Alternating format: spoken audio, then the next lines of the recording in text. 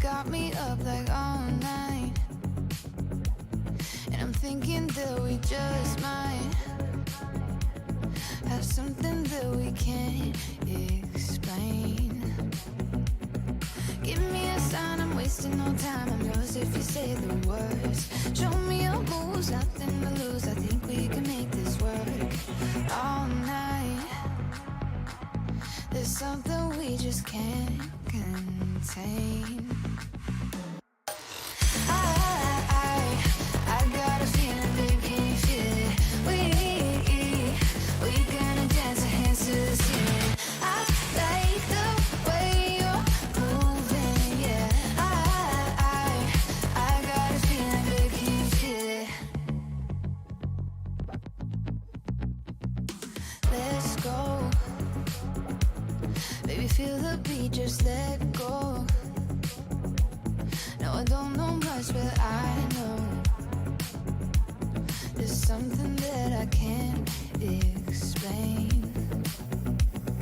Give me a sign, I'm wasting no time. I'm yours if you say the words. Show me your moves, nothing to lose. I think we can make this work all night. There's something we just can't contain. I got a feeling, babe, can you feel it? We gonna dance our hands to the ceiling. I like the way you're moving, yeah. I got a feeling, babe, can you feel it? I got a feeling, babe, can you feel it? We gonna dance our hands to the ceiling. I like the way you're moving, yeah. I got a feeling, babe, can you feel it?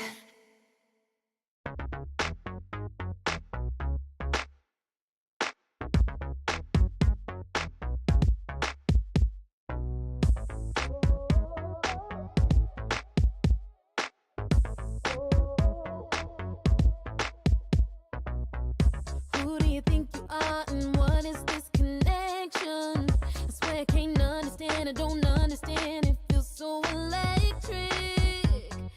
No one's ever made me feel like this. Oh,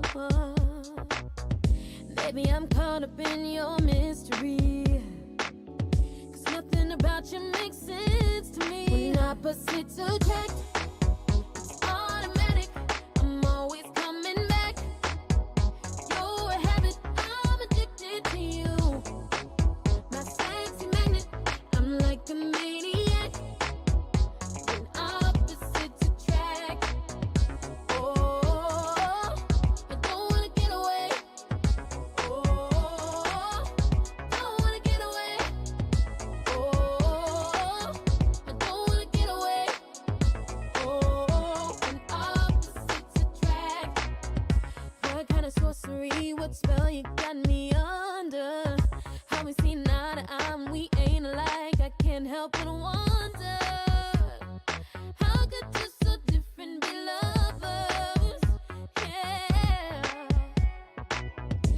baby, I'm caught up in your mystery. 'Cause you're the only one that makes sense to me. When opposites attract, it's automatic. I'm always coming back. You're a habit, I'm addicted to you. My sexy magnet, I'm like a maniac. When opposites attract, oh, I don't wanna get away. Oh, don't wanna get away.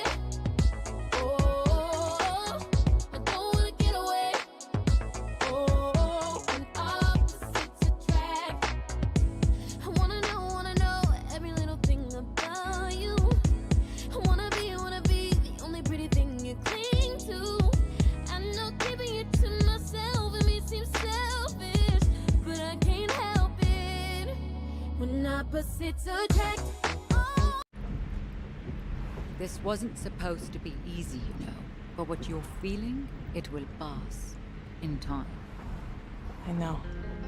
That's what scares me. How do you forget a sister after everything we've been through? All of those nights, when the lights go out, and the monsters come out to play. Did we ever leave or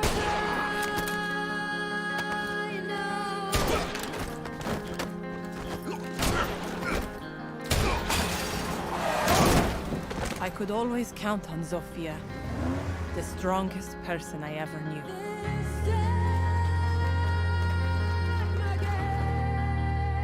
We spent our lives trying to be perfect. The perfect daughters, the perfect students, the perfect soldiers.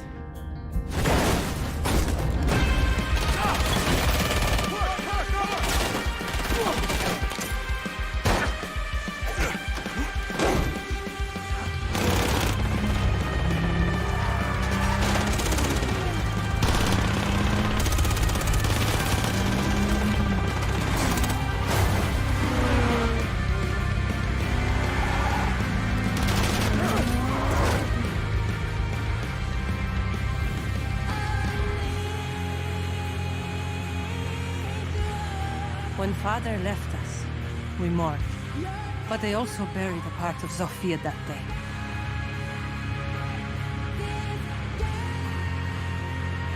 The part that made her my sister.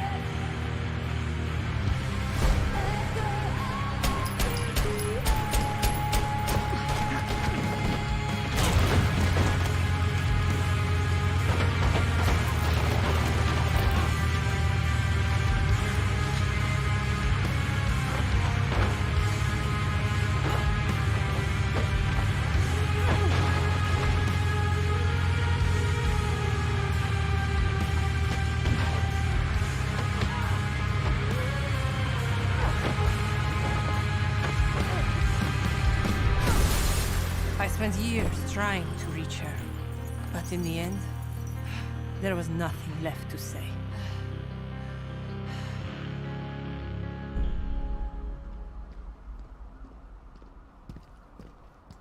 Ella! Father would be ashamed of you. Father died, Zofia. But you left me alone.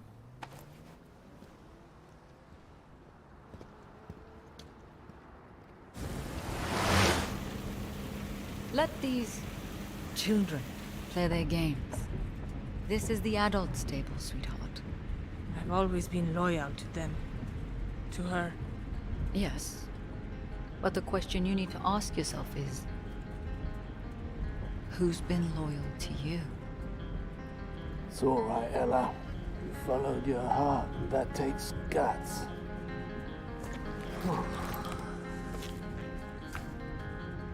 Welcome to the family, love.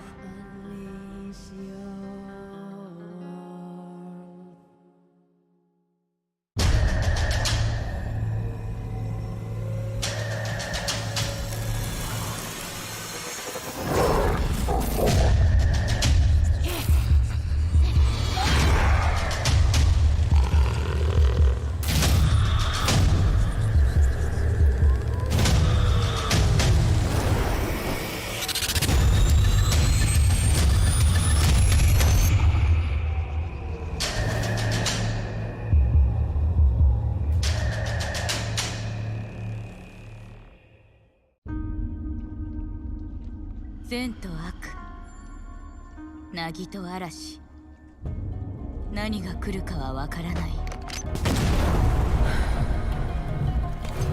敵か味方か。敵が来たなら容赦はしない。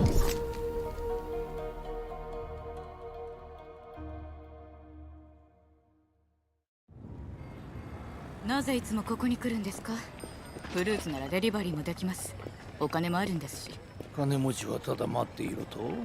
私をそんな風に見ていたのか。いえ、でもここは人が多すぎます。お前は信頼できる子だが、少し肩の力を抜いたらどうだ。でないと大切なものを見落としてしまうぞ。この果物とかね。これを一つ。ヒロ、どうした？震えている。セテ！お！ここに。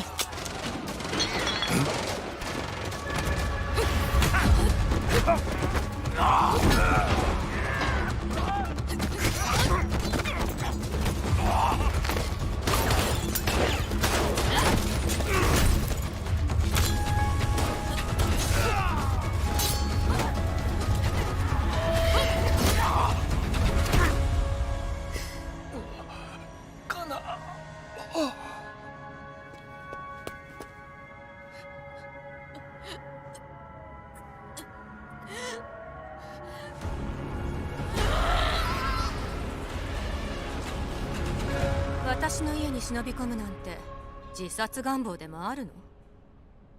久しぶり、由美子。八幡さんが。ええ、話は聞いたわ。見覚えは？手伝ってもらう。仇は必ず撃つ。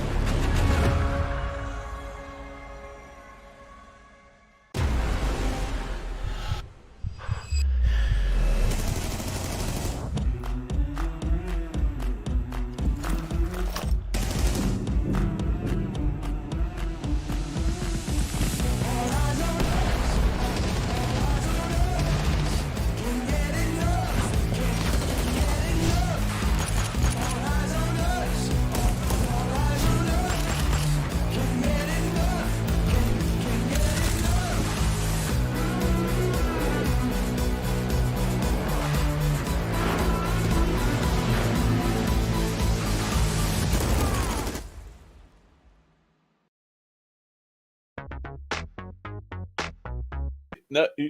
Well, here we are. There we go. We finally get to it, Cthulhu. We're back on the mic. The final day of playoffs here for the Ops League Season 5. Madness versus Roosters in the lower bracket final to decide who takes on Invictus in that grand final. Here are our maps. What are your thoughts? Look, honestly, I'm quite curious about the majority of those picks. I mean, we already had Roosters versus Madness in the upper bracket semifinals as well, where, look, unfortunately, things didn't go particularly as Madness would have wanted, but again, something that they would have possibly, at least to a certain degree, expected and were, well, prepared to. For some of the blows to happen. But back then it was Border, Cafe, and Chalet played out. Border went into the hands of Roosters. Cafe went into the hands of Madness. And then, well, Chalet went into the hands of Roosters yet again. So now with Chalet and Border being part of the picks and Oregon being picked by Roosters, look, slight inclining towards the fact that we might be seeing Roosters play it out the way how they did before, but being that this is the first match of the day and teams had a little bit of time to rest, and I pretty much prefaced this being very little time for rest between yesterday's and today. I think we might be seeing so far a pretty stable game from Roosters. Yeah, the unfortunate nature of it is that Madness, I love the autofocus, it's zipping all over the place, but Madness have not been able to escape a series without going to a map 3. So these guys are going to be absolutely exhausted. Shibanatsi's got a new hat in play. The man must have a pretty impressive collection, but already it's interesting. Madness utilized that Osa pick on Border. This time on Oregon, they're going to ban it out. I mean, this has been a staple pick for them the fact that we won't see Osa played out by Madness is interesting. Yeah, I mean, it sort of kind of became like a staple pick, at least within SEA's Op League within this season. I mean, we've seen quite a number of Osa plays, and so it seems like, well, in the hands of Roosters as well, she could be a very difficult operator to wedge out, especially if Osa has quite a number of the attackers around her as well. I'm more so actually quite curious how will, with the fact that Nook is out of the equation, this obviously will make a bunch of flank plays really almost borderline redundant. So, assumption going into the Oregon that we are going to see something more so, bit of a more so of a kind of upfront assault from the attack of Madness, rather than having any sort of, you know, sneaky beaky sort of play. Albeit Iana's still on board and Shibinuts does introduce her straight off the bat, but majority of that lineup of the attack of Madness actually looking to be pretty much self-explanatory. And obviously, I mean, it's Roosters are coming off a pretty brutal yesterday. Let's be honest with ourselves. It was almost a 4-hour, rapidly approaching 5-hour match by the end of the day with all the tech issues. But they literally, it came down to the final round. They nearly took down Invictus and knocked them into the lower bracket that they find themselves now. So Madness, they've got their work cut out for them. Absolutely, yeah. Look, yesterday's match for Invictus was a little bit of a kind of all over the place, let's be honest, with all of the tech issues, tech difficulties, and just general kind of performance issues. I mean, yeah, you've casted it, you still, I would imagine, still have the PTSD off the back of that, with given the scoreline being, what, 7-8, 7-5, and another 7-8 as well, so rather tumultuous run there for IG. It was a long day. I'll give you that. I mean, the fact that we are in the playoffs, 20 hours plus in terms of broadcast hours as well, which is pretty phenomenal. But right now, Madness looking to get into the building. Madness, you know, led by Yasera and Joe and Shibinuts as well. They've had some massive showings. They've had some big performances, and they're looking to take it to Roosters. The Gemini Replicator will reveal Ape's position in towards security.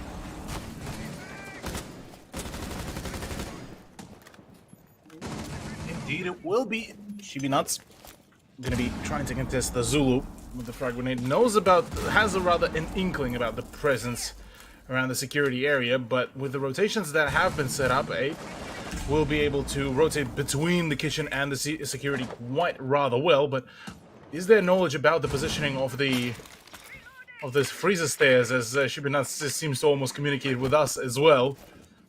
And at least the drone does confirm that. But meanwhile, Joe, that's not the kind of result that you want to have happen mid-push, trying to force that roamer out of the equation, as Envied as well gets taken down. I mean, Ape helping to prove why Roosters are an Apex South team currently. Big damage with the MK14. Oh, the pop in the window! You almost find but the pistol from Yasera. He says, well, you know what? You're good for one, but I've been in Pro League before. Luckily, as Hermosa takes him down, Shibinuts is there to trade it back. 2 versus 3. I mean, this is well and truly doable territory. Absolutely, yeah. Both attackers are very much all together and ready to go back to back. Both very healthy and have perfect guns for those kind of clutch plays. But on the side of Roosters, well, they also have quite a number of very formidable players. They still have the 3 smoke grenades as well, and with time approaching the 45-second mark, these smoke grenades will be pretty much perfect to use. Oh, okay, yeah, that was going to be an interesting call from Roku there. I wondered if maybe he was going to pop the window with the X-Kairos, but no. He uses them to clear out the Saria gate, and he knows that there's full well there on the other side of the double. And going into the final 30 seconds, Toxic Canis is going to be in play. Rix has the utility tonight. A push from one angle at the very least, not both. Shibinuts could do some damage. Roku straight under the site, looking to get on and do some damage. Swings, but unfortunately falls. Shibinuts as well taken down. Same mag from Tolji. This is the Roosters we saw yesterday coming to bite Madness Esports. Yeah, Roosters just going hard straight from the get-go in round number 1. Certainly looking to establish that early advantage for themselves point-wise, and Look at already from the get-go, you see some already smiles starting to creep in. Roosters certainly doing a really good job for themselves, and honestly, look, that seemed like a good kind of emphasis. But on the side of Madness, though, another good thing to make note of is that there's continuous communication within the team. There's no complete shutdown of the comms, and given that, yes, of course, this is normally the first round, it's good to see that it's a continuous kind of conversation within the team to try to adjust on the go, try to make it work, and obviously, given the competitive experience of Joe, of Ysera, and Envied as well, one would expect Madness Esports to obviously have some sort of mental prowess on all of this. One would hope. One would hope. And yeah, look, man is vibing. dude has been a vibe. He went through 6-7 different hats yesterday throughout their play days. So he's a bit of a character on camera. But I mean, just it's always intriguing watching the faces of Joe and Ysera. You know, being the veterans of the seat. Oh, we might have some cable issues on the side of Roosters there, but hopefully it's not enough to detract from the round of play.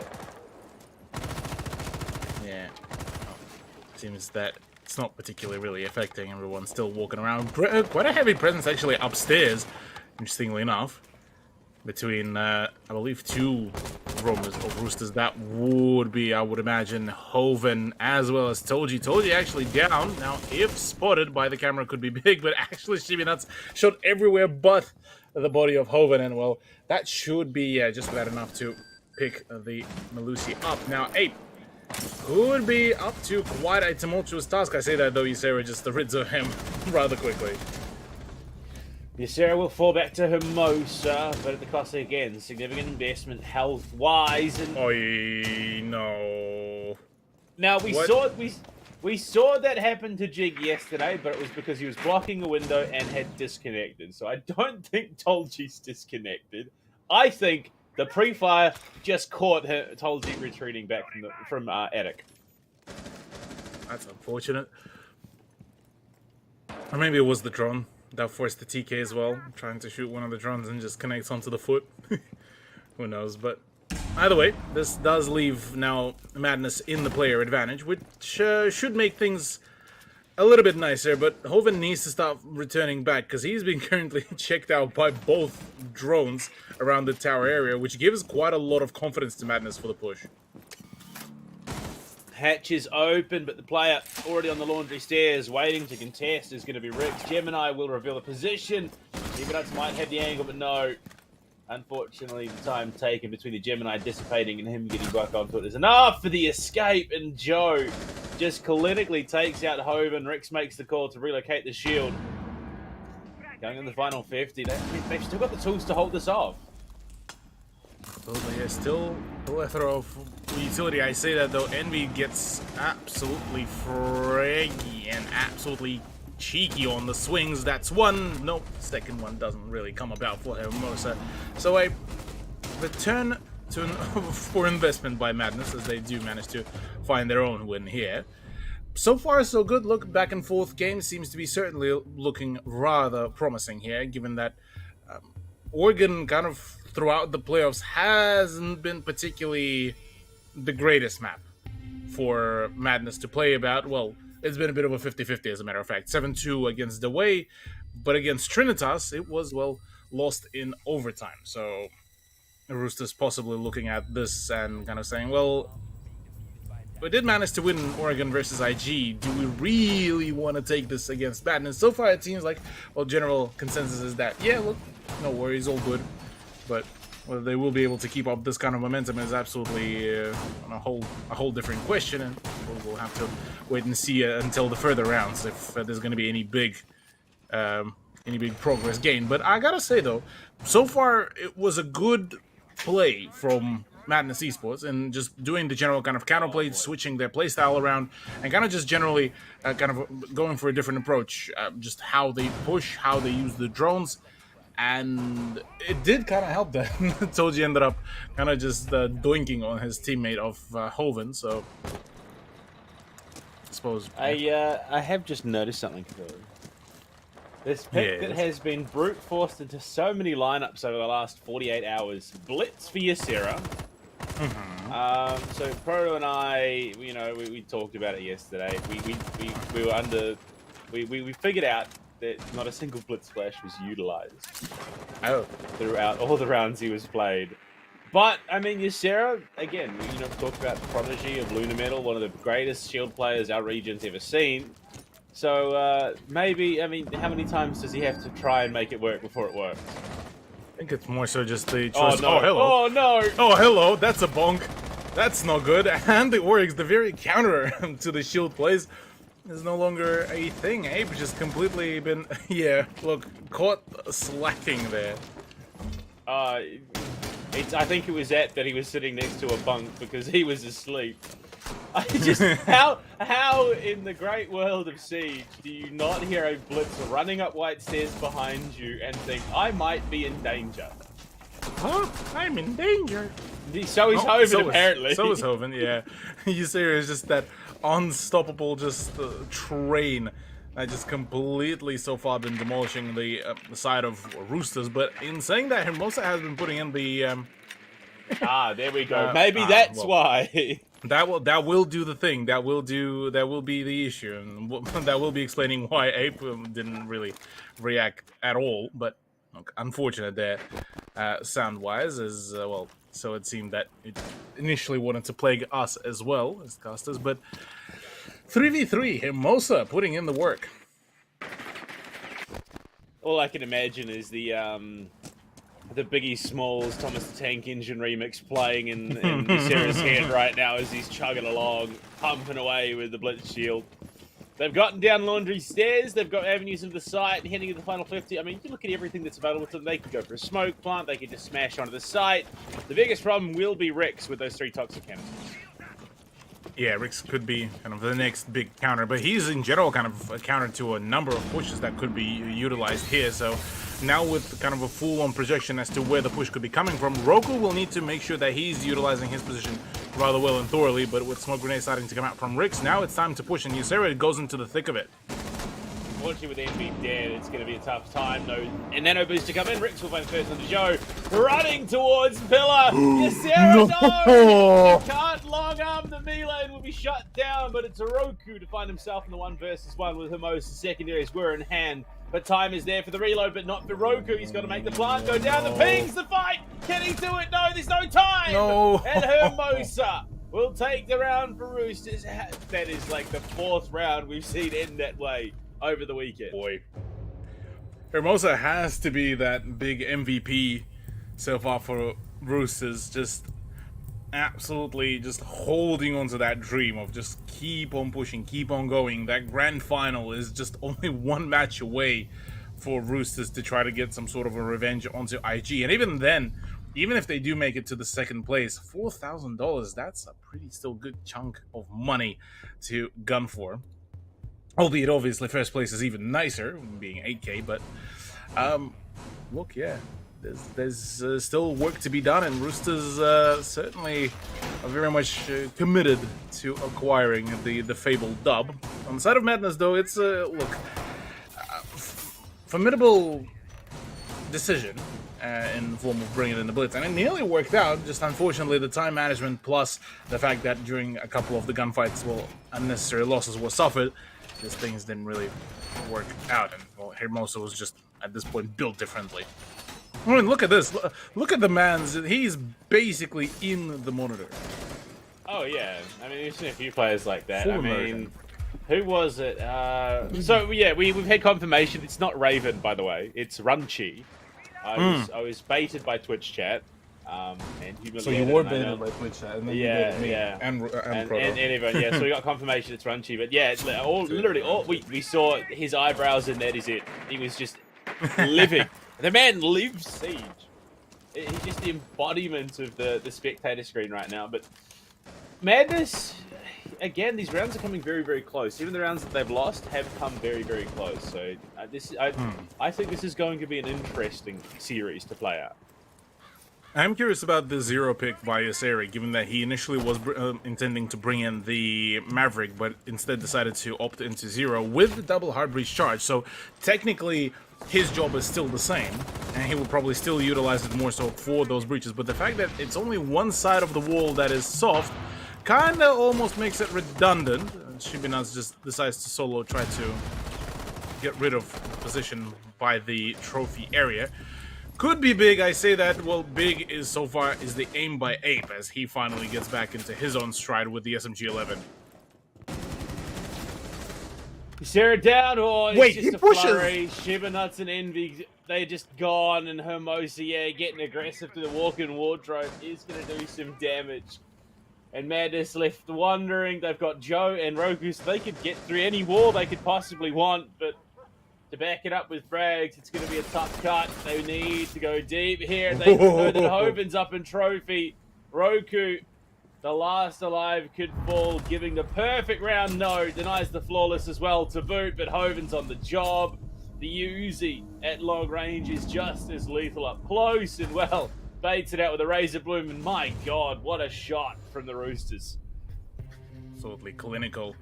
Slowly but surely, the Roosters are starting to just run away with even more points, and you can see the concern starting to creep in on the side of Madness.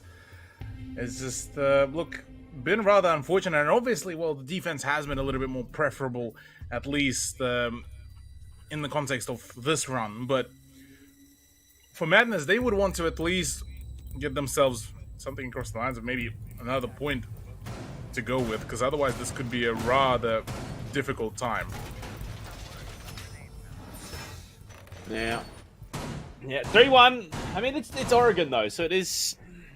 at the moment, it is one of the most, even match 50-50 wise at the moment, but teams still more often than not favour the defense when it comes to playing Siege. They have since the introduction of the game, so I'm not surprised. But Madness, I mean, they have the opportunity. They have the opportunity to pick themselves up a couple of rounds. It's not like they've been completely shut out of every single round. That last one, yes, that was a bit of a shutout. But for the majority of them, it has been a very even contention. Yeah, absolutely. Back and forth, and certainly the scoreline doesn't even start remotely to tell the story of how close a number of those rounds were, but, well, maybe minus the very previous one. Regardless, though, still plenty of chances, plenty of opportunities for all the big plays and big epic PogChamp moments, but I suppose for now we'll just have to wait and see if MD will be able to make a next set of swings for themselves work, because, well, we're back to kind of a much more standardized set of operators, with Flores now back into the fray in the hands of Joe. And kind of the way how Roosters so far set things up does certainly imply that there could be a number of problematic, well, parts and bits to actually even commit to either upstairs or the downstairs push. Yeah. I mean, there's just such an eagerness from Shibanutz. He just wants to go and he wants to frag. You can see it. He just ripping and rearing at the door, and it will be 8 to kill Envy Cool, though, as the opener. Unfortunate loss to start off the round. Ysera will carry on with his job. This is something that Proto and I marveled at yesterday. Just the efficiency, the almost artistry of Ysera on this Maverick. It is truly beautiful to watch. Oh yeah, it has been absolutely just a clean deal, and it was certainly phenomenal to keep on watching. Ysera obviously applying quite a fair bit of his experience as well here. Certainly doing a great deal of work. C4, though, being ripped as sort of a pre-placed attempt, pre-play. Ape gets the better of Roku. Oh, the flank play. Joe, though, does tank quite some damage from that fall. And despite all the mad hacky swings and plays and angles, well, Madness are being left with a health deficit and the player deficit. Big kill take. There is presence, but we could see a cheeky sneak attempt at the plant right now. They've got 45 seconds to play. The relocation of the hex, though, means it is less than likely to be successful, and the player swinging out, and Joe hunting with the Rotero drone Wanted to do some damage, not going to quite be able to do it. The health bar is not the greatest at the moment. 30 seconds. They've now got to force the issue. Shibanut's in deep. Joe there to follow. The connector player pushing out in just a moment, but no, not going to show themselves just yet. The hatch drop might have to come here because they won't be able to get the angle onto the plant. Shibanut's there on the job. Prone. Oh no, I thought for a moment it wasn't going to be lining up. That must have been wide enough that it could happen. And Hermosa is just going to find both of them. This is why Roosters are an Apex South team.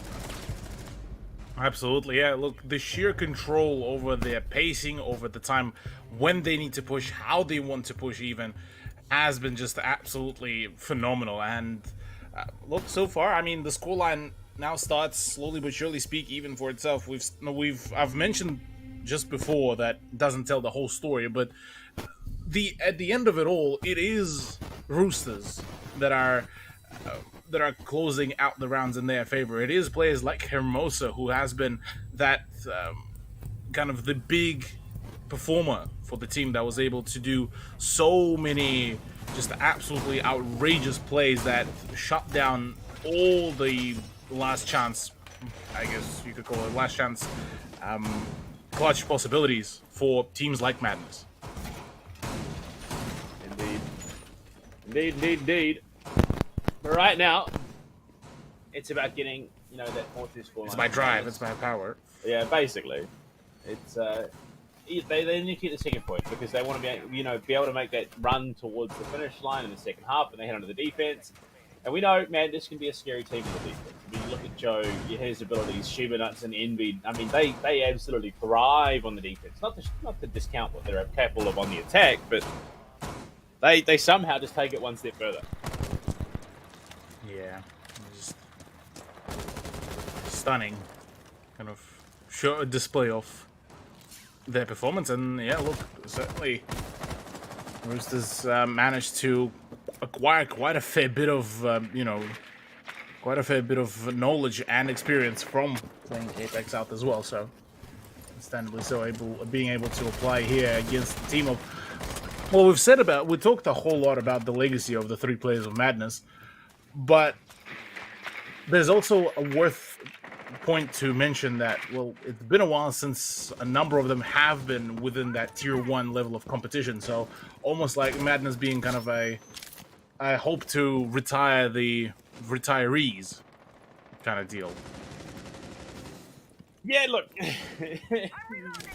claiming that scalp could definitely be an impressive feat, especially with 8 hitting a shot like that. Hermosa gets caught on the pinch. 8 was well tagged up, but he's going to escape danger for the moment. Shibanut's getting in, big damage, and it's going to be the catch from behind. Joe's still alive, thankfully, as they take some control, but Rick's Tricky Dicky coming up the white stairs, finds the kill onto Envy, brings us to the 3 versus 3, but you look at the health bars, they are so disparaging.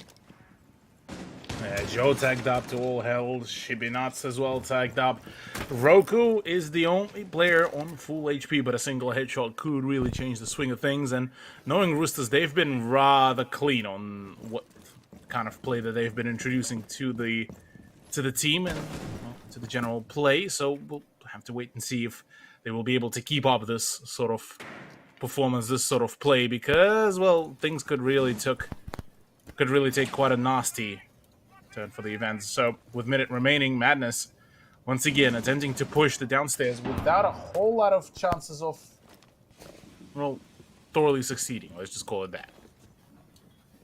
Shibanutz, he wants it. Oh, the nade rip. There's the audio cue there. Little pop through. And it's gonna be good on the told you. Just has no clue. Not clean as the swing on into Visa is going to be good. And unfortunately, Shibanutz has too many options.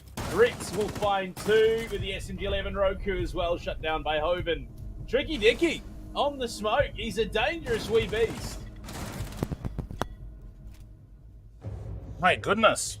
All of a sudden, just this kind of explosion, this kind of play, and Roosters just dominating so far. I mean, with the way how things been going, obviously this very next round, or round 7, will definitely be the big indication as to whether Roosters will be pretty much clinical on both sides. But if they do win out round 7, I wouldn't be surprised if we'll see Oregon being wrapped up in something across the lines of maybe a 7-1, 7-2 tops.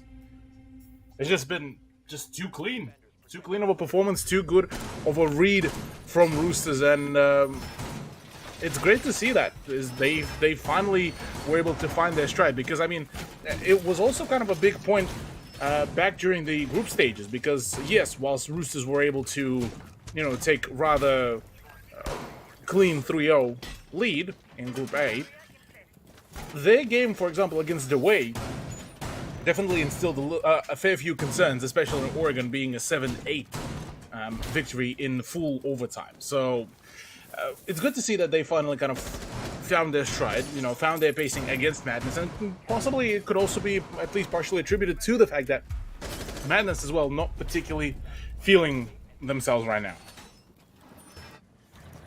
Yeah, I mean, this is a rematch of the match. It was upper bracket semi-finals. You got to remember, the first match was border, where it went 8-7. It was another 3-match series. Roosters were able to win it out. So Oregon was not playing that series, and I think for understandable reasons. Roosters loving this map. They're playing very, very well on it. But I think there is every possibility going into our next match, which is border, that we see Madness make a deep cut. 8 though. Kick things off with a kill on the Sheba Nuts, and they've identified the problem players on this Madness roster, and they're shutting them down. Understandably so. I mean, Sheba Nuts just been absolutely nuts in some of the previous performances. So understandably so, with him being kind of outed as quickly as possible. That's one of your big performers. Obviously, there's still a number of players that could go absolutely ballistic, and certainly Roosters want to have that happen. Envied already damages heavily Toji, takes out Hoven as well, so that's your Finka gone completely out. Now, question being is whether Roosters will still be able to find return to form, given at the moment, funnily enough, well, Rix is the only player, I believe, there in the tower. Yeah, you also missed out on the fun little storyline that we got to set up over the weekend of this. Everyone who plays Finka has to die first in the round. It just seems to be this trend. Like, we're talking, like, every single round of Cafe, Finka was the first to die off a spawn thing. It was just the most ridiculous thing.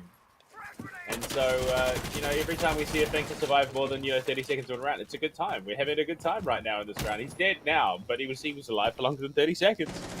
Yeah. Used to have a good time in the case of that very specific round. But look, yeah, there's still a minute to go. There's still plenty of chances to really find. Unfortunately for Rix, it's been already, well, his all throwable utility has been completely used up. Ape from down below, though, could really find a really, really cheeky way of playing things out if he can find some sort of a vertical gameplay. Oh, apart from that, could be caught off guard on Zulu as well. There is presence by Ysera, completely unaware and completely not knowing about any sort of presence. C4 comes in, found before the detonation. Massive kill to Ysera. One of your nitro cells gone, but Envy's not going to go out without a fight. MK14 goes hard, and so does Ape. He is potentially on for the ace right now, swinging in. It is going to be Hermosa to go down. Roku, it's going to be a quad, but technically it's not an ace because he got the kill off the down. Ape, he's going to get... No! He's denied! And it's down to Rix to try and make the play. Oh! He's just so good. Envied, absolutely crazy with the pistol, and well, being able to keep the team alive, keep the dream alive, is certainly a good way to bounce back and get yourself back into the swing of things. But I say that, look, that was a big misplay from Roosters, being just unable to wedge out Envied, and basically, well, going down to those swings. The MK14 just seems to go just so much harder. Oh boy, you love it. You love to see the MK14 ripping in sports mode. And my God, Envy stepping up to play with the big boys, shuts down almost every single member of the Roosters on that attack. And despite Ape very nearly on for the ace, he's 10-6-4 right now. Big numbers, big gun, big box mag available to him. And I did have this conversation with Proto yesterday. I mean, so you look at Sophia, you look at her player model. Where does she keep all the box magazines for it? I mean, that is a lot of ammo, and there are not a lot of pockets in that uniform. Yeah, look, I think if we'll even try to start delving deep into that whole answer, I think TOS might start hounding for us later down the line. What I do know, though, is, well, it must be a pretty stretchy uniform to be able to fit in all of that, but I suppose... Polish. It's a Polish pocket dimension. Everyone knows that. Come on. Yeah. It's built differently. And once you reach a certain rank in the Polish military, you get access to it. Also, you know, they you know, yeah, they don't have artillery. They have spellcasters. Yeah, right. So what you're saying is basically we're going full Witcher mythology. Oh there. yeah, I see. 100%. Look, I mean, I could get on board with it. Yeah, I could get on board with it. It certainly does sound like a much more appealing time than just yes, they build differently. Nah, it's all part of the mythos. It's all about the folklore. Howard, I've never met him. Is he a nice guy? Oh! Oi, No, oi, oi. he's not Hermosa. Shimina doesn't even know what hits him. Massive kill there. Just one moment he's there, next moment he's not. It's just magic by Hermosa. Certainly he seems to be the magician in this whole circus, and so far, well, Envy decides to bite back here with his own set of spells, getting rid of Tolji. That's another one as well. Hermosa gone. Finally, Abe does find some refrag. Can he find another, though? That's indeed a second one for him. So all of a sudden, the trade of just the big pop-offs happen, and now it's all down to Roku and Joe all of a sudden as they do decide to rendezvous at the bottom of the tower stairs. Yeah, I mean, we got to see some stunner stuff out of Roku on the Maestro, on Theme Park, and I believe on Billet we got to see him there as well, but it is going to be the full reinforcement, reallocation of the utility. They know that the primary push is going to be coming elsewhere, so they make those adjustments. Doesn't look like anyone over towards Freezer, but no, sorry, not Freezer, over towards Laundry. There is presence in Freezer. That's what I was trying to say. But yeah, Roosters, they need to make this cleanly, given that there are some very dangerous guns and utility on board.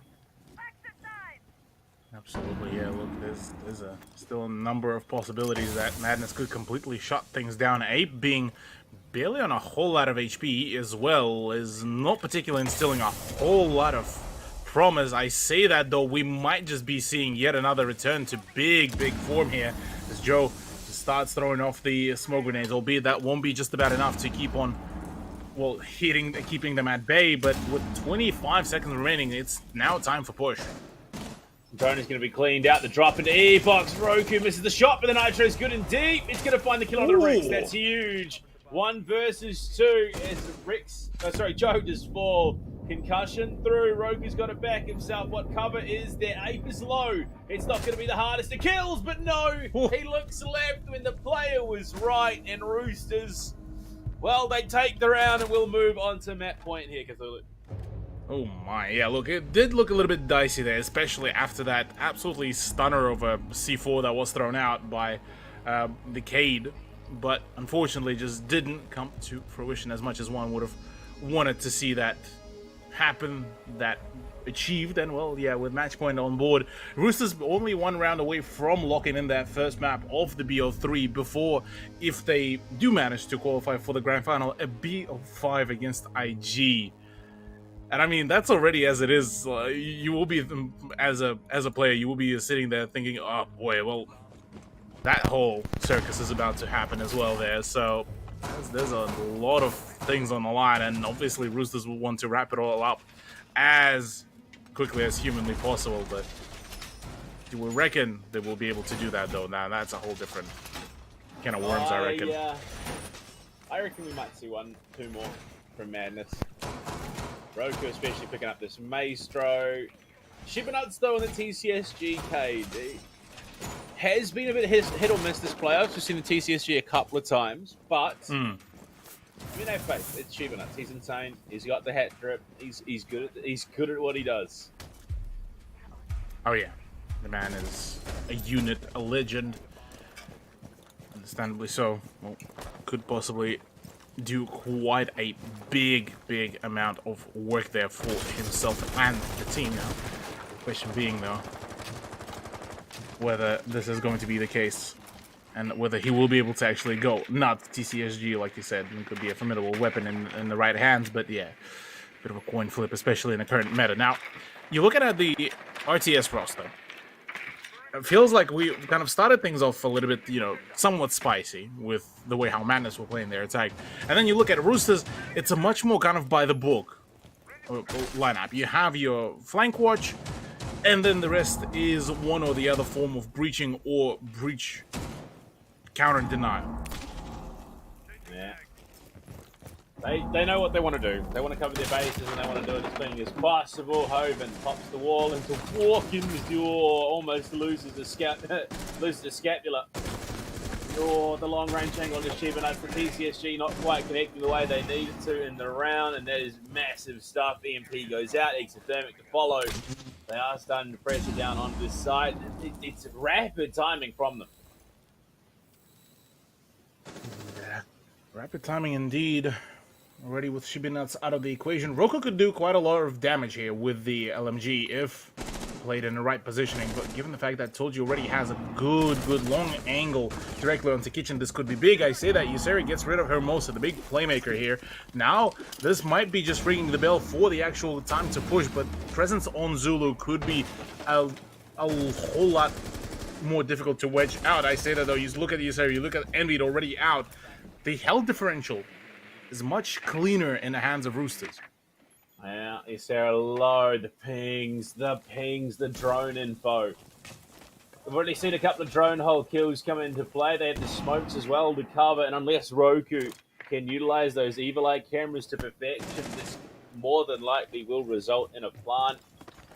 Third angles 8 is on 14 and 6. He's still holding that kitchen door. The long stage hall angle right now. I told you down below, contesting top laundry, top freezer. My lord, I keep me in those confused. But Tolji, no, Tolji! Somehow he's still alive. The pre-fires to come through, and Rix is on the plant. Roku needs to get on his cams now. He's going to drop though. The kill from Joe is massive. Rix will confirm the plant. They lose Yasera. Roku tagged as well. He's tucked into the corner. He's a known quantity right now. His ape is actively hunting him in this position.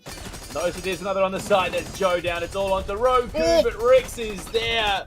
Plants the diffuser, gets the kill, wins the round. Roosters will take it 7-2. Clean deal from Roosters, making it a 7-2. Quite a clinical performance. And I mean, look, Oregon so far confirmed that, Roosters can certainly take it. Now I'm kind of curious, how will things really go on Border? Because that's our next map. And given that Border, well, in the previous matchup, in the upper bracket semifinals, Border did go in the hands of Roosters, albeit off the back of an OT. I'm curious if it's kind of in kind of a similar scale as, how teams usually repick the same site back to back. Could this be kind of the same idea here, that is just Madness realizing, we just didn't play Border the way how we wanted against Roosters, let's try this again. And certainly given that how close the scoreline was, maybe that is the play. Well, when we're going to throw it to a break, when we come back, we jump on into map 2. As much as I love to sit here and talk, my voice is struggling a little bit, so I think we'll throw it to a break. When we come back, we'll jump into Border and see if Madness can make the match 3 happen once again and take down Roosters potentially. We'll see you soon. This wasn't supposed to be easy, but what you're feeling, it will pass in time. I know. That's what scares me. How do you forget a sister after everything we've been through? All of those nights, when the lights go out, and the monsters come out to play.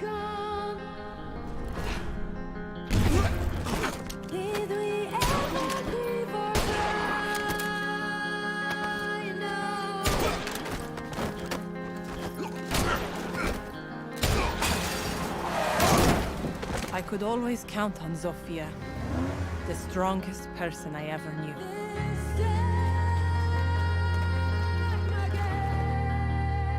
We spent our lives trying to be perfect. The perfect daughters, the perfect students, the perfect soldiers.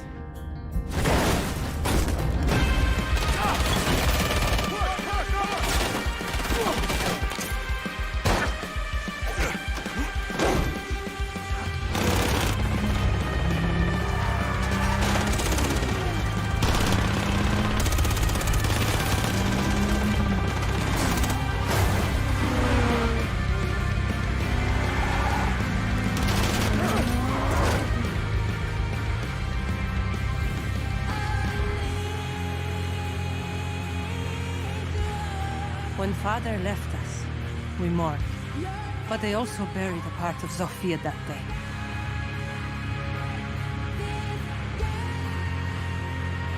The part that made her my sister.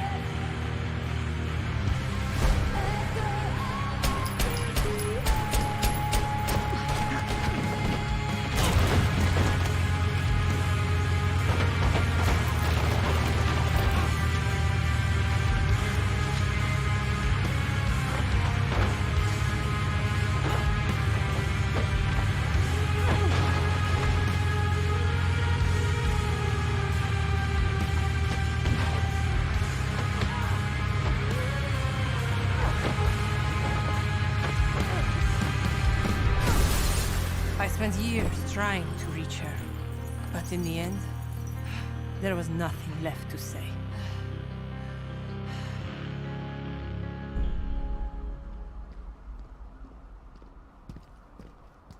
Ella!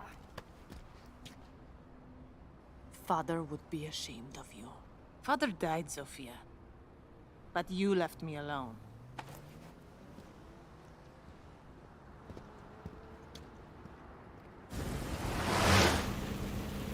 Let these children play their games. This is the adults' table, sweetheart. I've always been loyal to them. To her. Yes. But the question you need to ask yourself is, who's been loyal to you? It's all right, Ella. You followed your heart, and that takes guts.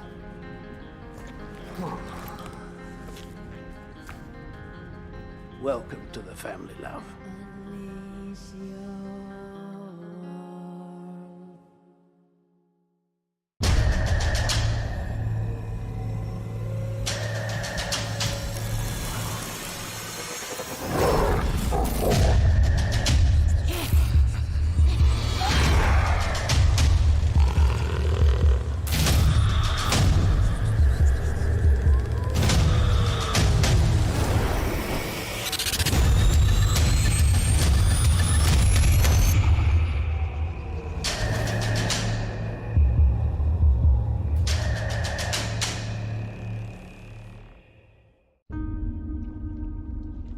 善と悪、凪と嵐、何が来るかはわからない。敵か味方か。敵が来たなら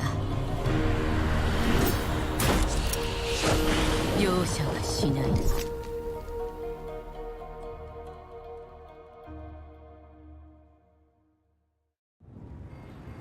なぜいつもここに来るんですか？フルーツならデリバリーもできます。お金もあるんですし。金持ちはただ待っていると？私をそんな風に見ていたのか。いえ、でもここは人が多すぎます。お前は信頼できる子だが、少し肩の力を抜いたらどうだ。でないと大切なものを見落としてしまうぞ。この果物とかね。これを一つ。ヒロ、どうした？震えている。セテ！お！ここに。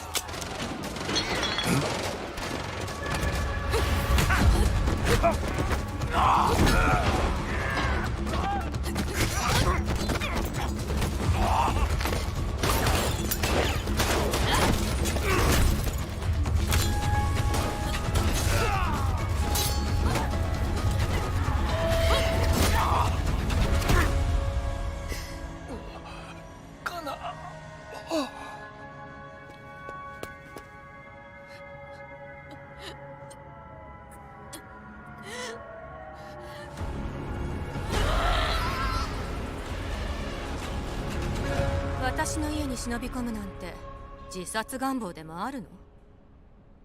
久しぶり、由美子。八幡さんが。ええ。話は聞いたわ。見覚えは？手伝ってもらう。仇は必ず撃つ。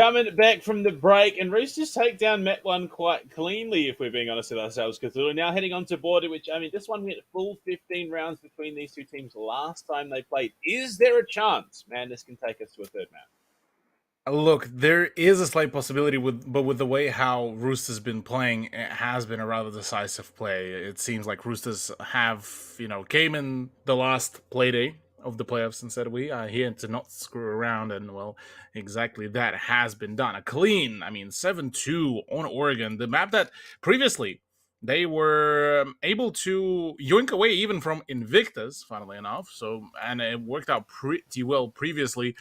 Oregon so far definitely didn't look particularly too promising though for Madness. But going into Border, yeah, look, a map that we've kind of mentioned before we went on a break, a map that did unfortunately result in a loss for them, but it was a loss in the full overtime. So there is a possibility that slight changes will have been made by Madness, and we might be seeing a close contention, but it has to be done right now because Chalet is still looking like a dominant ground, like a stomping ground more so by Roosters. Yeah, look, it's going to be interesting to see. I mean, especially because we saw, Madness, they qualified on this map to make it into this competition, and now they find themselves here. They are guaranteed top 3, which is a pretty monumental prospect, even at the best of times. So, I mean, look, this map probably looked to be one of the most comfortable for them. So I'm interested to see how they come into it, how much work Roosters have done in terms of preparation. Because, I mean, you think about operator lineups and operator bans, Osa was one of the most influential picks for Madness on this map, and to see that taken away could cripple their attack. Yeah, true. Yeah, look, Osa more so on Border than Oregon has been a very influential. You are very much correct in that. But in saying that as well, it was usually played in tandem with, say, something like a Lion. Well, Finca has been kind of a very, also almost like a crutch pick. So, say we see, say, for example, first Finca and then Osa banned out, that could certainly cripple quite a number of lineups for the attack, albeit I'm still thinking that we might end up leaning into at least one of the teams banning either Thatcher or Flores, but very much of those kind of counter picks, counter bans have been rather big, and I mean, you could even see it for Madness. They tried to play around with the certain setups for the attack, only one of them actually thoroughly worked. And even with an attempt to, bring out the blitz, it kind of nearly worked out. But again, that niche that usually Osa would fill, that almost like a moving castle, especially once you place down those shields and being able to utilize either the assault rifle or the SMG, it was very much still a bit of a struggle. So certainly it seems like the Osa ban at least feels like it's a bit of a kryptonite for Madness. Yeah, look, Cthulhu, I don't know how to tell you this, but we've actually figured out that it's Fletcher and Torres. We learnt that over the weekend in our very Fletcher. delirious state because we were so tired we kept getting them confused. But I actually remember that. I do imagine that those will be the likely bans. Although, in saying that, I don't think Roosters would be too upset allowing one of them through, knowing that they could take away a pick like Osa. Oh yeah, absolutely. I mean, Roosters were very much happy and very much happy to oblige to really bring in either one of those operators. And I mean, we've seen it on the side of Madness as well. They've tried to bring in Flores, but it just unfortunately didn't really do just about enough damage to the utility, or it wasn't really allowed to make far enough to really make that sort of difference. So, I mean, the way how Roosters been playing, especially on the defense, it has been rather clinical kind of performance, like to the point where I even have to, sit up talking about their kind of defense. Has been just that executive kind of from them that Roosters, yeah, look, they definitely changed going into the playoffs, and it's certainly been a very pleasant and a very good change for them. For Madness, though, it kind of felt like they just keep on trying to bring in the very same energy how they did almost even from the SG qualifiers, where they're trying to kind of force it in almost kind of a half rush state. But with the way how things have been going, it doesn't particularly work, and it does generate quite a very easy to read in pattern. Yeah, and I mean, while we have a grudge match here between Roosters and Madness, I think Roosters want that grudge match against Invictus, being able to take them down after how things ended yesterday. It wasn't fun, but they have that opportunity, and already we might have some minor issues. Sarah calling out wrong sides. I don't know if he's right or not. But from the looks of things, Cthulhu, yeah, we see the Ocean Never Band mind. immediately from Roosters. Yeah, okay. Ysera's not paying attention. Yeah, look, Osaban does certainly lean quite heavily. Oh, but Madness realizing how powerful Ape was. Yeah, Joe even gets in the smiley. Yeah, look, Ape was rather clinical on the LMGE. He's a little upset. He's a little bit upset. No longer can have the LMGE. Whammy as well. So Joe being target banned by his own team a little bit there. But the question has to be, where does it end? What does Roosters bring in the defensive ban to round it out, given that we have nothing conventional? Okay, so there we go. The one meta ban that we've seen in this entire map. I mean, to a certain degree, we could start calling the Osaban more or less meta, especially on the higher end of the play, where obviously each one of the teams does have their own kind of approach, their own kind of set of usual operators and usual suspects to bring them. So in saying that, look, yeah, Osa, yeah, Zofia kind of caught me off guard, but understandable given just how dangerous Ape was. And well, for Ape, I mean, there's still plenty of opportunities. I mean, there's still Finko on board that you could utilize, and the LMG is arguably even more kind of impactful there, plus the frag grenades, plus the health boost, big given the curse that we've seen chug on throughout the majority of the play days of playoffs. Well, some sort of time records will need to be set there by the Finka players. Well, right now, we know that the map advantage is there for the Roosters. Obviously, that's what that little yellow line at the top means. The last time they were here, it was anyone's game in that final round. Luckily, though, it was Roosters to take it out. Madness, they've had a bit of time to prepare after that first day of play. They could bring something in and upset today.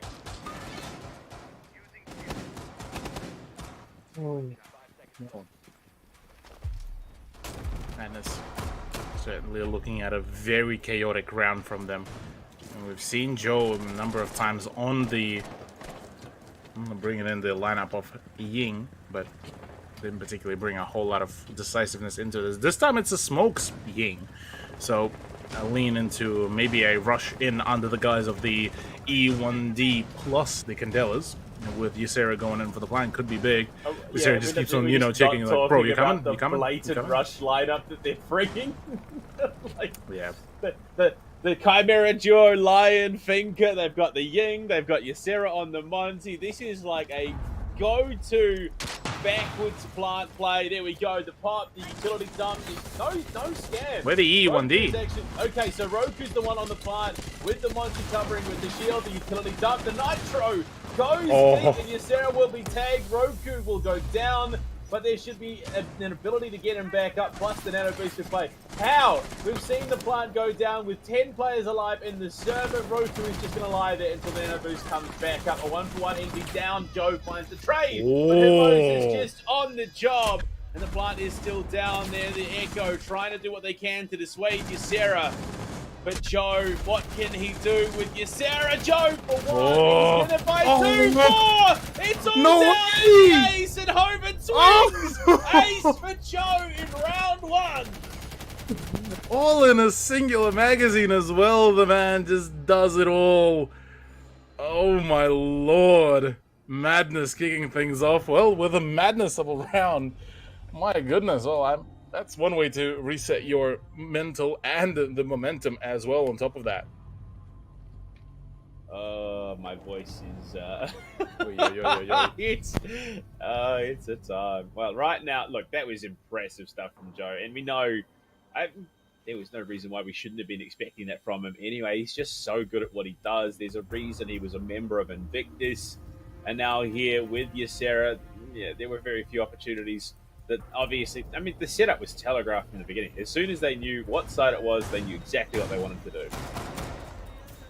Absolutely, yeah. Look, it was rather almost effortless conclusion there, the way how it all kind of went down by the end of it. But look, there's still a few more rounds, given it was just the beginning here for the border. But certainly, I mean, we've talked about the idea that kind of a repick coming around from Madness off border after the unfortunate conclusion of it for them in the upper bracket. It's certainly so far looking like they came into this with a much more clearer approach, and just said, you know what, forget that end result, forget all of that. We are gonna play our own game, play this to our own kind of pacing. Exactly what has been done, worked out so far perfectly well. Now, main question is whether they will be able to actually keep on applying that pressure. Now, that is going to be a whole different set of challenges, but look, it's still very much workable. Already, well, straight off the bat, you know, we're already gone past that initial kind of cheeky round. Back to the very much more conventional lineup of the operators. Interesting lineup that we're not seeing operators like Jackal, like the KB, like Lion make a return. Even with Finka as well. I mean, Finka has been such a crucial operator to be picked for a number of the lineups in the Op League so far, and seeing her completely be absent from it feels rather almost counterintuitive. Yeah, look, I think it comes down to, I want to say it's almost experience from Ysera. You know, he doesn't want to rely on the one operator as a crutch, and he doesn't want his team to rely on that one operator as a crutch either. He wants his team to be able to play around whatever the situation requires without having to try and force a finger into the lineup. So you got to respect that level of wisdom coming into a roster, and determination and dedication. And well, Joe finds a kill onto Hermosa, but he will disconnect at the same moment. So I think chances are that was a kill, unfortunately, because of the DC. Yeah, rather unfortunate result there, which I'm assuming will be resulting in either a rehost, or if the round goes long enough, we might be seeing some changes, or expectations are there. Joe has an inkling that there is some presence, and instead it's Hoven actually gets the better of Envy. Hermosa is back though, so we are back into the swing of things, but I say that Ysera still manages to frag him out. Yeah, I mean, unfortunate, but it is what it is. You just carry on, you make the play. This is what Jigsaw and Invictus were battling yesterday. The fact that we already have Hermosa back in is a great sign. Tology below 8 with the SMG 11 on the Shiba Nuts. He's gonna make do. He's gonna channel that violence and anger at seeing his prize Sophia banned out. Yeah, look, I mean, he wasn't particularly happy about that result, so understandably so, the man would want to get some sort of revenge there. Already though, Ysera though, speaking of revenge, I mean, that was a big upset back on Oregon, and seeing the fact that, well, we still yet to find any sort of proper conclusive result makes Madness rather upset about this whole result. And, well, oh no, Joe actually gets taken down by Riggs. The SMG suppressed will be making things a whole lot more difficult. In comes the push, and Ape from the 90 gets the better of the Thermite player. So whilst the round looked rather difficult and borderline impossible to really return back into the swing of things for Roosters, they were able to keep on doing it, keep on chugging on, and, well, that's exactly what was needed. Play from Ape on SMG 11, especially after the sheer amount of bonking that was done on him back on Oregon. He decided to completely start ignoring the Warwigs. That thing is that operator is no longer a favorable pick, and for understandable reasons. Now, being 1-to-1 scoreline from Bathroom Tellers is the next choice, and already some switches coming about, introducing as well Mira into the lineup, which is quite a rarity nowadays, especially in a map like Border. Yeah, I mean, the problem with this operator on this bomb site is that hatch above showers. I mean, if you get control of it as an attacking team, if you get up into the offices, this mirror window, which you're expected to be put on the wall here with it, where it's currently being reinforced by, obviously, Hoven on that mirror as well, it could be completely nullified and taken out. So you gotta play some horizontal extension. You gotta play the vertical extension. This is one of those few sites where if you've got more than 1 or 2 people actually on it, there's something wrong. Huh. Yeah. I would imagine, though, that that mirror could be possibly utilized for either the hold above, just to try to reinforce a number of those positions, or maybe it's just for later down, kind of more flexible, kind of in the pocket plays, as Hoven actually already placed one, about to go place another one. I'm curious whereabouts those, and it seems, yeah, the last mirror window will be actually placed on the armory wall, so definitely plenty of that. The reinforcement of the positions is certainly there. Now, more so question is how quickly will Madness be able to completely deconstruct that top floor position? Because in the same way how, you know, with Chalet, it goes with the kitchen dining defense that you have to wedge out the positions from above. Same kind of case could be formed here as well against Roosters. Indeed. Oh, look, I mean, I'll be honest. I did expect Oregon to be a little bit closer at the end of the day, but I think, you know, we might get our close match. Because Madness, again, historically in the playoffs, every single best of three has had one match go to maximum overtime. So I reckon that's how we're going to see Border played out. This is going to be incredibly hectic, incredibly chaotic, incredibly close, though, the entire way. Oh, yeah. Well, I mean, there's been the indications for that very thing, absolutely, so wouldn't put it past that this could get rather quickly chaotic in a matter of just a few more rounds, but I say that still a good control.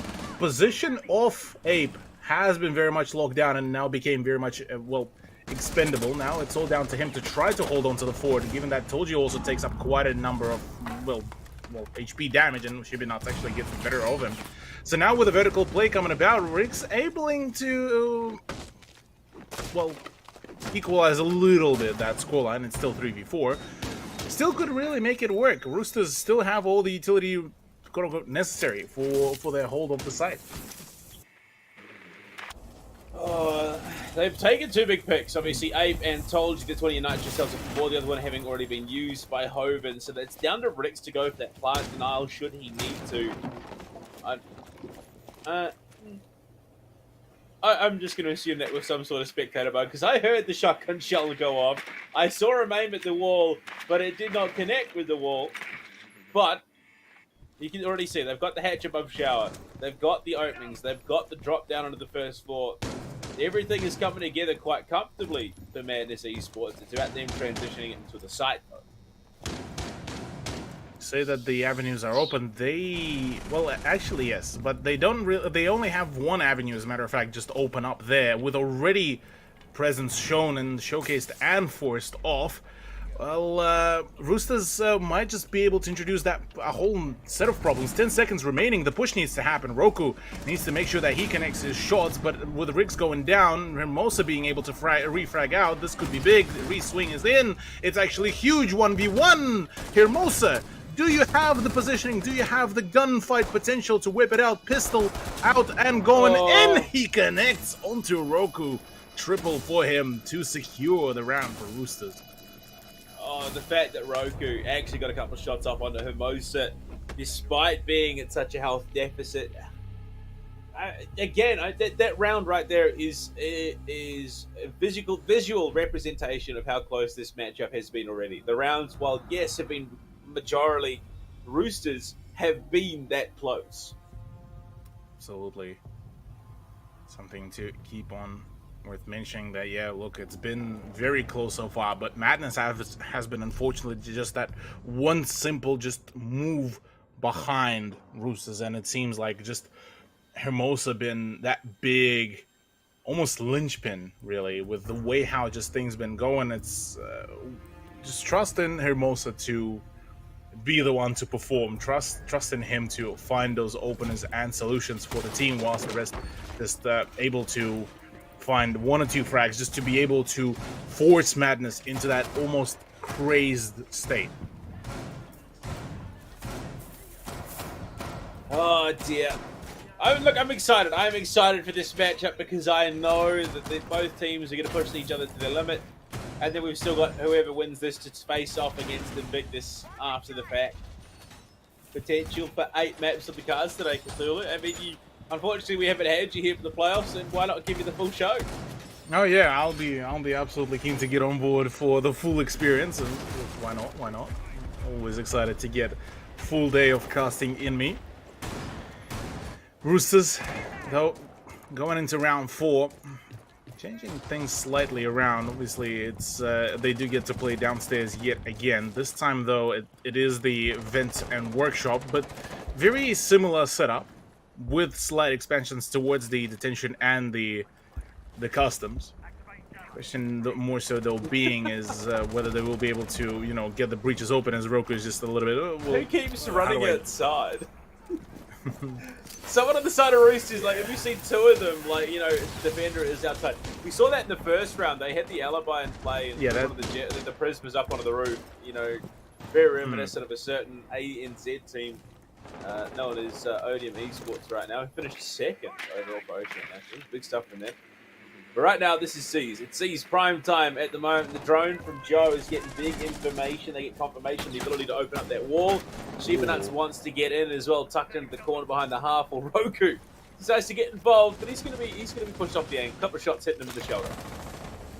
Yeah, not particularly excited about that beginning to his gunfight, albeit not as fatal, not as problematic as one would pose it to be, but certainly would still want to have at least full set of HP there going for him. Now Joe frontlining the push, AK in the hands, does get the better of Abe, connects onto Tolji as well, but Envid is the one to find a finisher. Now the flanks, now the positions, the 90 presence has been deadly, and Hoven straight after finding that frag gets to bail out. Now keeping things snappy, that's a C4 as well from below.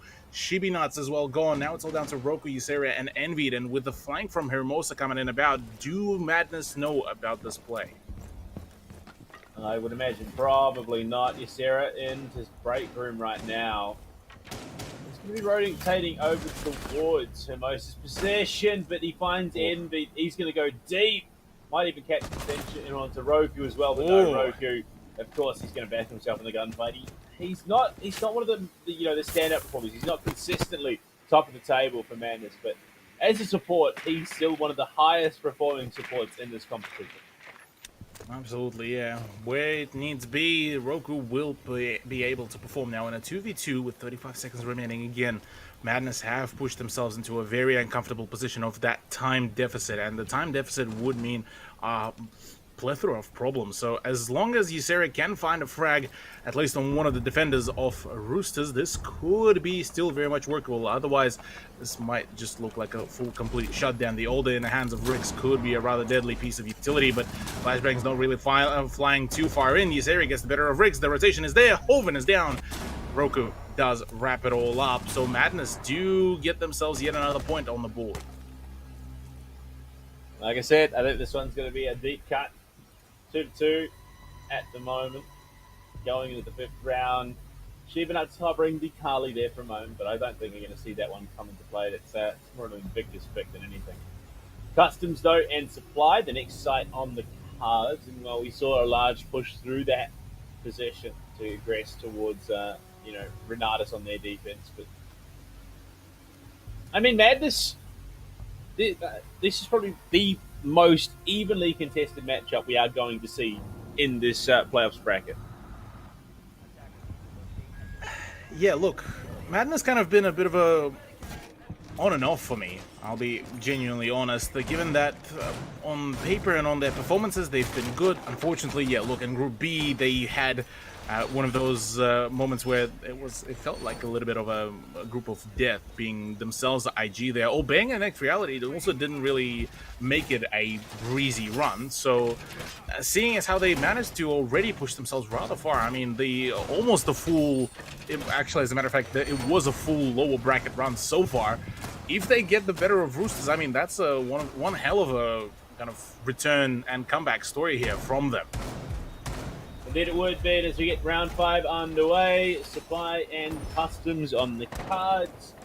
On the attack, nothing crazy. We do see Ysera bringing back the finger, and we see it with Hermosa heading outside for the barbed wire down out the balcony outside of Armor. He's doing it again. He says, why not? I'll happily run outside, give themselves that preemptive little warning towards the push above the site as well. No, sorry, not above the site. Above ventilation, but interesting, Roku is going to pop that wall with the exothermic onto the barricade. Smart stuff from Madness. They obviously understand the game mechanics. They now have the opening end of the site as well. There was no denial. There was a head achievement. You didn't see it. That's a big misgiving there. Not the ideal situation whatsoever. If they can't be finding those tricks, they can't find those players off site, then they find themselves struggling when they go to eventually execute. So they need to start tightening up these mistakes, and the drone from Ysera is just going to miss the player in break room, not heading up to the balcony. Hoven We'll kick things off to go onto Shiba Nuts in the pipe, giving Hoven the opportunity to regroup on the reload. Ysera as well might be in a bit of trouble. Cthulhu misdroning again, playing a key part in that pick for Hoven. Yeah, look, absolutely. Hoven managing to just be that slippery element for Roosters to be able to just, the moment he senses even that misplay on the drones, he knows that there's no information on him. That's when he makes that big swing, that big play. And yeah, look, certainly, whilst taking quite a punch, both and Shiba Nuts off the back of that information has been a huge boon to really play around in general. Dear, it's unfortunate. I think it is going to be this that separates the two teams. It's just the little mistakes Madness are making, not quite turning efficiently, missing those angles, not checking their corners. And Roosters are a team that play in the highest level of competition in their region, so they have to play against the best of the best, and they are not teams that will forgive that sort of mistake. The moment Roku walked by that breach, already a hail of bullets was sent over to him. Now walking through the metal detector as well. This does sort of show an swing has been clinical. In comes the repick, and the LMG does harder, but not expecting a UMP to the back. Well, Ysera will be going down as well. So Roosters do get to keep up their kind of end of the bargain and continuing the points domination, but I say that it's still a close contention. This could still very much end in a 3-3 scoreline. But Roosters, they seem to be, the moment they even spot a single just misplay on side of Madness, they are full dedicating to it, making full use of it, and I mean, it's been just great to watch from them, that very thing. I have to say, it's a wonder that anyone in the Rainbow Six program can actually walk anymore, given the absolute punishment it must be dropping through hatches on the kneecap. I'd hate to be, a part of the medical team for the Rainbow Six program and just all the, well, what have we got this week, Oryx? Oh, sorry, you twisted your ankle landing down, going up and down the hatches. Well, sorry, it's a week off. I don't know. It was insane. But, and going into round 6, Cthulhu, the lead there for the Roosters. Yeah, it's certainly a relief. Certainly that set of routing picks coming out against them as well. I mean, even with Amaro on board, it would have been a really peculiar one to be played out because a number of flanks could have been conducted in a very rapid play. But I say that I'm actually on Joe's pick of Flores purely for the fact that he could very, very large amount of damage.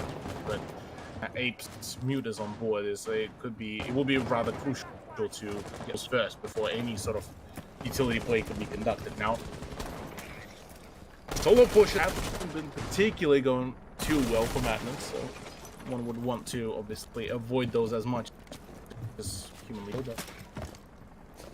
Roosters were able to just efficiently shot before even the mute jammers would be completely ridden. Indeed. Shiba Nuts in down below through supply. He's going to look to try and find a position to get some nades off, I would imagine. Clear out some of that defensive utility to make the play, but it's this Prisma up on the roof that could prove a real nuisance. If Roosters look to get aggressive outside, it will be hard for Madness to cotton onto the fact that it's an operator and not a Prisma.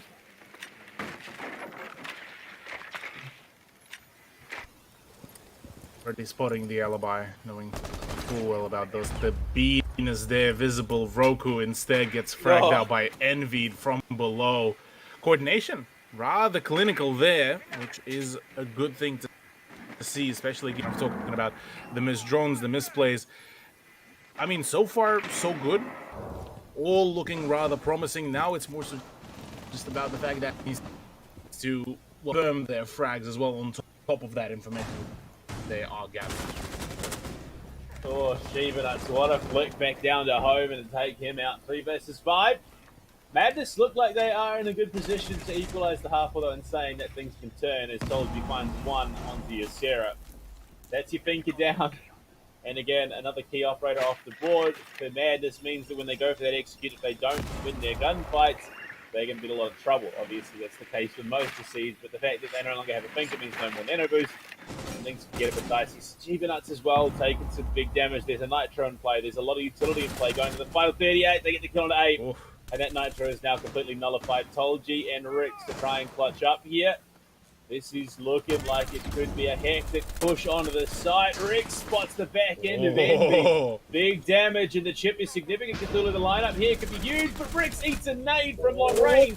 Envy to go down too. Roku falls as well. Sure. They're holding on. Tolji there.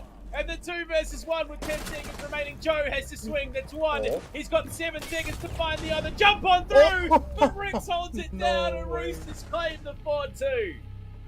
Rix, my goodness, just as we were about to ride him and the rest of the team off, Roosters just reactivate all sorts of just deadly protocols. My goodness, that was a clean play from them, and what is that 4-2 scoreline?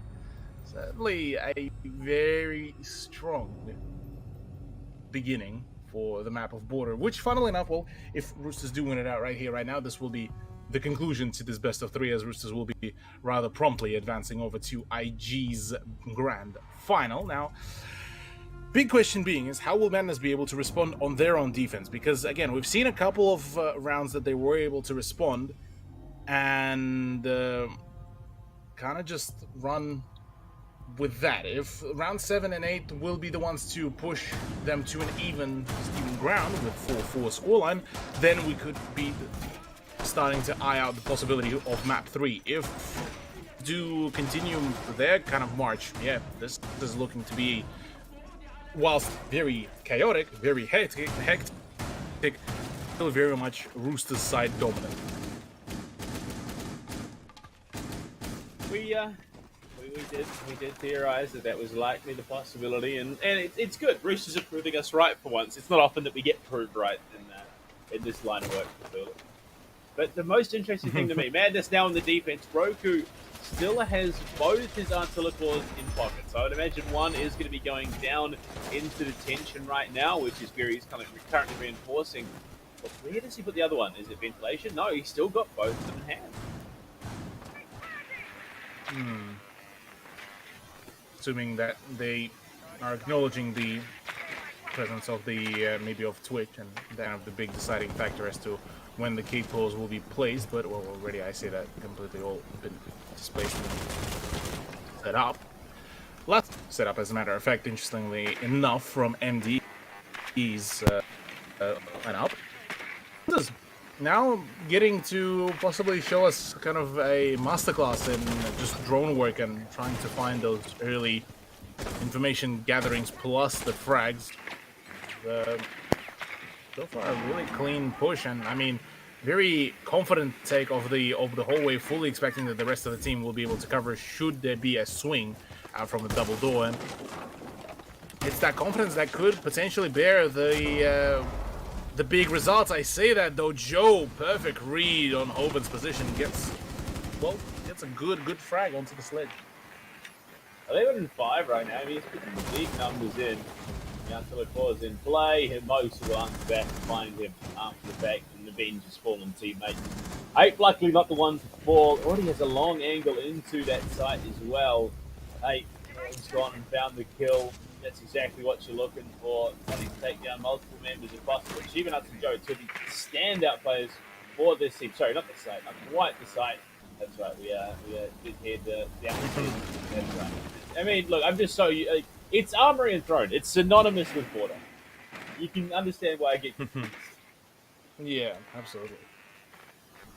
Right, a number of armories in general within Siege maps, but look, with I said Armory and Throne, didn't I? I meant Armory offers. Look, It's been regardless, 20 the hours of gist has broadcast. been seen. Yeah, the gist is certainly still there, so everyone, I would imagine, still understood what you meant there, Panda. But already the push, look at just the sheer ferocity of that push. Roku might just be able to shut things down. C4 in, does not connect in any shape or form, but it does force Bricks off the plant, and well, Roosters are starting to pack into the site. Hermosa finds his own one. That's a double. Another swing. That's Roku gone. It's all down to Envy to try to do anything, but he will be left with a singular breadstick. Comes the conclusion of round 7. Man, that F2 is such a laser beam. Especially in In the the right hands hands. of someone, yeah, I mean, yeah, that one, give it. You and I have seen enough people play the F2 that don't know what they're doing. You might as well be using a Nerf gun. Customs inspection and supply room on the cards here at round 8. Roosters are looking to do it speedily. Well, whilst Madness will be playing, well, trying to push the customs inspection, Roosters are in here for the wallet inspection, as they are taking Madness to Frankston line so far, it seems, with just that absolute aggression, that absolute domination. And, well, really, Madness, all that they are being left with is just kind of shrugging, just kind of, we tried. We thought we had a good idea about how we should approach Roosters, but yeah, it's all gone. It's just like that. I mean, it's not the end of the world just yet. I mean, 5-2 is quite much workable and something that Roosters very promptly throw or Madness Esports could absolutely just reclaim, but it will be still a very difficult task whilst at it. Oh dear. I mean, this side is an intriguing one, given that you can play some heavy aggressive angles, swing out outside the building. But I mean, it's this extension over towards offices that you're seeing time and time again because it's such what a powerful position it is for attacking teams. If you get in there, you almost guaranteed to be able to sweep across the top floor of the building. I already told you, taking out the cams. Well, they want that position. They know how powerful it can be. Indeed, well, with already quite a fair bit of that methodical to ignition, still stay behind the unbreachable prone. Confirm that, and the defender has moved away. Push. If they confirm that there's a defender there, go and face check. And it's been that kind of that pacing that has been so far basically the round-winning formula for Roosters. And once comes the closer to the end of the round time, that's when they just go on full-on almost team deathmatch mode. Told you already, gets the better of Shibinats as well, but there is still a Malusi present around the area. Yasseria could absolutely be able to find a number of frags. No, spotted. Oh, on the fadeaway as well. Gets the better of Ape. That's Finka gone. That's the frag grenades and the boost completely out, plus the LMG, and somehow he's still able to run away. Yeah, Yasseria. Look, it wasn't the cleanest getaway. Not like a thief of the night, more like a stumbling crook in the dark. He gets himself away alive for now, though. That's the main thing. Hermosa on the Twitch looking for info. They need to clear out the museum on that. The last time, obviously, it was popped on the barricade, which opened half of that wall. This time around, they're not going to be quite so lucky getting things open. He's above. He's opening up the floor. Wants to be able to make himself the opening into his team. Enable some of those long angles to be found. And remaining. Now we finally do get the breach. Now it's to be opened up. For Roosters, they are so far sitting relatively comfortable. I say relatively. It's still quite a fair bit of ground that needs to be made, and it's the one that will be contested for the longest, it seems. Already spotting one of the angles. They are aware now of what seems to be Envied on his position, but that force away with just the sledge bonk won't really do a whole lot of great deal, and it seems like the force onto the push, onto the side, will come out in just a short few moments. Great little angle there, open up, I told you, so he can cover any sort of significant rotations from the workshop. Realizes that there's probably a better angle. Unfortunately, he's going to be punished a little bit for it. Hoban finds Sarah, finishes him off. They are going for that cheeky little plant that pings through. Envy swings, denies the plant. He goes prone, but can't hit the shots. Diffuser picked up again. 7 seconds to do it. Roku might just be able to deny. All he's got to do is kill the planter, but no! The metal in the way means that he's got to kill the player above and can't do it. Big kill there. Big round. And Cthulhu. Round 9 is looking like it's a dangerous prospect for Madness. Roosters are looking to do it in 2.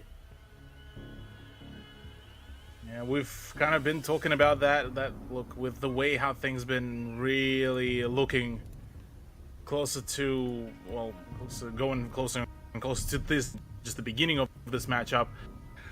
There were a few concerns, given that there's been a number of cases where it starts out of a blue, starts figuring out the other team, and almost like a 6-1, 6-2 scoreline completely forfeited. But now here, it seems like it's that final day and full clarity in the decision-making department has been reached by Roosters, because I mean, we're already 7-2. We're about to see a second 7-2 here if Roosters do manage to win it out on this very site. And they're very focused play, whereas Madness are one round away from being eliminated and concluding their run, which, I mean, still, third place is not shabby, but obviously they would have wanted to find themselves those that top 2 at least position. Not bad, especially given Joe is still the newest, the newest acquisition for this Madness roster. They haven't actually been a 5-man squad for that long of a time. It has been this trial by error stage for them. It's genuinely impressive to see though. They have really made some deep cuts. They've taken some big maps. They've made teams work harder than we ever thought they would. Unfortunately, though, the grudge match is looking like it will go the way of Roosters. 8 first kill onto Envy, looking for more on the hunt, and he's gonna stay alive. Luckily enough. The whole curse of Thinkers going down first is still stick around, but with Envy the first out, that's only 4 frags away from finding that victory. It would be a very scary demonstration. I mean, if that's the way how they wrap things up against this man, has been hounding them previously quite well. Hermosa, being kind of that big performer, will be putting quite a target on his back, especially against IG, who will be rather keenly watching this very match, I would imagine. Or if not, at least IG, one would hope that IG would be to,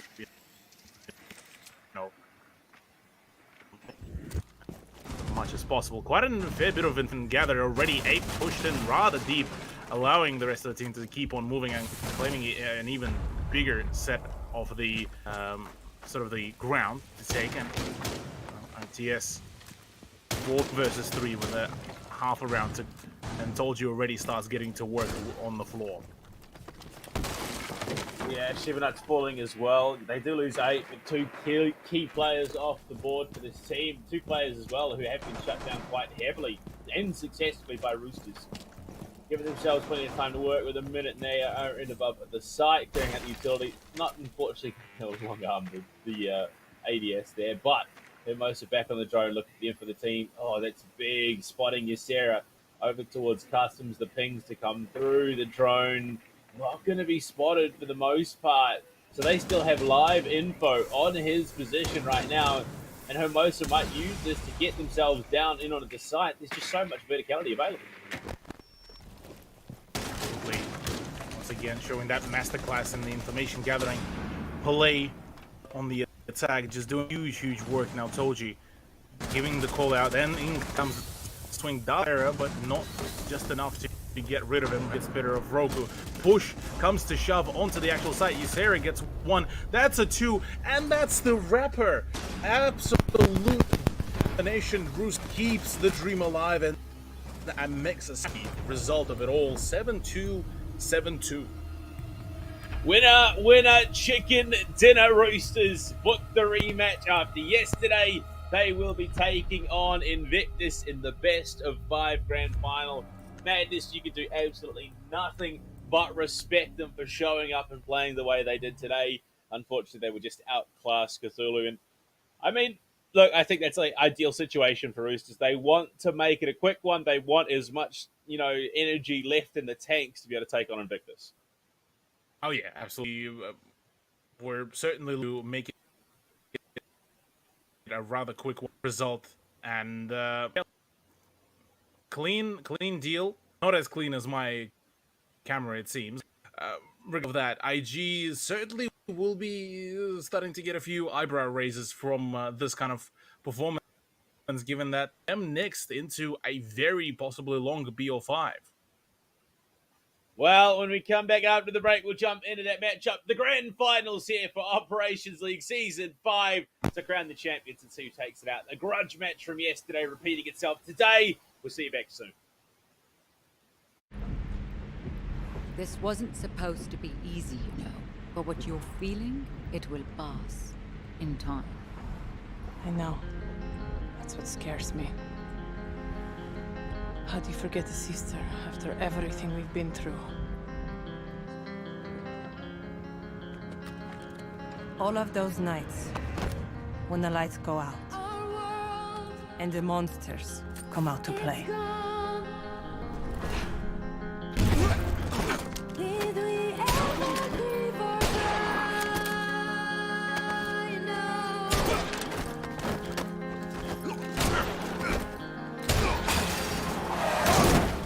I could always count on Zofia, the strongest person I ever knew.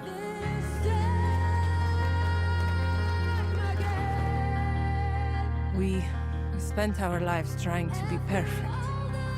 The perfect daughters, the perfect students,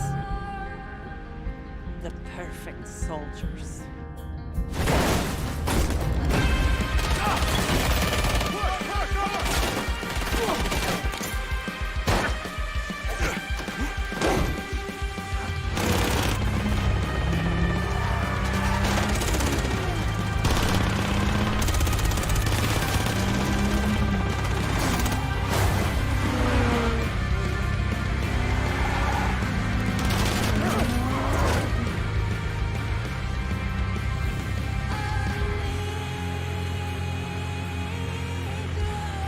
When Father left us, we mourned. But they also buried a part of Zofia that day.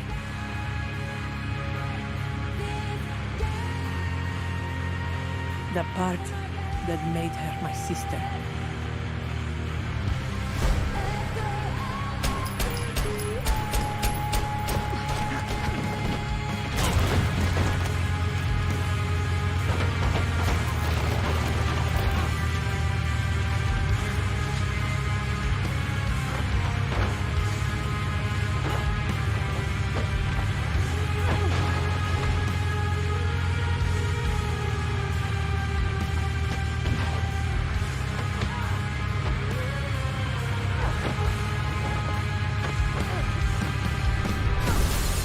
I spent years trying to reach her, but in the end, there was nothing left to say.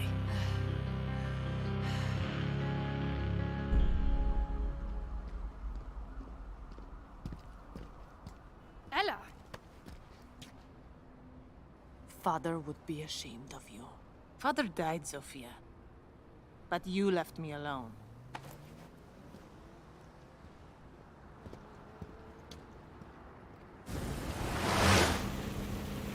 Let these children play their games. This is the adults' table, sweetheart. I've always been loyal to them. To her. Yes. But the question you need to ask yourself is,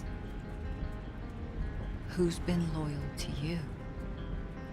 It's all right, Ella. You followed your heart, and that takes guts.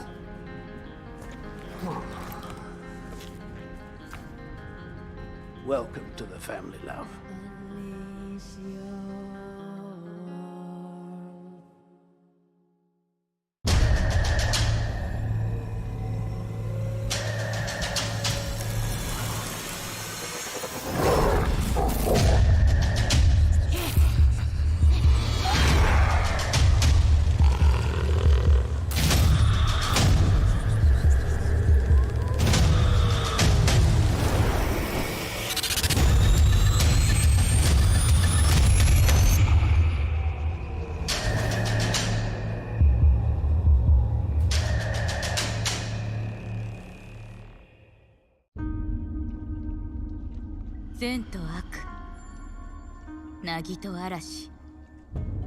何が来るかはわからない。敵か味方か。敵が来たなら容赦はしない。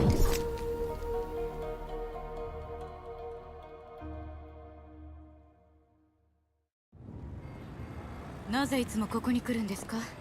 フルーツならデリバリーもできます。お金もあるんですし。金持ちはただ待っていろと？私をそんな風に見ていたのか。いえ、でもここは人が多すぎます。お前は信頼できる子だが、少し肩の力を抜いたらどうだ。でないと大切なものを見落としてしまうぞ。この果物とかね。これを一つ。ヒロ、どうした？震えている。伏せて。お！ここに。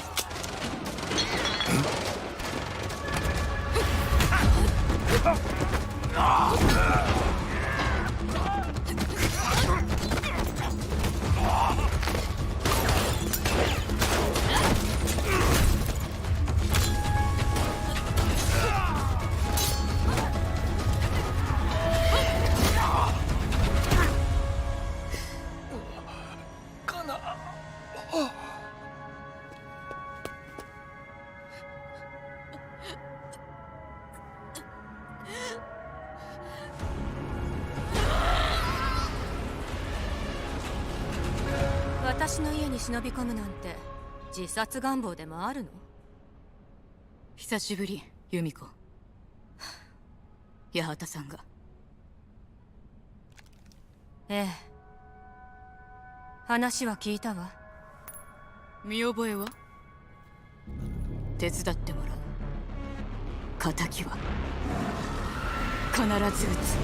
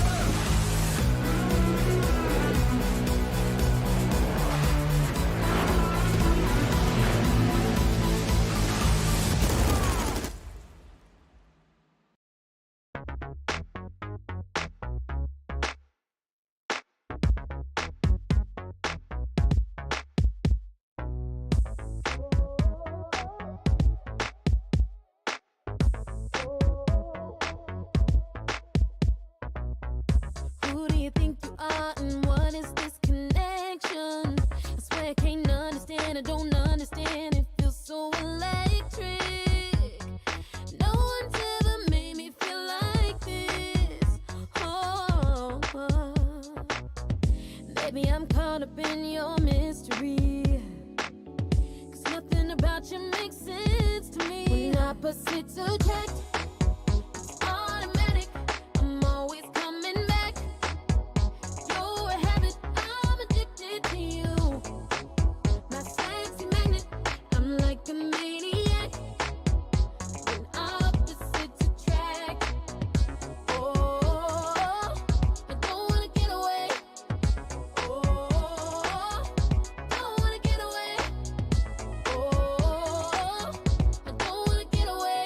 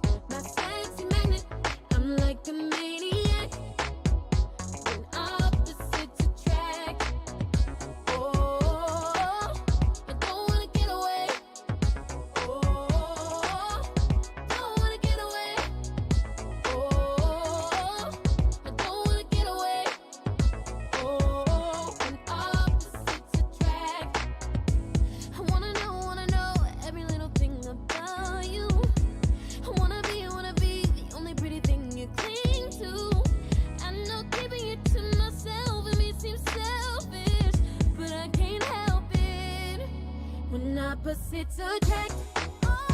Automatic, I'm always coming back. No, you're a habit, I'm addicted to you. My sex magnet, I'm like a maniac. Opposites attract. Oh, I don't wanna get away. Oh, don't wanna get away. Oh, I don't wanna get away. Oh, and opposites attract.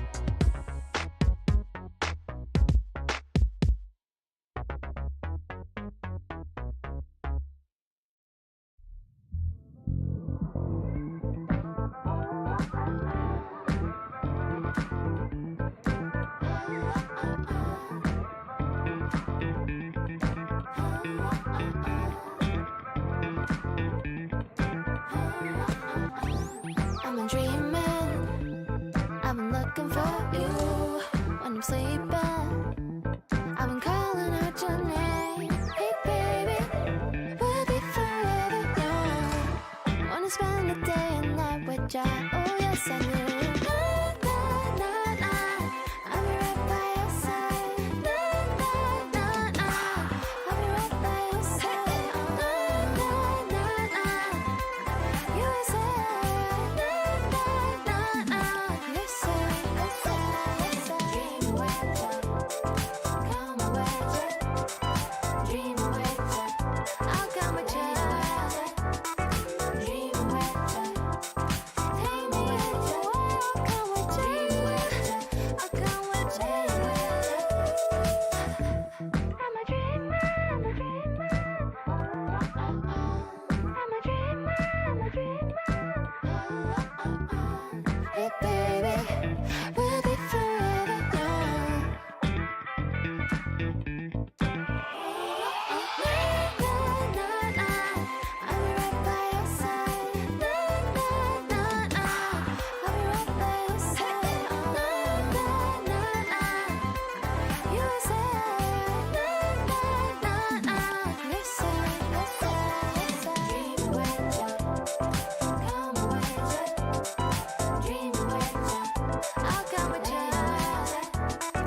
Dream with ya, come with ya. Dream with ya,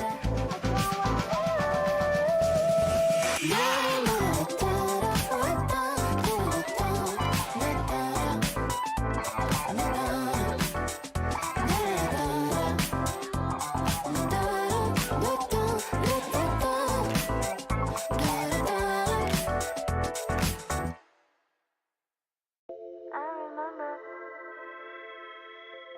I'm the first.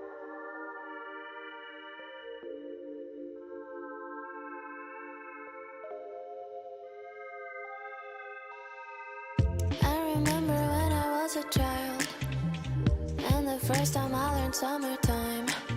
I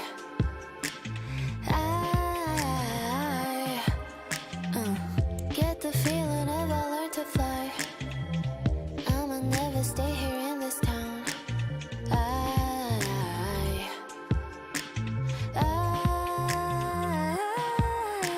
Freedom,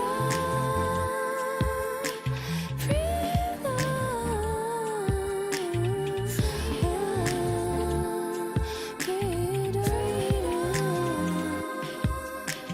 freedom, freedom.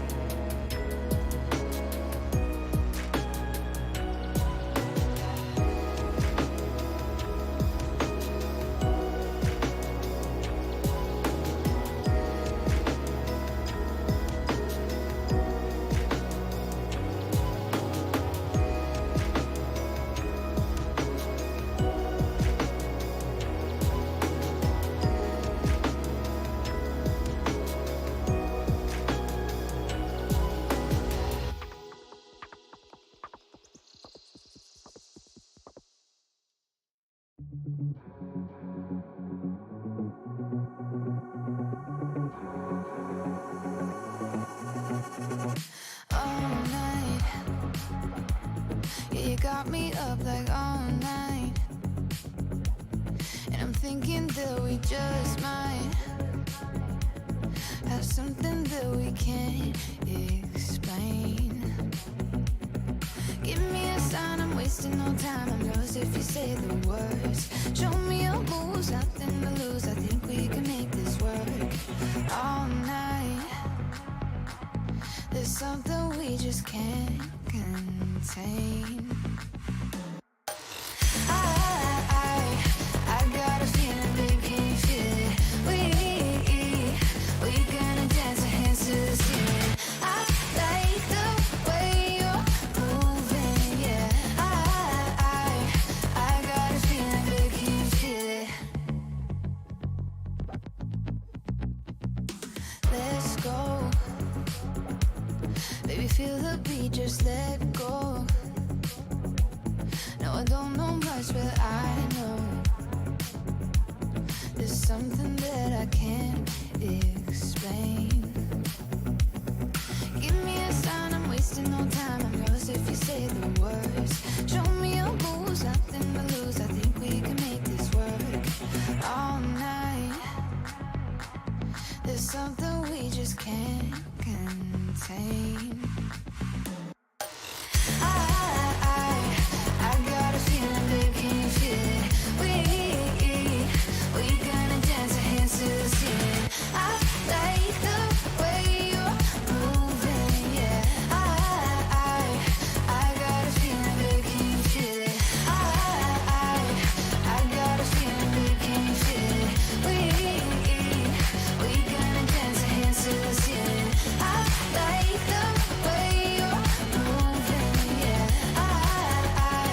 I got a feeling, babe, can you feel it?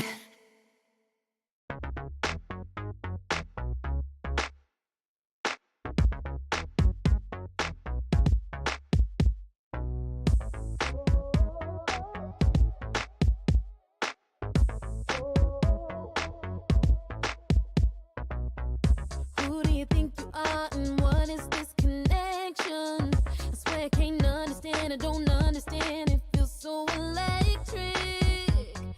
No one's ever made me feel like this. Oh,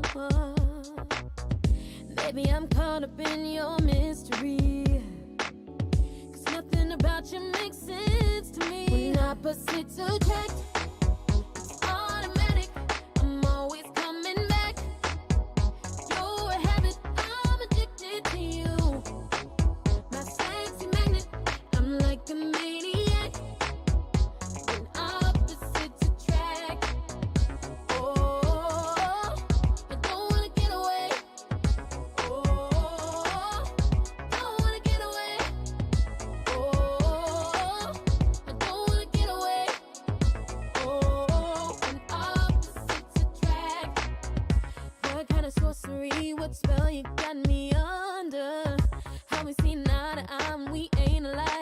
can't help but wonder how could two so different be lovers? Yeah, baby, I'm caught up in your mystery. 'Cause you're the only one that makes sense to me. When opposites attract, it's automatic. I'm always coming back. You're a habit, I'm addicted to you. My sexy magnet, I'm like a maniac. When opposites attract, oh, I don't wanna get away. Oh, don't wanna get away. Oh, I don't wanna get away. Oh, when opposites attract, I wanna know every little thing about you. I wanna be the only pretty thing you cling to. I know keeping it to myself, it may seem selfish, but I can't help it. When opposites attract, it's automatic. I'm always coming back. No, you're a habit, I'm addicted to you. I'm addicted to you. I'm like a maniac. When opposites attract, oh, I don't wanna get away. Oh, don't wanna get away. Oh, I don't wanna get away. Oh, when opposites attract.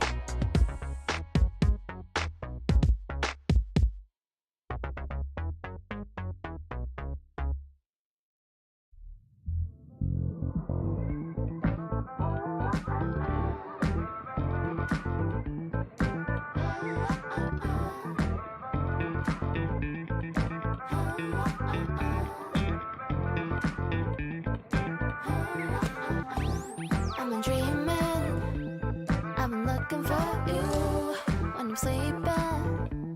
I've been calling out your name. Hey baby, we'll be forever young. Wanna spend the day and night with ya. Oh yes I do. Na, na, na, na. I'll be right by your side. Na, na, na, na. I'll be right by your side. Na, na, na, na. You say, na, na, na, na. You say, dream with ya, come with ya, dream with ya, I'll come with ya, dream with ya, take me with ya, I'll come with ya, I'll come with ya. I'm a dreamer, I'm a dreamer. I'm a dreamer, I'm a dreamer. Hey baby, we'll be forever young. Na, na, na, I'll be right by your side. Na, na, na, na, I'll be right by your side. Na, na, na, na, you say, na, na, na, na, you say, dream with ya, come with ya, dream with ya, I'll come with ya,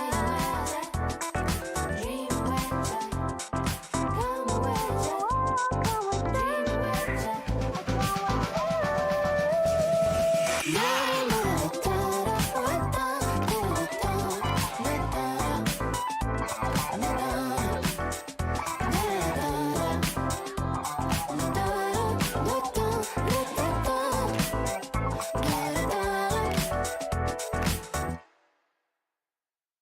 I remember I'm the first.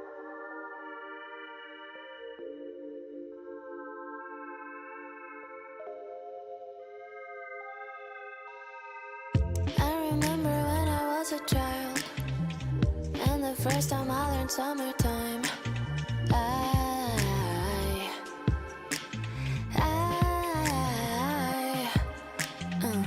get the feeling if I learn to fly, I'ma never stay here in this town.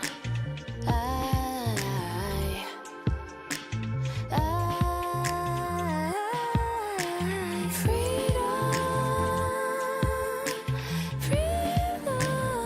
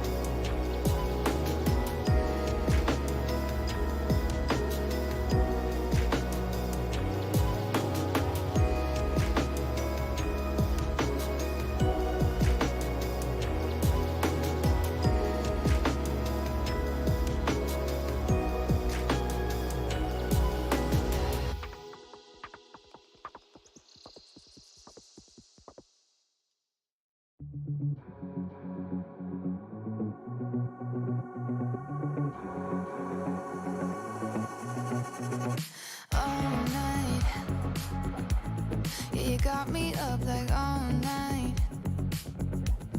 and I'm thinking that we just might have something that we can't explain. Give me a sign, I'm wasting no time. I'm yours if you say the words. Show me your moves, nothing to lose. I think we can make this work all night. There's something we just can't contain. I got a feeling, babe, can you feel it? We gonna dance our hands to the ceiling. I like the way you're moving, yeah. I got a feeling, babe, can you feel it? Let's go. Baby, feel the beat, just let go.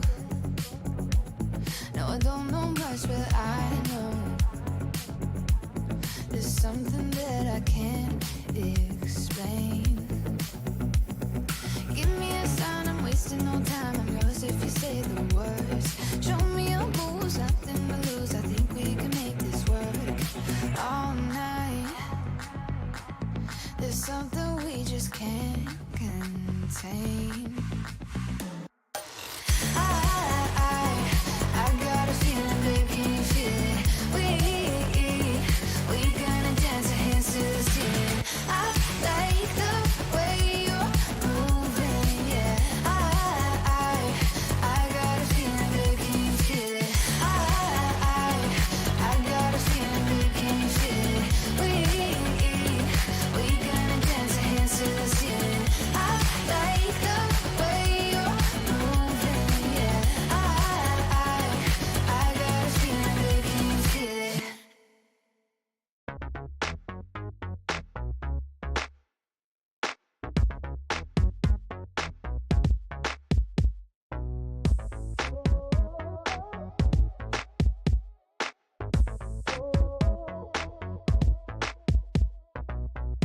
Who do you think you are and what is this connection? I swear I can't understand, I don't understand. It feels so electric.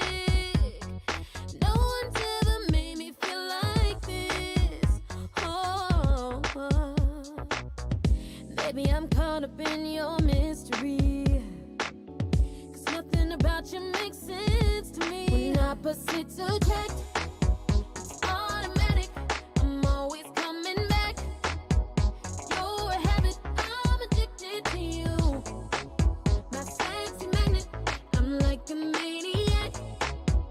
When opposites attract, oh, I don't wanna get away. Oh, don't wanna get away. Oh, I don't wanna get away.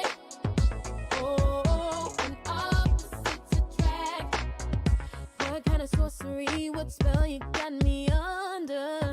How we see eye to eye, we ain't alike. I can't help but wonder, how could two so different be lovers? Yeah, baby, I'm caught up in your mystery. This wasn't supposed to be easy, you know. But what you're feeling, it will pass in time. I know. That's what scares me. How do you forget a sister after everything we've been through? All of those nights when the lights go out and the monsters come out to play. Did we ever leave our bride? No.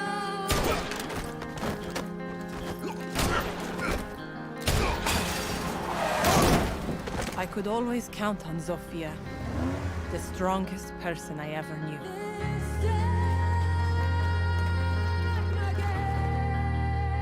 We spent our lives trying to be perfect. The perfect daughters, the perfect students, the perfect soldiers.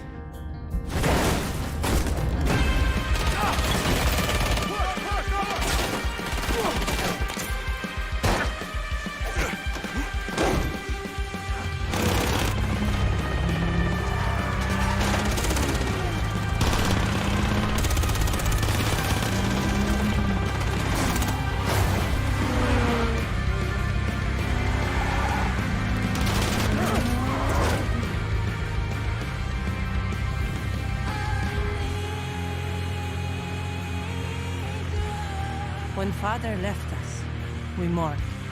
But they also buried a part of Zofia that day.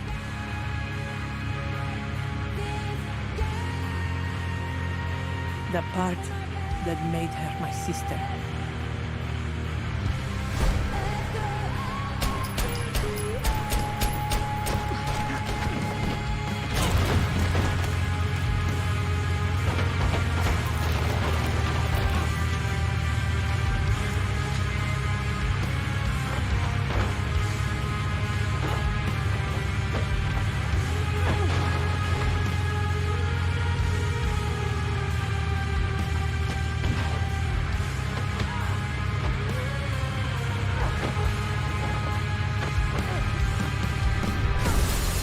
I spent years trying to reach her, but in the end, there was nothing left to say.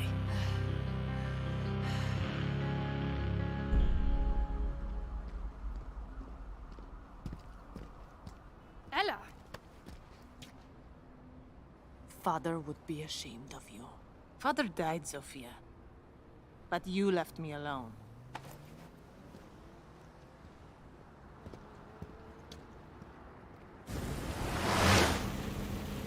Let these children play their games. This is the adults' table, sweetheart. I've always been loyal to them. To her. Yes. But the question you need to ask yourself is, who's been loyal to you? It's all right, Ella. You followed your heart, and that takes guts.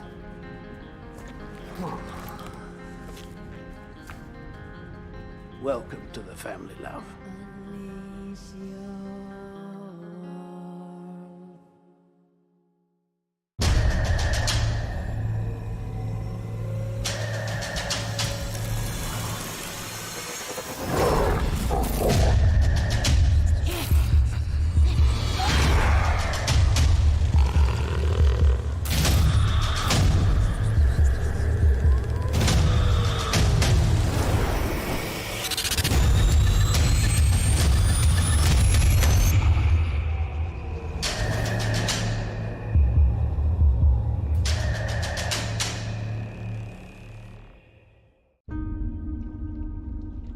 善と悪、凪と嵐、何が来るかはわからない。敵か味方か。敵が来たなら容赦はしない。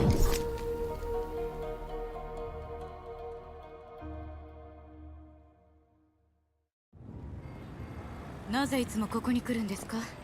フルーツならデリバリーもできます。お金もあるんですし。金持ちはただ待っていろと？私をそんな風に見ていたのか。いえ、でもここは人が多すぎます。お前は信頼できる子だが、少し肩の力を抜いたらどうだ。でないと大切なものを見落としてしまうぞ。この果物とかね。これを一つ。ヒロ、どうした？震えているぞ。セテ！お！ここに。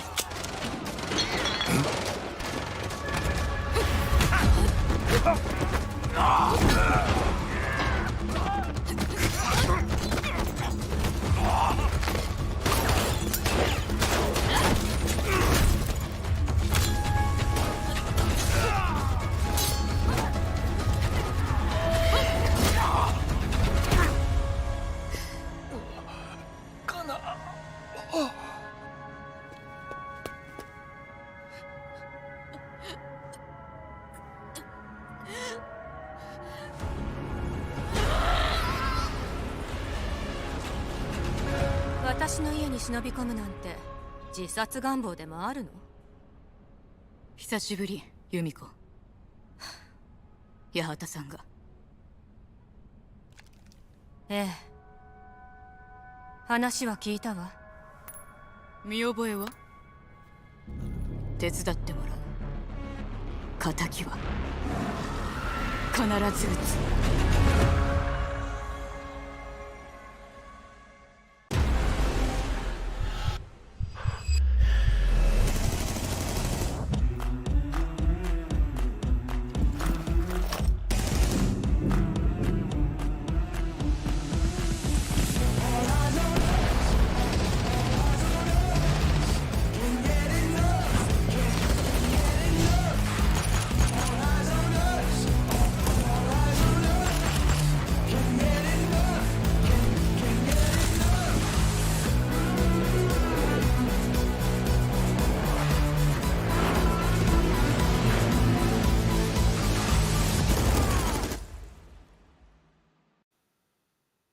Hello and welcome back from the break, ladies and gentlemen. This is the big one. We're coming into the grand finals of Season 5, of course, in Cthulhu. Look, the grudge match didn't quite go Madness's way the second time around, but we have another grudge match on our hands. Roosters knocked into this position by Invictus yesterday. Can they overcome in the best of 5? Blue, I believe you are muted on Discord as well. Oh, There I we am go. muted on Discord. So basically, I was Yeah, in saying fact, best of 5, grudge match, Invictus. Can Roosters beat them today? Yeah, look, there is a distant possibility given just how warmed up and back on their horse Roosters do look. But again, look, it's IG that they are playing off the team that has quite a number of years behind them. They have quite a fair bit of support in form of Gig as well, who has been with the roster for quite a while. And with the most recent introductions of Nate and Jigsaw as well, and Mentalist as well, it kind of makes a really interesting blend of a number of different disciplines, a number of different regions as well. So, I my bet here, pardon me, as I started through all of this, my bet here is definitely still going to be on IG, albeit I still reckon we might have, if not a 3-mapper, at least a 4-mapper, almost definitely.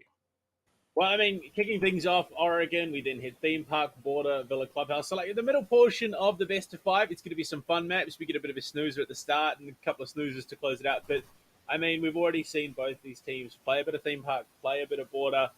I'm excited. I reckon we could see some real great matches today, especially given I've been told Jig has sorted his issues. We're not going to have him on cams, but I think that's probably for the best. Avoid try not to tempt fate. Yeah, let's not tempt fate. Let's let him just play his game, and yeah, we could have some great siege on our hands. Absolutely, yeah. Look, I'm definitely keen. The one thing though that I am a little bit wary about, especially with Border, whilst yes, Roosters were able to close it out rather convincingly, and it was still a pretty solid performance, but on a number of rounds, it still did go down to those 1v1s, 1v2s, where it was kind of a necessity to clutch it up. Whilst Madness bared a lot of potential against IG, I don't think a number of those rounds will slide the way how they slid against Madness here. So this is where I'm kind of drawing the line, where I'm thinking, yeah, there was a possibility for clutch plays, but I am highly doubtful that IG would be able to allow those clutch plays to happen, or rather, those will happen, but on a much more rare basis between the two rosters. Yeah, I think it's one of those. They even after yesterday's tech issues, I mean, we saw there were how many times where Jig literally came back from disconnect, jumped into a round, got 2 kills, disconnected, and we're still able to have mad impact. Now they're not even having to worry about the connection issues. Hopefully, touch wood, we are going to be good to go. But I mean, he's been assured he's reformed his PC. He's good to go. He's locked everything down, and coming into this, we are having some minor issues though on the back end of it. Unfortunately, fortunately / unfortunately, it's not Invictus today. From the sounds of it, it is Roosters. But I mean, let's have a deeper dive into the map pool. Of course, Oregon, Roosters pick. Then we go to Theme Park being IG's, Border, back to Roosters pick. I mean, these maps in particular, for who picked them, do you think they are strong appearances? Look, I mean, I'm thinking Oregon could get rather close, just given the turnout. Actually, let's quickly also date back to the last Playdays performance, and that is being that, well, Villa actually went pretty well. So Villa for us, if it is going to be a 4th map, could be big. Oregon, yeah, look, IG will need to make sure that they clean up their performance and their act. And this is where I think the initial kind of points gain could be acquired. But going into later down the line, I think Border will be rather close as well. But that is how the question being is how quickly will Roosters will be burnt out on trying to clutch it out. Yeah, I think burnout is probably going to be a big thing today. Being able to manage the stamina and the energy levels going through a best of 5 is it's not something that every team has to put up with. I mean, it's usually reserved, obviously, for the grand finals right now, but we'll see. Yeah. Look, I mean, apart from that, I'm curious how will theme park really perform, because I believe we've seen a little bit of a theme park during the group stage. Let me just quickly check back with the Roosters, because actually I believe, hang on. No, actually that's the fun part. We haven't actually seen theme park from Roosters at all, which is the most amusing thing, I suppose, out of all of that.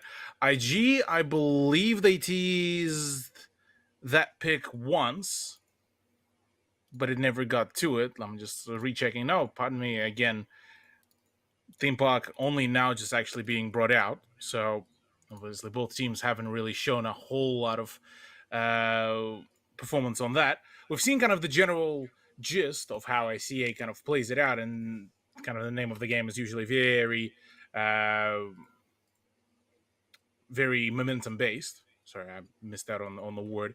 But in terms of IG versus Roosters, I definitely think this is going to be down to basically very almost minimalistic mistakes that could be then kind of torn wide open by one side or the other. Because on the side of IG, obviously, there's been a bit of a curse where they kind of get a little bit maybe too comfortable in their seat, and having, say, a 2-3 point advantage kind of sends them into that almost nearly a downward spiral. Again, maybe it's due to some technical issues, maybe it's some sort of like maybe mental issues, who knows, maybe it's just flat out the question of fatigue later down the line. But that's one of the things that I think Roosters will be very patiently waiting for that kind of moment to start emphasizing quite a number of their own rounds. But on the side of Roosters, though, again, I've kind of alluded to it previously that that kind of clutch play happens relatively frequently. I mean, you even date back to the border against Madness. We've seen at least 3, if not 4 rounds where it literally going down to those 1v1s, 2v2s, or 2v4s even. I mean, the most freshest memory would be Hermosa's clutch on Aruni in the bathrooms and cellars, and then the 2v2 that was done by Roosters in the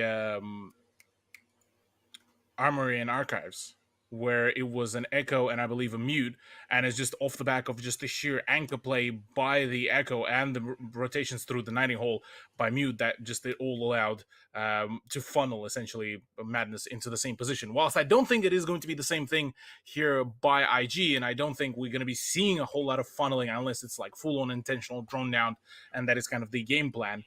I think Roosters will get initially punished very heavily on trying to basically play the same game how they did against Madness, because those 2 matches are 2 completely different playing fields, I reckon. Well, we have confirmation the issues are going to take a little bit longer than we thought. Yeah, you're right. Look, there's so much to go into this matchup, and this the volatility, the possibilities. I'm so excited, but we don't want to burn out all our talking points before we get to the match. So we're going to throw it to a break. When we come back, hopefully everything will be sorted. We'll be ready to jump onto our grand finals. We'll see you soon. This wasn't supposed to be easy, but what you're feeling, it will pass in time. I know. That's what scares me.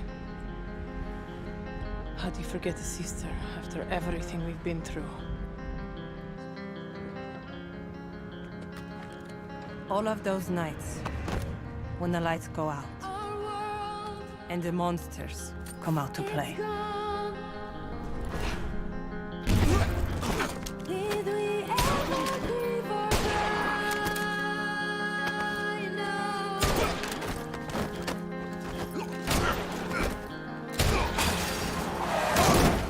I could always count on Zofia, the strongest person I ever knew.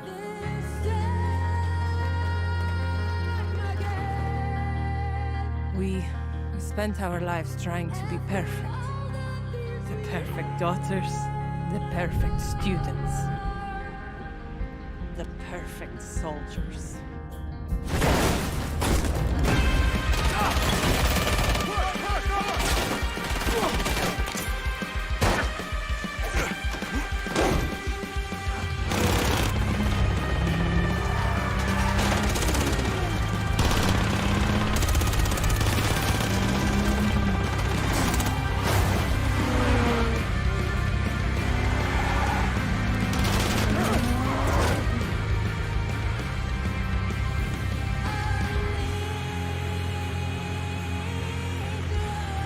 When father left us, we mourned. But they also buried a part of Zofia that day.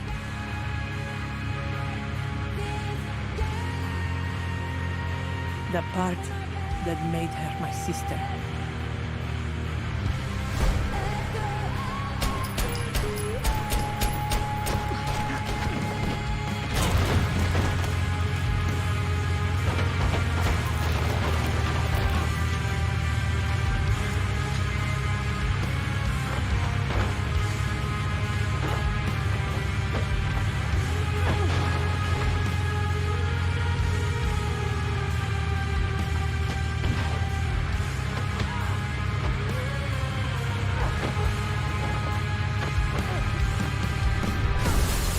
I spent years trying to reach her, but in the end, there was nothing left to say.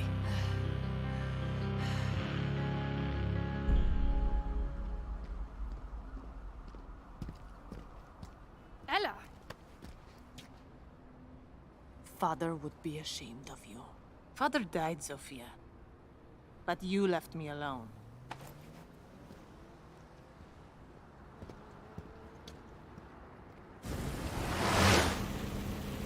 Let these children play their games. This is the adults' table, sweetheart. I've always been loyal to them. To her. Yes. But the question you need to ask yourself is, who's been loyal to you? It's all right, Ella. You followed your heart, and that takes guts.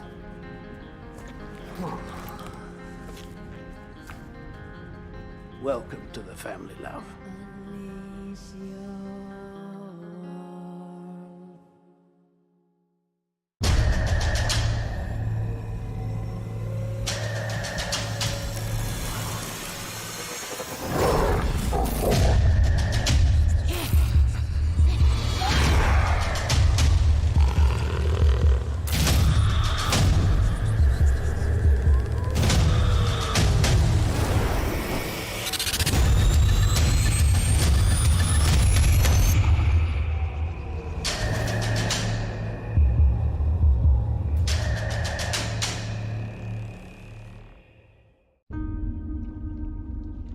善と悪、凪と嵐、何が来るかはわからない。敵か味方か。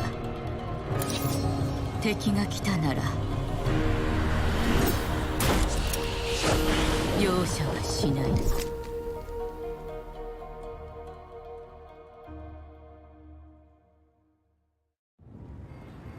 なぜいつもここに来るんですか？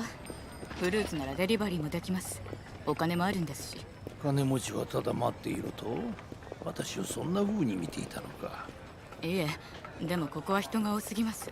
お前は信頼できる子だが、少し肩の力を抜いたらどうだ。でないと大切なものを見落としてしまうぞ。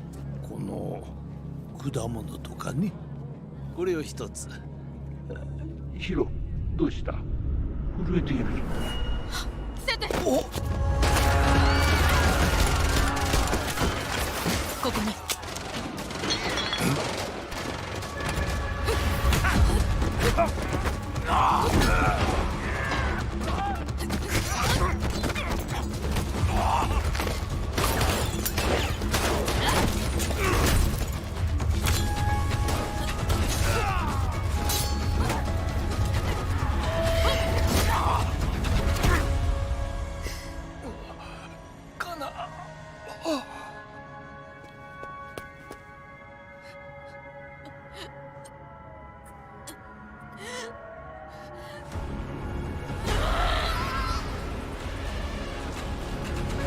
私の家に忍び込むなんて自殺願望でもあるの？久しぶり、由美子。八幡さんが。ええ。話は聞いたわ。見覚えは？手伝ってもらう。仇は必ず撃つ。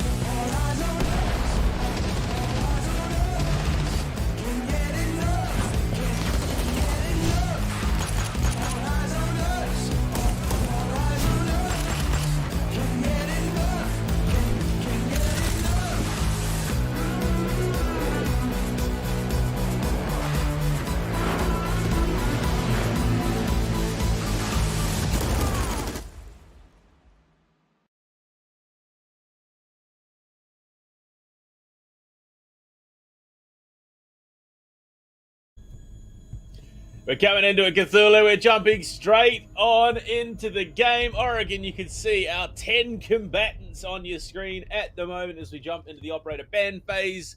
Look, the two Australians, sorry, we're not claiming them as New Zealanders. 2 Australians, top and bottom of the Invictus camera lineup. Nate and Jig had a bit of a rough day yesterday. It was a late one for them. It's a late one for me. But Invictus kick it off with a Twitch ban. So they obviously watched that last match.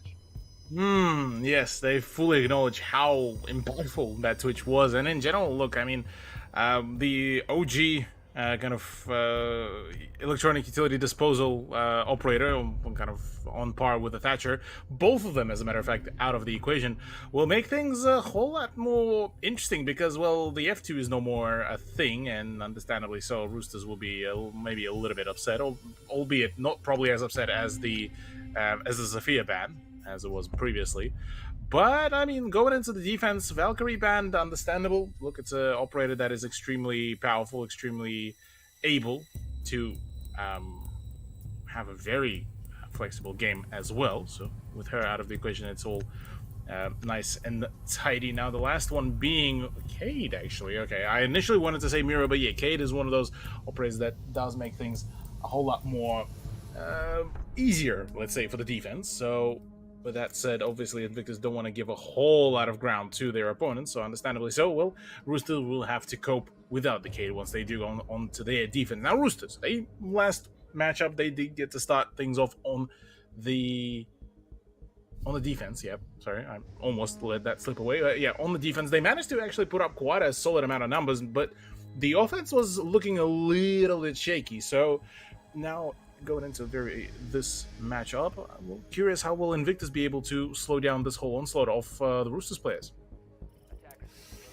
Well, we do see one key operator that is designed to slow things down. We see the Goyo in for hysterics, and we've seen some magnificent plays out of both these teams leading up to this grand final.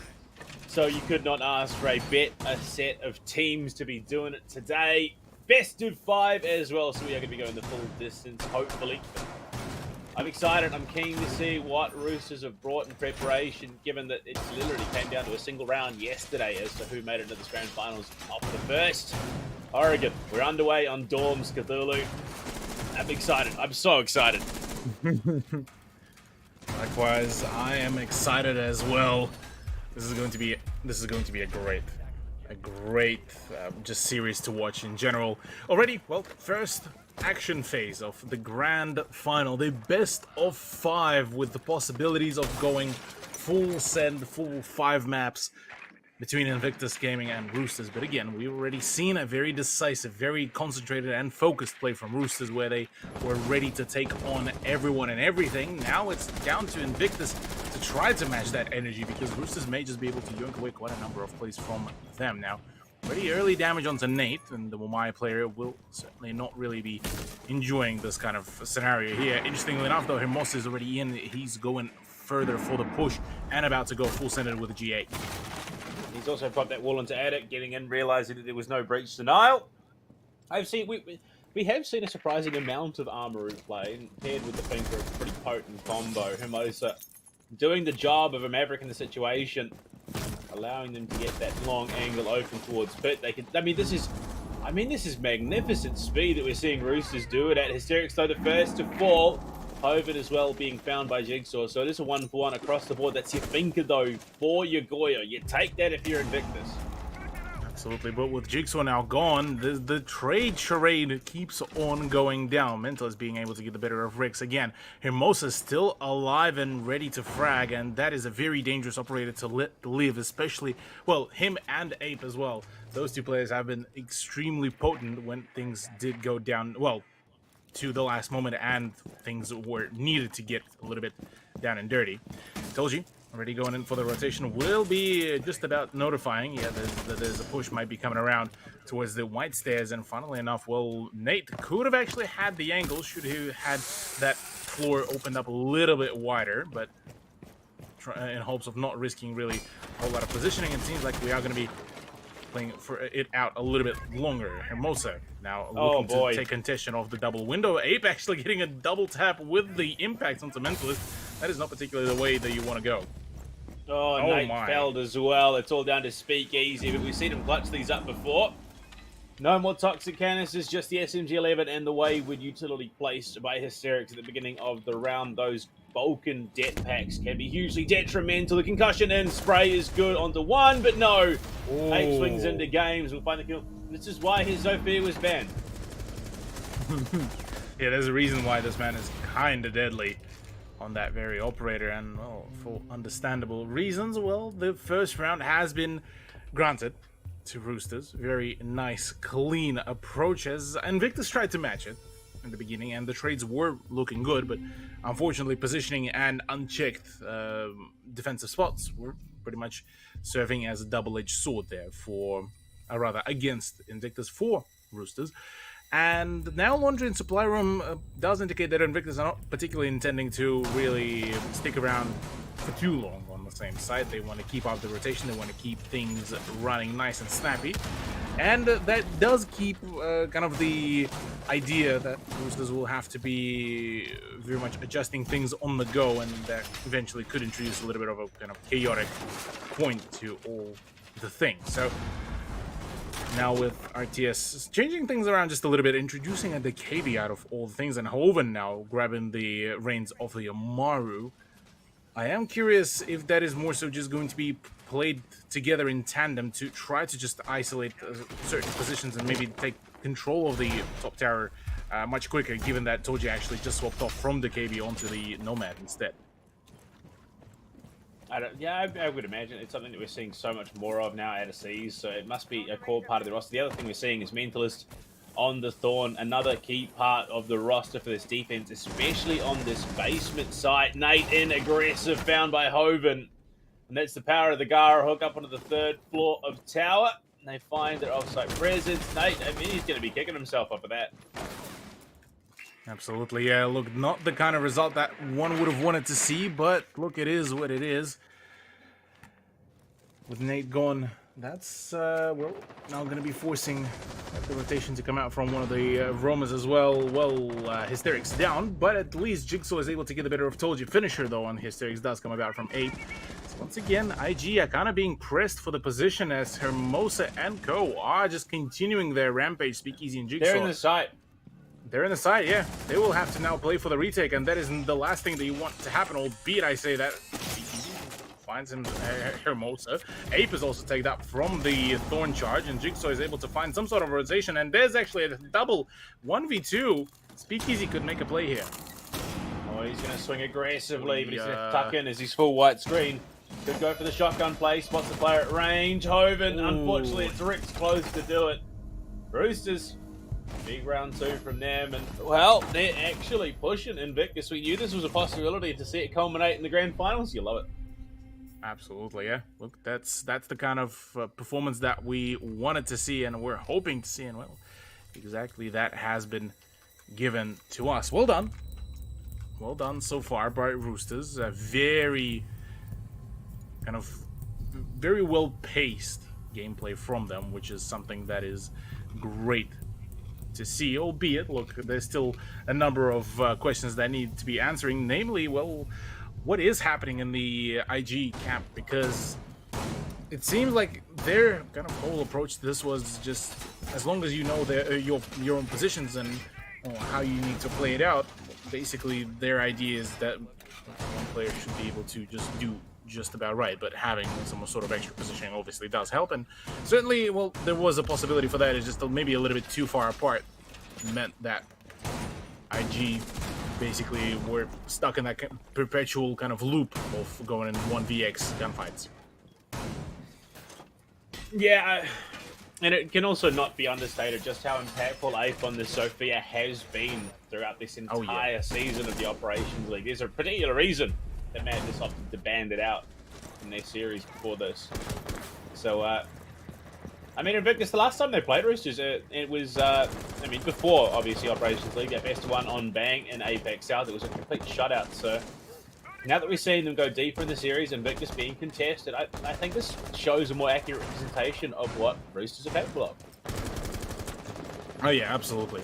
Roosters certainly now given the chance to shine, and it's against one of their big opponents back in Apex South, so understandably so, they would want to bring out their A game for all the good reasons. Hoven, once again, solo push does sort of acknowledge that there is some sort of a presence. Jigsaw manages to tag up Ape, but not enough to get him down, and unfortunately the LMG seems to be having a little bit of a more thorough damage than the MP5, and the caliber certainly does match the idea there as well. But from Roosters, if we thought that we've seen a very aggressive gameplay against Madness, this has turned up by 2 times now. Oh yeah, they're going to lean into the aggression, the playstyle that was worked reasonably well for both these teams, actually. They thrive on the aggression, even on the defense. They're the ones to push the fight to their opponents. Hoven pings through, but just inches above Mentalist's head. He's going to duck himself into the doorway. No, just pulls up at the last possible second, avoiding disaster there. Been rather tragic, but alas, not yet. Now, instead of swings coming about, Hermosa does know about the presence in the attic, which will be prompting him to not really push just yet, given that IG have managed to flex a number of times the fact that they had quite a fair few defenders upstairs, plus the kitchen and meeting does require it to have some vertical presence. Ape, though, does get rid of Hysterics rather promptly, so is Mentalist gone to the hands of Hermosa.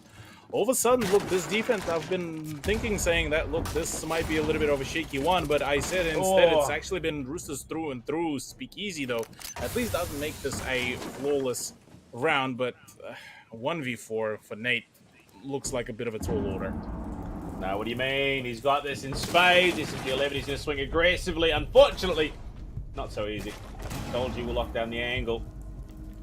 And, I mean, you got to wonder how much these guys got rest-wise last night. They were deep into the evening. They had a long run of it. It was a 4-hour something series for them, and a best of 3 at that. So there's potentially we could match the time taken in this series as well. But Roosters 3 attacks so far rather well.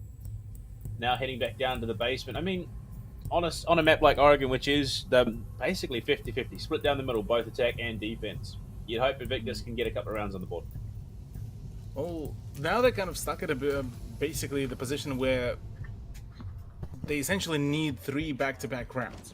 And obviously, IG have the power to do so, but so far against the fully warmed-up Roosters, who already had a banger of a series, I mean 7-2, 7-2 against Madness, who previously managed to push them onto a 3-mapper, so far kind of instills a little bit more faith, I guess, at least within the context of Oregon so far, and more towards Roosters rather than Invictus. But it's only been 3 rounds, so we may as well see, you know, a quick cheeky comeback closer to the middle portion of the whole matchup, and maybe we'll even see it being pushed to OT. It stands a 3-point differential so far for Roosters. Definitely does give them a really nice buffer to work with. Yeah, look, it's exciting. It really is. Speakeasy at the moment. He's playing the FO12 Ella as well. Hysteric's picking up the FMG 90 for himself, given that they've already got another shotgun in play. So a bit of a role reversal there between the Ella and the Smoke. I wouldn't be surprised if we see Hysteric getting aggressive on some of those angles of 1.5 times scope either. I mean, you've just got to think of Sheba Nuts out of Team Madness. I mean, it's an iconic pick for him. The aggro roaming Smoke has done work for him, so I could see it working for Hysterics too. Absolutely. As long as kind of the play is there being realized. I think the main issue so far, it's been that Roosters kind of go in packs. They almost like a wolf pack kind of hound down their enemy one by one, and it's been kind of that strength for them. Now, the problem with that is that you can get easily, you know, circled around and, you know, get crossfired from multiple positions. But the way how Roosters really been conducting themselves is just, it doesn't really give a whole lot of ground for, you know, for the actual ability for that crossfire to happen. It's always either collapse from just small 2 or 3 different positions, or it's basically just a landfall from one spot with just completely floating on with all the sheer amount of an ability to frag out. Now, speaking about frags, Hermosa might have a perfect opportunity to use those frag grenades to start getting rid of some of the utility around the freezer area. Roosters making the call. They want to go this multi-angle. The Grugement is going to go off, and You'd hope that someone heard the audio cue. Should give away the positioning. 8 there as well to help contribute. Toxic canister deep, but it's 2 for IG. Mentalist and Speakeasy make it look easy as Hysterics chimes in. Told you and Rex the last 2 to hold on. This is the life that we were waiting to see. And again, it seems to be the case. ANZ players take a little bit longer to get going in a match. Speakeasy in a bit of danger. And they will be forced off the angle for now, but it's a 2 versus 5 to overcome in the 4th. Yeah, finally, IG are showing their colors here, being able to shut things down, reading into this kind of almost a snowball play. Certainly does give a number of opportunities and possibly about to provide that first point for Invictus. Now, between Rix and Tolji, it looks like it is looking to be a bit of a disconnected play. Now, does Rix know about those positions and the fact that nobody's actually watching yet the stairs? Tolji kind of providing in plenty, just that distraction play and a re-swing would be rather deadly. I believe that is a Jigsaw. No, instead it's Hysterics actually with the FMG9, and actually Tolji nailed a really nice shot at Speakeasy. Down goes Nate as well. All of a sudden 2v2, but 6 seconds to go. They just need to stay alive. IG needs to play. Jigsaw with a shotgun for 1. Tolji not going to find it. The retrade either. Scary.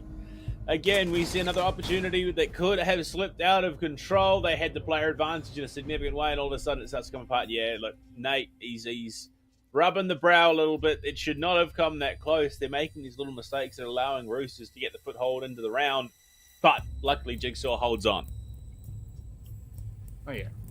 It's obviously showing that there's still a little bit of maybe tiredness, maybe a little bit of frustration that could be creeping in just from the sheer, difference in play styles. And I mean, we both know how occasionally frustrating it gets when you're trying to play your own game, but it's a force to kind of just adjust for your opponents more so. And could be that element of frustration, albeit I highly doubt that is actually going to be the case, but something to be relatively mindful of. Now go into the upstairs side, Panda. We've seen a relatively decent hold at the very beginning, the very first round, until Ape kind of was granted the whole area around the kind of the white stairs plus just the I suppose you could call it the west side of Zulu. Do you reckon Invictus will now acknowledge that Ape could be a very difficult one to play against vertically, and will dedicate a little bit extra manpower downstairs? It's hard to say, because we know that Invictus will play an aggressive style of siege, but that hasn't been working. Roosters have been able to win their ones. They have been taking their gunfights. They've still been playing a very accelerated style of siege. So I think with the transition, Hysterics bringing the Rays of Bloom in once again. Nate on the Aruni with the Saria Gate. Oh, no. How? Whoa, okay. Never mind. Hysterics wins that. Told you that is a whiff and a half.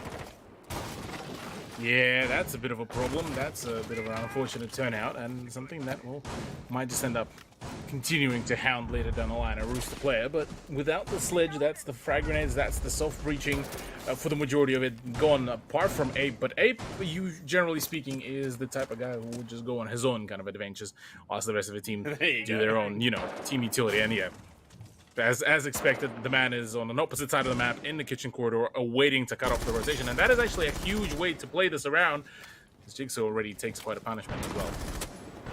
This position Humos is aggressively taken already. This is the power of the armor. He gets in aggressive nice and early, but Nate going to get his first kill of the round. Massive shots onto Rix, and that removes a significant portion of your push. So the only operator worse, I think, to have taken off would have been Hoban on the Spinker, but it's a matter of whether or not they actually got the breach open or no. It's aggressive walk-in wardrobe hold from Invictus. So Rix, not a complete loss. Oh yeah, not a whole lot. At least not yet. But with a 5v3 and half a round to go, RTS will be kind of left with a bit of a question. Well, how do we approach this with now two players disadvantage? Hermosa's position now has been revealed, albeit they don't know per se who is exactly pushing what. Now the GA does ring out, it does certainly show. But you look at all of the positions. Renata's, not Renata's, ex-Renata's roster Looking a little bit all separated, that frag grenade though does exactly what it needed to do, and that is dislodge and force the shuffle to start coming around from IG, albeit it doesn't really phase Speakeasy a whole lot, and yeah, this is about to be a really problematic play. Oh, there's a crossfire, even a Jig, he's going to be the one to take it, doesn't let it be stolen away. Wants that kill just a little bit more than Hysterics. Well, yeah, look, it's Jig, of course, he's fragging out, he's in the server, he's not having the issues he was yesterday. He is looking to be the front runner for this team. I mean, absolutely, and for the right reasons. I mean, he didn't get the Rookie of the Year for nothing. Well, no longer the rookie he is, an absolute veteran, honestly. Certainly, so far, it took a moment for IG to, you know, kickstart their run, get themselves back into the swing of things, but once they did, oh boy, they were able to just keep up this kind of play for a very consistent while. And look, I mean, quite a stark difference from between the round 2, round 3, and now round 4 and 5 as well.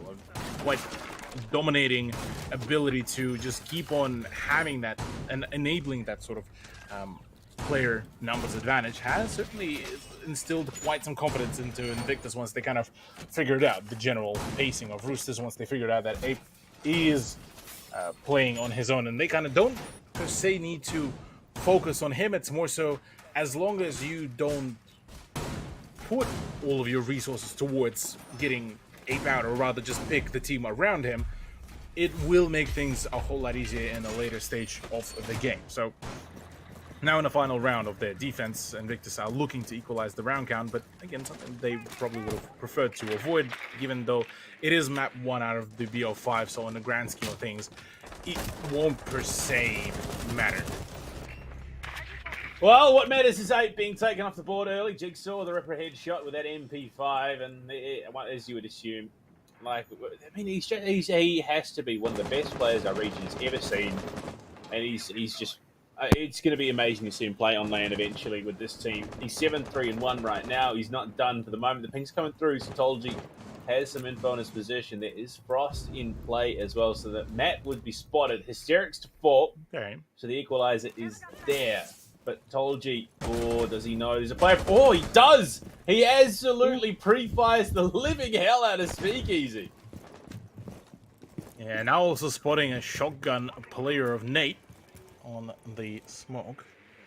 Deciding to actually fall back, given that the shotgun will obviously have a much better time on Zulu position rather than, well, pretty much any other gun. So, saying that we'll be bailing out as quickly as possible. Question now being, well, Invictus, whilst being 2 players down, can they finally find that kind of return to form, or whether this will be, once again, that kind of landslide in favor of Roosters to make it a 4-2 score, which wouldn't be typically too bad.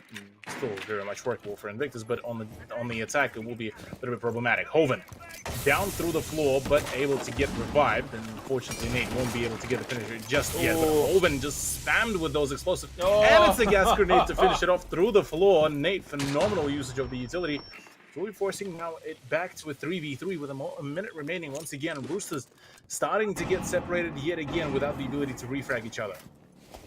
Pushing and connect, the wall is open, options available to them. Player in meeting, and Rex just misses out on the opportunity of the Mentalist. He almost takes 2. It will be traded back by Jigsaw in the end. Tolji down, no more Finka. Hermosa in kitchen right now, does not have the diffuser. 43 seconds to play. It's probably likely not going to matter at the moment. He will get over the diffuser, get it picked up. 2 versus 1. Hermosa decides to start the plant up. Where are the bodies in close proximity? Nate gonna pop the window, but Jigsaw drops right in, finds the kill, equalizes the round count. Well, that went all over the place for both of the teams, because it was far from being a decisive round for either one of the teams. Because yes, whilst Toji's double kill was absolutely stunning, and it was a great opener, unfortunately for Roosters, they didn't really per se emphasize off the back of that win that they managed to acquire in the early stages of that round. And because of that, they kind of ended up stalling out, which meant, well, a lot of ground has been given back to Invictus, and they were able to reclaim it pretty evenly. So Now for Roosters, they kind of a bit of... Well, actually, as a matter of fact, they're going to be feeling a little bit more confident now going into the defense. It's one of those sides, especially on Oregon, especially against IG, that they could possibly afford a little bit more time, a little bit more thoughtfulness about how they're approaching this, how they're playing out their defense. And it seems once again a heavy lean for that extra aggression. One of the walls left soft, meaning that a lot of that peaking power will be coming out from that, what almost feels like a crossfire onto that doorway from the balcony into the master bedroom. And that could be the big, kind of the linchpin where Invictus could falter, but again, as long as they keep it up their end of the bargain, as long as they are very diligently droning things out, they should be fine. Asterisk should be. Should be, yeah, like very, very heavy asterisk. Nothing is certain in the world of Siege, we know that much for sure, but it's interesting. We saw Jigsaw chucked onto the Finky yesterday because he was having problems with the disconnect. They just wanted something to fill in the roster, give him a good gun, allow him to stim if he can, but this time it's an active choice. And with Nate picking up the Iana as well, there's a lot of information gathering, there's a lot of frag power on this roster. But you look at the defense, again, the Thorn is being brought, the Razor Bloom's a key part of this defense. I mean, it manages to kind of force you to keep moving around more so than just even damaging because, well, yeah, if you stick around the same area, you die, you move in further, you might just run into the sidelines of your opponent. Speakeasy, though, gets the better of Hoban rather quickly on before he gets traded out by Riggs. But as I say that, well, yeah, that's the Thorn gone. Hopefully, one would hope that the utility has been already dedicated to all the needed spots, but even then, it could be still looked at as if it's something problematic. Frags galore, though, coming about.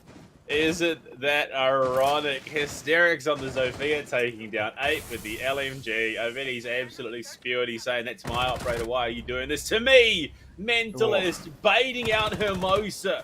Thanks to the Gemini replicator. It's going to get deep into the site, get some big information. Told you. Looking to get aggressive onto the breach. He's going to win 1, can't win 2. Nate wants him, but he can't take him. Told you he's dangerously low, and Nate and Jig, the ANZ duo, will finish off the round. Invictus are back large and in charge. Yeah, well, it feels, 4 rounds in a row so far accumulated from Invictus, and yeah, look, kind of feels weirdly as the ye old COVID curse even. Back in the day, it was kind of, matter of fact, actually, Nate used to be part of the later iterations of what used to be a COVID roster V1 back in ANZ.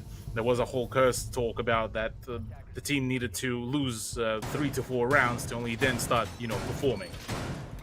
The case seems to be here, albeit completely different roster, but again, same problems it seemed, at least initially, but Invictus certainly making the best of their situation. 4 rounds in a row, also nothing to scoff at all. And it doesn't really showing any signs that Invictus are looking to slow down anytime soon. Yeah, look, Invictus is a team that once the train sort of leaves the station, they won't finish until they hit the the last stop along the route. And you look at Jigsaw, I mean, 10-3 already in this matchup. He is absolutely charging ahead, helping his team find these round victories. I mean, it feels like this is a battle. It is wildly as it is to say, because this is not something we're used to, Cthulhu. This feels like a battle of 2 attacks. Yeah, I mean, I could see that. I could see that happen, given that attacking side has been a rather prevalent kind of area for both of the rosters, so I wouldn't put it past that really thing. Again, we'll have to wait and see if that is actually going to be the actual case overall, because already Nate starting to do some work here with the Retero drones. Will be once again also spotting the fact that, well, this is a very similar setup as it was, and once again the Retero drone coming in to play to try to open up the position, but unfortunately gets destroyed. Another one going in. Cue the DJ Khaled quote here as another one flies in. This time it will be sticking. Nate is just clearing out so much with those Roteros, and the lack of a mute, the lack of a Mozzie for the side of Roosters is definitely hurting them in this Storm's defense. And Hysteric's holding the angle is going to help that as well. 8 take down Speakeasy, you lose the ARX, but it's not really the end of the world at this point in time. There's still explosive utility available to them. They can still clear out a lot of these positions that are being held by Roosters, and they have the added longevity of Jigsaw on the Finker. Still plenty of ways about it, and still plenty of ways to really shut things down in a pretty confident way. Now, main question being is, how well will Roosters be able to respond to this? Because in comes the swing. Mentalist and Hysterics find their own openings off the back of losing Speakeasy. Not a bad trade, if I say so myself. 2 big fraggers now gone. Oh. And it kind of leaves Nate in a very powerful position to cut things off. Oh, that was huge. You got so much information, but it was the dual play down below. Ape and Tolji doing some damage. And Hysterics rotates in to cover his teammate, but unfortunately Tolji there to do much the same. Relocates up onto the site. The jump in from Mentalist unfortunately finds itself in the lines of sight. The 2 of them, Jigsaw good for 1. No more nano boost available. It's on cooldown for the moment. Nade towards bottom white stairs. There is an impact in play, and it's going to be thrown. Unfortunately, the bulletproof cam taken out as well. This should give Jig the opportunity to go for an attempt at the plant. If not to actually commit to it, maybe even the bait. Nano boost popped. Is he going to be able to bait out that info? And he's going to look to stick it out here. Tolji is going to push on up. Jigsaw has to hunt him. He's forced him off the angle, and Jigsaw's going to commit to the gunfight. And the security pre-play has to be good, but no! Roosters will take the 8, and Tolji backs himself for the win. Oh, bit of a still clincher. And again, well, we've mentioned that Roosters did occasionally were able to pull off a number of really good clutches, but in the context of playing against IG, things would have been a little bit more rare. Rather unfortunate as to what happened to Invictus, but this does keep us at a very nice and snappy scoreline of 4 apiece. And Laundry Room and Supply is going to be the next choice, but I gotta say, Invictus were that close to winning out their own round. Just unfortunate that the Finker ended up going down the way it did. So now going into the next round, this one will be kind of the staging round for the conclusion of Oregon. Whoever does win this out, the 5th point means only 1 step away from the match point, guaranteeing the OT, and then, well, from there on, it's another point away from the map winning round as well. So there's a number of things that could happen throughout this whole time, and exactly what is, well, basically for Invictus, they get another few sets of chances to really make it work for themselves and go in for that very neat push for the points. And, well, Roosters so far managed to at least show they are still very able to keep up that very flexible gameplay from them in the form of just continuously rotating the roamers, continuously being able to, well, provide a position on one anchor spot, but then rotate it completely the opposite way. Yeah, Nate, pick up the mental discernment this time around. We do see a lot of these pivots coming into play. They are going to go for their top-down clear, acknowledging openly from the last round just how impactful the on-site presence was. So they want to make sure that they aren't going to be threatened by those players. It is, I would argue, a key reason as to why they ended up losing that round was the off-site presence of Ape and Tolji being able to find the kills that they did there. First little part of the round, spent droning, looking for information. They want to unleash Jigsaw in round 9. Absolutely. Jigsaw has been a big performer, and with a spear throw away, it's looking to deal quite some damage. It is rather, well, unusual nowadays to see a spear in the hands of a Finker. Usually it's the LMG that does get busted out, but Speakeasy, on the other hand, speaking of the LMGs, does get the better of Tolji with the LMG-E of Zafia. Now, rotations starting to come about. IG are looking to try to emphasize now their push and try to capitalize on having the numbers advantage against the elbow presence. And, well, with the smoke grenades out, Smoke actually decides to push in, and Jigsaw caught completely unprepared, but this does kind of sign for Rix to start falling back onto the site. Yeah, unfortunately, one of the rare opportunities, or rare situations where a long arm has happened. Mentalist is going to feed that info through. Toxic Canister, nade in response. Jigsaw has to pull off it, so he can't cook it too long. Hovid as well going to be tagged up, but it's Hermosa to find the kill onto Nate. That's your thermite down the Corrupt. There is a hard breach necessary to pull off a win here. They are just going to have to forego it instead and just rely on gunfights. Could be a problem, could be an issue. Hoven gets the better of Speakeasy now, making the player advantage in favor of Roosters as they are looking to take maybe a 5th point. Jigsaw will basically need to keep on pushing and coordinating with Medalist, but the fact that that whole entry, that double door in the bunker is being locked down very thoroughly, this is a problem. Hermosa as well. Jigsaw at least being last man standing. C4 in hysterics, tagged up to all hell, no more boost. At least Jigsaw is able to find a refrag, but in a 2v3 with 23 seconds remaining, not a whole lot of things could be done.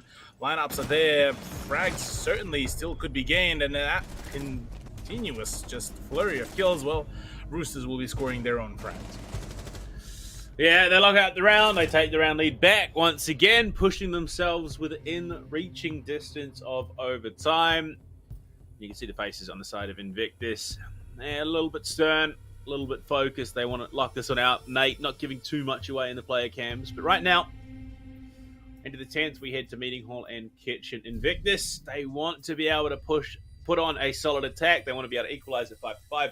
The last thing they want is to draw out a best-of-5 series to multiple overtime, so they can do what they can to avoid it here in Oregon.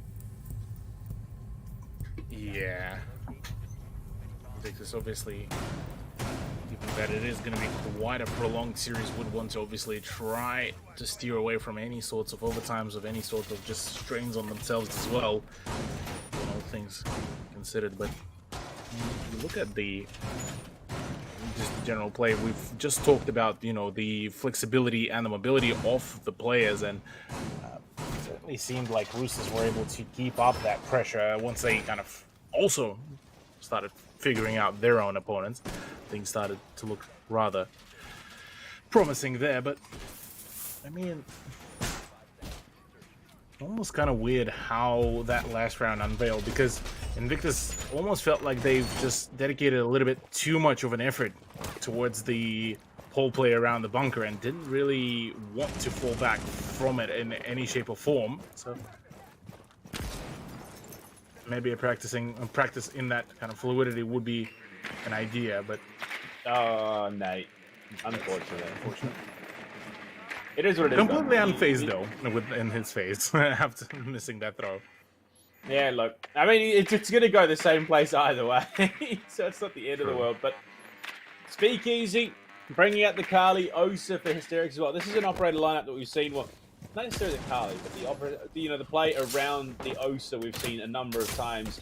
This is what we're expecting. Set themselves up to hold attic, set themselves up to push onto stage, and that shield should go just inside stage, and with the help of smoke, so that they can look to make a play and plant. That looks like to be the exact play now. Looking at the utility from the defenders, though, 3 impact grenades to completely counter the Osa shield, so there's still plenty of ways to go about it, albeit now the value of Hermosa will be even bigger. The breaches now start coming about. Finally, Stairs is looking to try to lock down at least top floor position, at least make sure that nobody is playing from up above, and that could be absolutely big. Jigsaw, though, already taking some damage. That's the bottom floor presence, and that is going to make things a whole lot more difficult. That's interesting. They pushed him onto the Hibana, and unfortunately they lose him out immediately. The Finker could have been big, especially given that there are smokes in play for Rix. But right now, they've got more important things to focus on. Oh, the rotate! The SPSMG9 is good for 1, but Hermosa answers back before he falls. That was huge from Speakeasy. Almost takes 2. Nate has to get involved in the gunfights. But you look at the health disparity right now, Cthulhu. Mentalist and Nate are in the pits. And Rex and Tology are healthy as ever. The SAS duo are ready to combat. Absolutely, yeah. This has been quite a big performance, but Mentalist could still do quite a fair bit of damage as long as he keeps on holding the position. He knows about the presence behind the door But so are Roosters. They know about at least one of the players. In comes the rotation. Unfortunately, misses completely that rotation, which will be forcing now a lot of pressure onto Nate. Oddly enough, though, complete abandoning the position. I believe that will be Toji. The kitchen hallway is completely cleared out, as maybe the idea that there's going to be a rotation over to the B site. Cameras. Will they be confirming? Finding one. That's one of the players. In comes the swing, possibly soon. And as it stands, Nate down and out. Rix with a shot long range of the M590. Mentalist has no options. Unfortunately, that Banshee's going to make it all the worse other than to team kill Nate. Yeah, a bit of frustration there. It will push Roosters, though, on to map point here, Cthulhu. Rather unexpected result from the get-go, but Roosters are doing an absolutely phenomenal job. Look, the way how they kept things going, the way how they managed to even back on Oregon. Look, this is just a slight decline from their previous result. If they do make it a 7-4, I mean, that's one hell of a way to contest this, especially against IG, because previously against Madness, it was a 7-2. Obviously, playing in APAC South certainly taught Roosters quite a number of things, so good to see that they are able to apply this even against a team like IG. Now, they are a capable team. I mean, honestly, it's only 2 rounds. That's the thing. There is every possibility we see IG bring this back, take us to overtime, and then still win out the whole darn map. Nate back onto the Havana. Jigsaw picking up the thing. We are seeing them set themselves up for this Storm's defense once again. Same setup, though, across the board. It will be that aggro opening into the walk-in closet. So this time around, Invictus need to identify that there are the same picks coming through. They don't need hard breach. Well, they do, but they opt to give Nate the Hibana, Mentalist the Hibana, Nate the Iana, and Speakeasy the 0 instead. So a lot more priority around information, and that hard breach is now a secondary objective.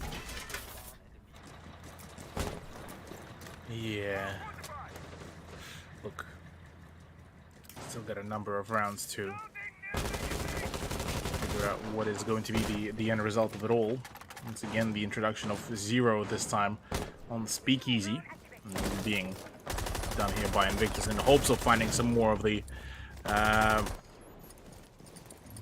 positions. As I say that, Hoven just gets absolutely destroyed there on that rotation. One of the more unusual angles to find the frags from, but regardless, as long as it nets you the points, I suppose that's all that you want to find.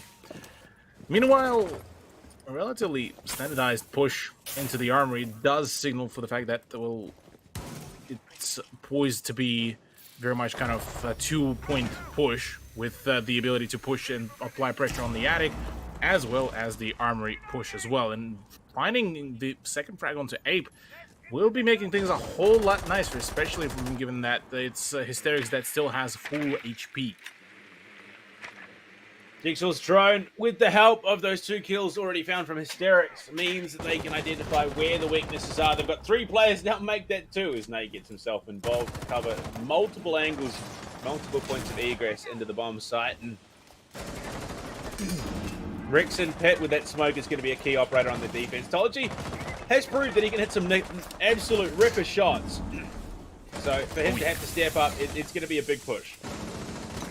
Absolutely. Rix is doing his best to try to hold off the point, as he does get the better of Speakeasy. Gives a lot of damage to Nate, as the frag grenade is looking to not really damage. Connects another one onto Jigsaw, absolutely ripping the shots thoroughly, and this is absolutely grim here looking for Invictus if they do keep on beating Rix like this. Another frag in.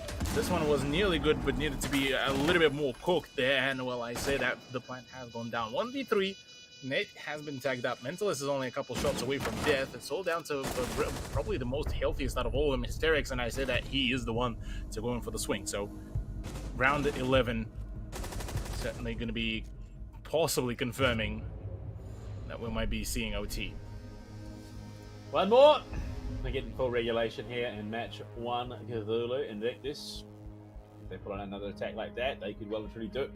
But we head back down to the basement, which historically has not been the greatest. It's Mentalist hovering the blitz, which again we have seen a lot more of than I initially anticipated coming into the playoffs. But if they can make it work, do it. Yeah, I mean, as long as you're managing the blitz and you having some sort of a backup behind him, I think he could most certainly work out. That extra aggression, that change of pace is very much necessary here, though, for IG, as all the conventional kind of ways start to finally dwindle away and being unable to find a whole lot of actual initial opening. Will be forcing kind of Invictus to start switching things around. Obviously, I wouldn't be surprised if Mentalist decides to switch away, because no other operator pick so far signaled that, apart from him and Jigsaw on Vinka, it will be playing in tandem. But now that Hysterics is bringing in the Ash, we might be seeing the old Hysterics come back to into the swing of things, back to the Ash main days. Possibly could be that operated to play together as a backup for the Blitz. Could indeed.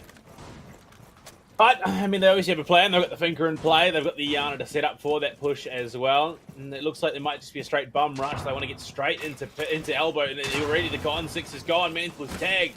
He's in a bit of trouble, but he's going to keep pushing on through. Speakeasy the first to fall for some reason. Interestingly enough, given there's already aggressive play towards elbow. Nate sneaking his way down. He's going to catch over from behind. They do lose Jigsaw and Mentalist, unfortunately. Nate follows soon after. It is down to Hysterics to clutch up. He can't do it. And the unfortunate attempt at a rush does result in Roosters picking up the win here. All right. Well, Roosters, phenomenal job by them being able to lock in their first map.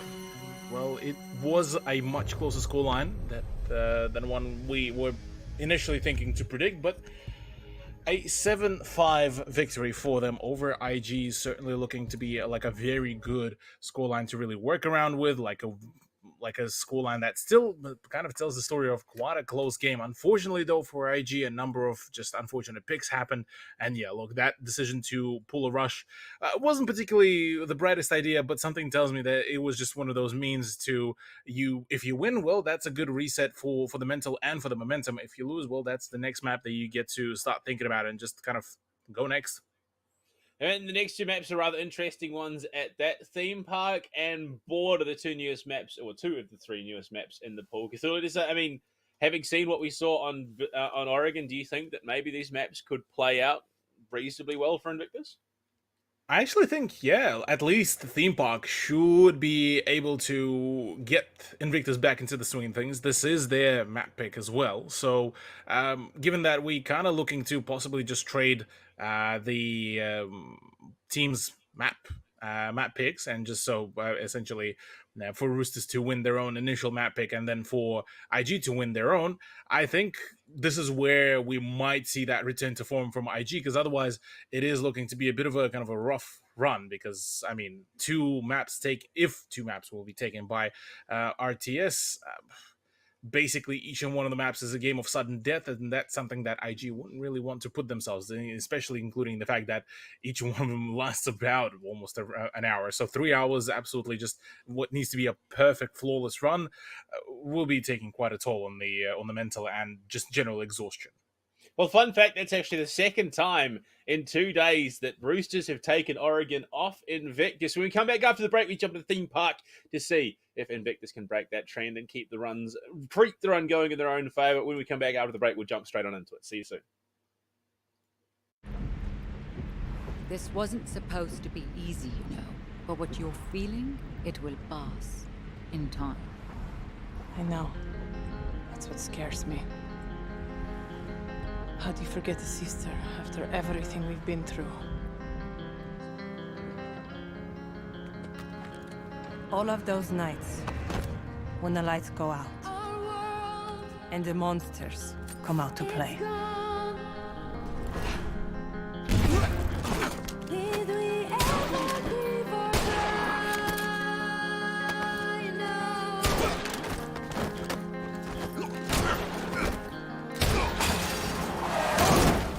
I could always count on Zofia, the strongest person I ever knew.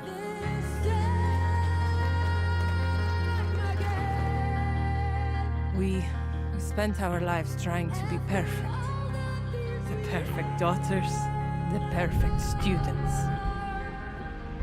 the perfect soldiers.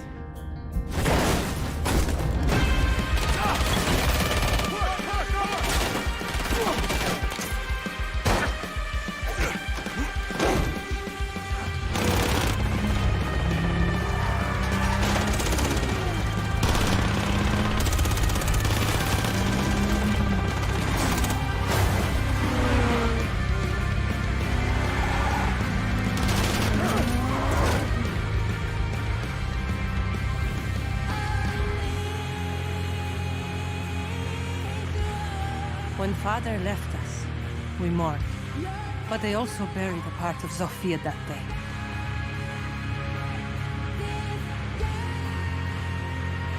The part that made her my sister.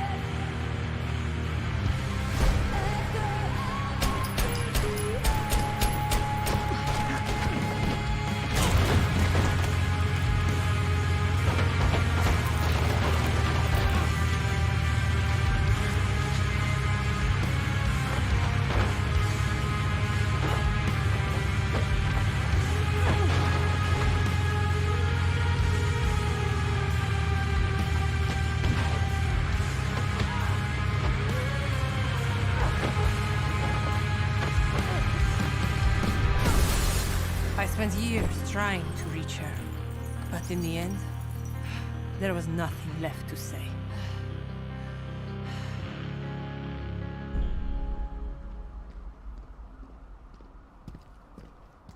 Ella!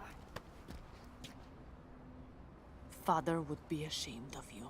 Father died, Sophia. But you left me alone.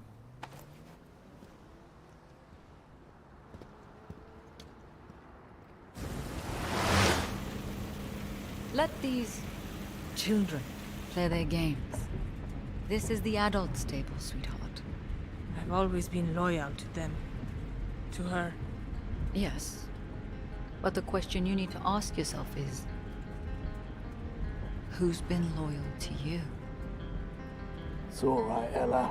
You followed your heart, and that takes guts.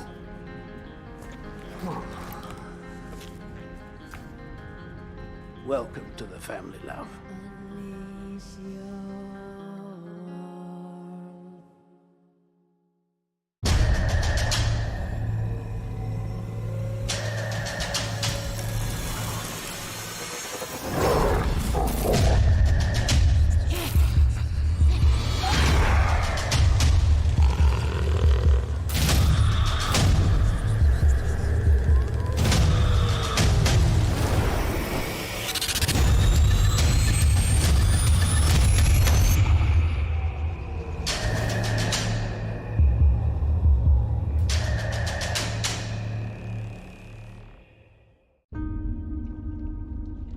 善と悪、凪と嵐、何が来るかはわからない。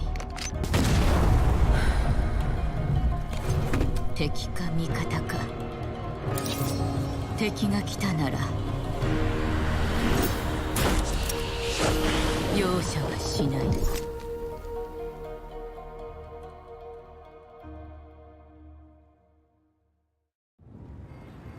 なぜいつもここに来るんですか？フルーツならデリバリーもできます。お金もあるんですし。金持ちはただ待っていろと？私をそんな風に見ていたのか。いえ、でもここは人が多すぎます。お前は信頼できる子だが、少し肩の力を抜いたらどうだ。でないと大切なものを見落としてしまうぞ。この果物とかね。これを一つ。ヒロ、どうした？震えている。伏せて。お！ここに。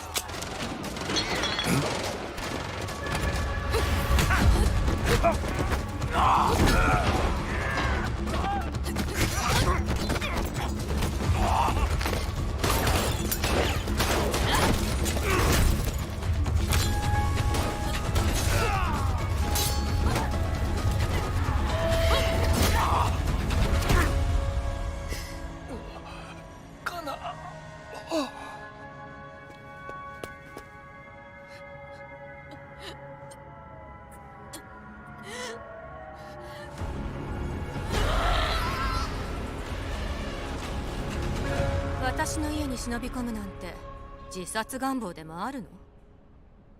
久しぶり由美子。八幡さんが。ええ、話は聞いたわ。見覚えは？手伝ってもらう。仇は必ず撃つ。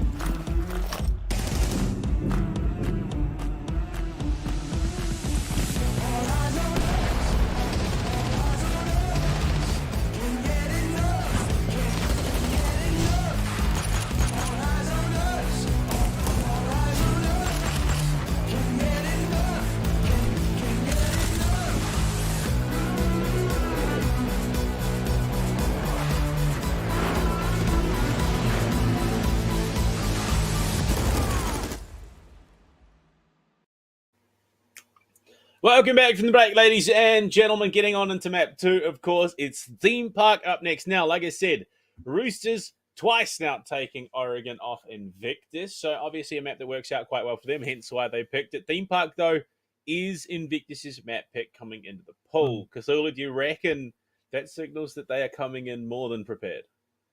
Look, I think, there is quite a good element of preparation here from Invictus, but the interesting thing is that neither of those rosters have actually shown us Theme Park at all throughout this whole season of Operation League. So that means that, well, generally speaking, both teams either didn't prepare it or were hiding it up until this very point.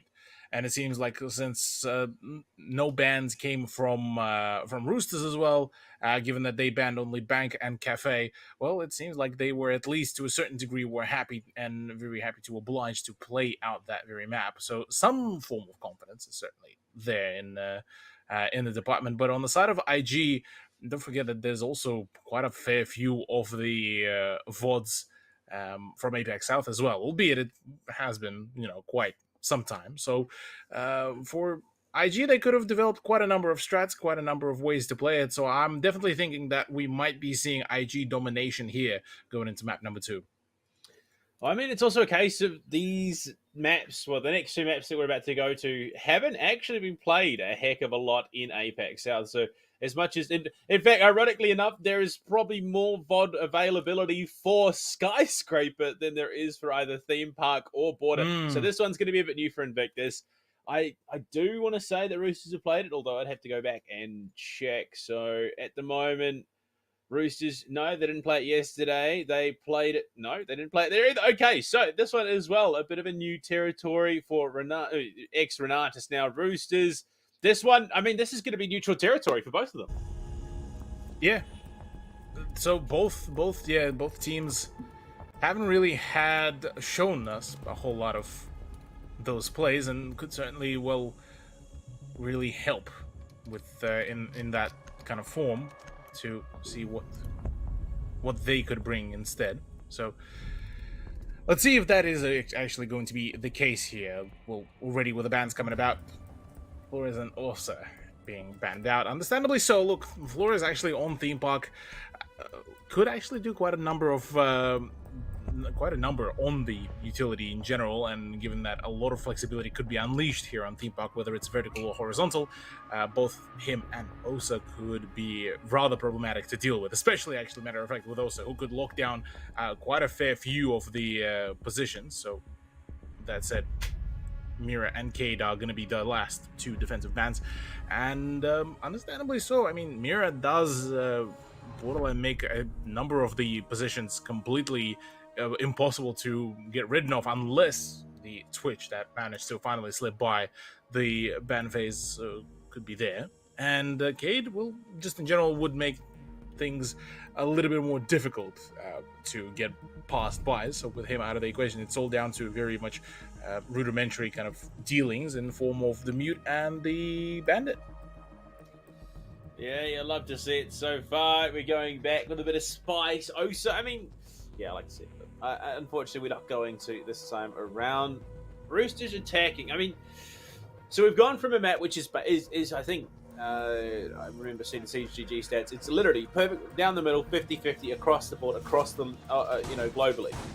Now we head to theme park, which is more often than not has been overwhelmingly defender-sided. So there is possibility that this could be a very good first half for Invictus to pivot on. Probably will have to agree with you here, Panda. So now going into the first round. This time it's Invictus who get to defend yet again to kick things off. Looking to do quite some damage. Nate back into the swing of things onto the SAS operator. Pardon me, I nearly said SES. Not too sure what went wrong there in my brain. Jigsaw though on the Echo, probably the more interesting pick though, given that at least in my recent memory, I haven't really seen the man play out the Echo, but it certainly is a good operator here, including the fact that IG have occasionally flexed the Echo pick to either use as kind of the stationary camera or something to live drone your defenders in. Yeah. Oh boy, this is going to be fun. I'm excited. Again, more Invictus, more Roosters coming into play, and as you'd expect, it is going to be that start, that push towards the castle entrance on the balcony up towards Cash. They want to clear this position out so they can threaten into the bomb site itself. It tends to be a bomb site that if you don't get those key positionings in, that you find yourself flustering and trying to funnel into initiation more often than you get onto offer. So right now, good start from the Roosters, already chip damage onto Speakeasy. They want to pop the Saria Gate, and unfortunately, Tolji will carry on the Finger Curse. We're talking about the chip damage, this one is the complete numbers damage here from Hysterics. That was, yeah, clinical swing, and the communication play has been rather thorough for Invictus, at least on that opening kill. So far, so good. Now we'll...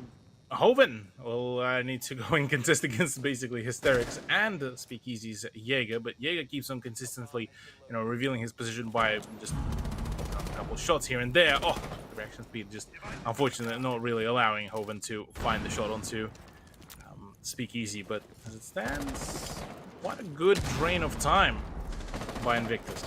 Yeah, I mean, it surprises me that Hoven is concerning, he's focusing those efforts where he is currently out in the Cash balcony.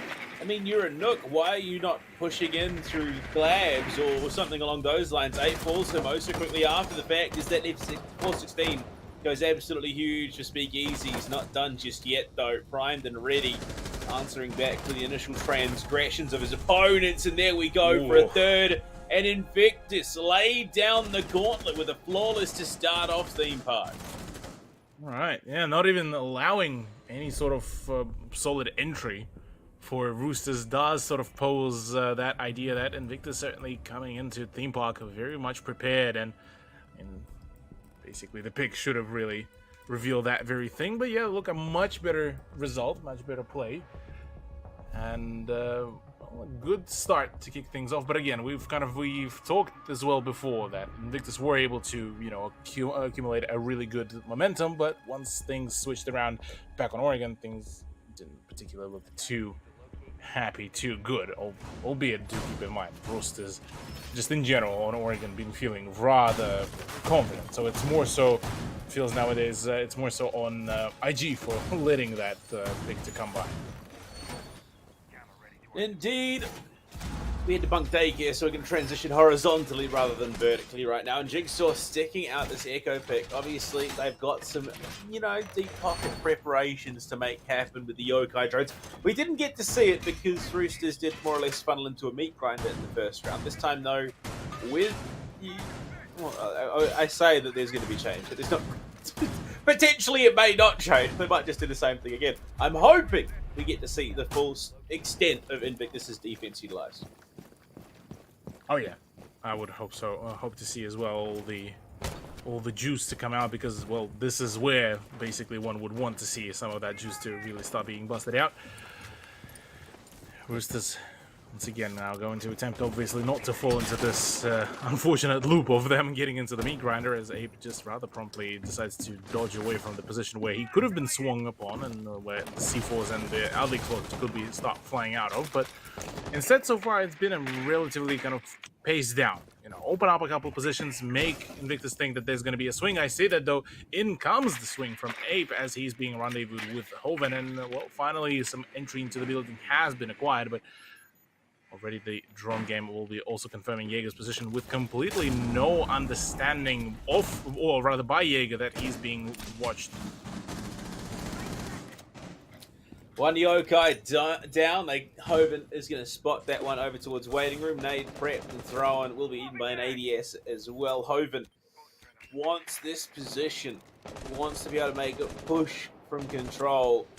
That left-hand panel is soft, though, so a wallbang would have been possible in the punch holes. He spots them just now. The late reinforcement to come through. Nate is going to get out of that situation somehow.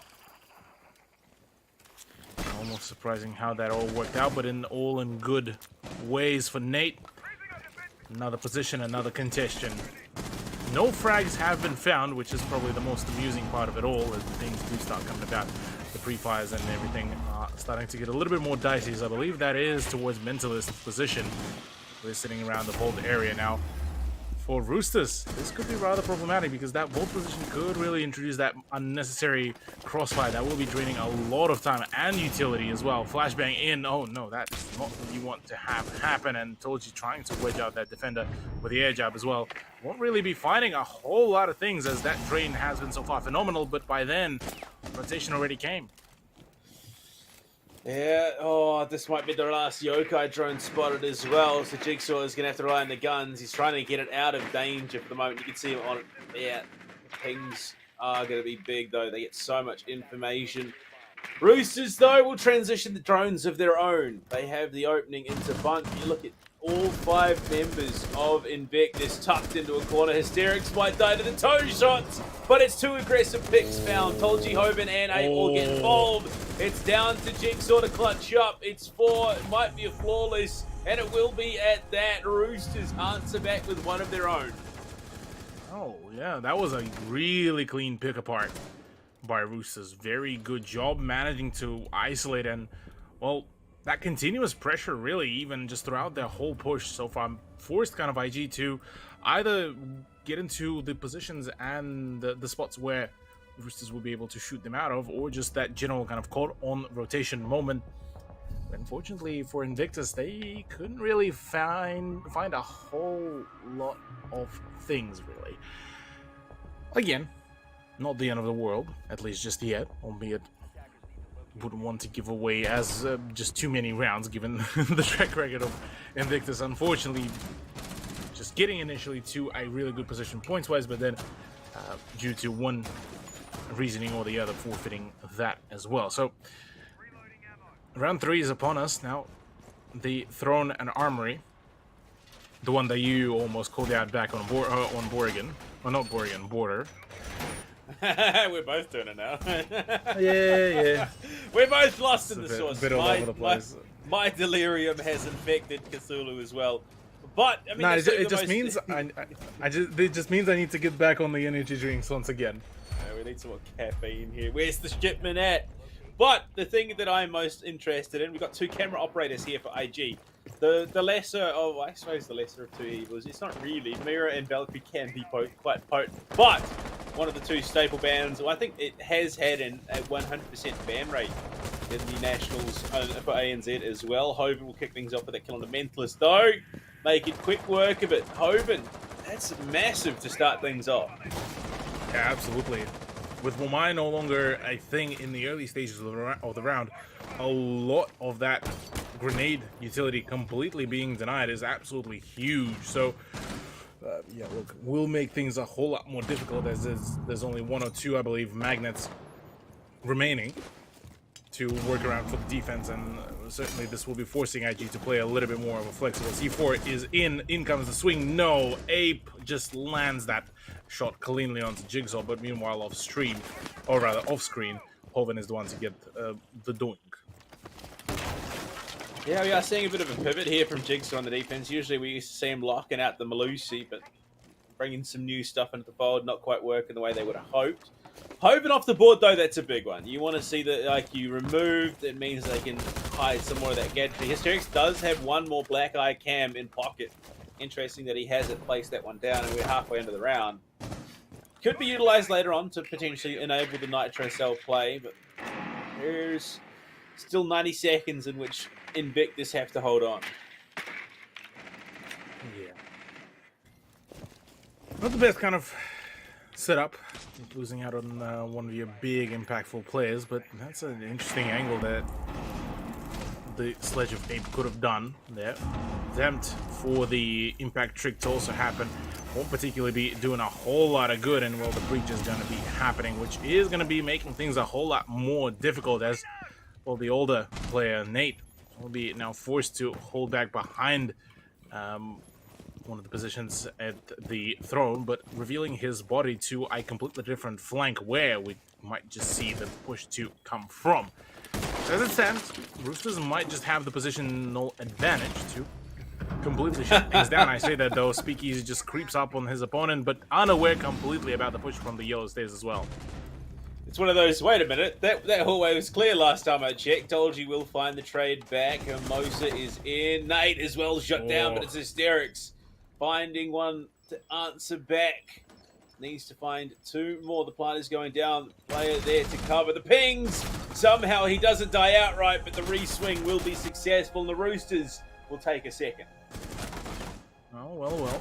Roosters so far now on the streak, doing a pretty solid job at just ridding their opponents. And you can see now the look of concern on Jig's face after what has happened. And unfortunately, he's just been very thoroughly outed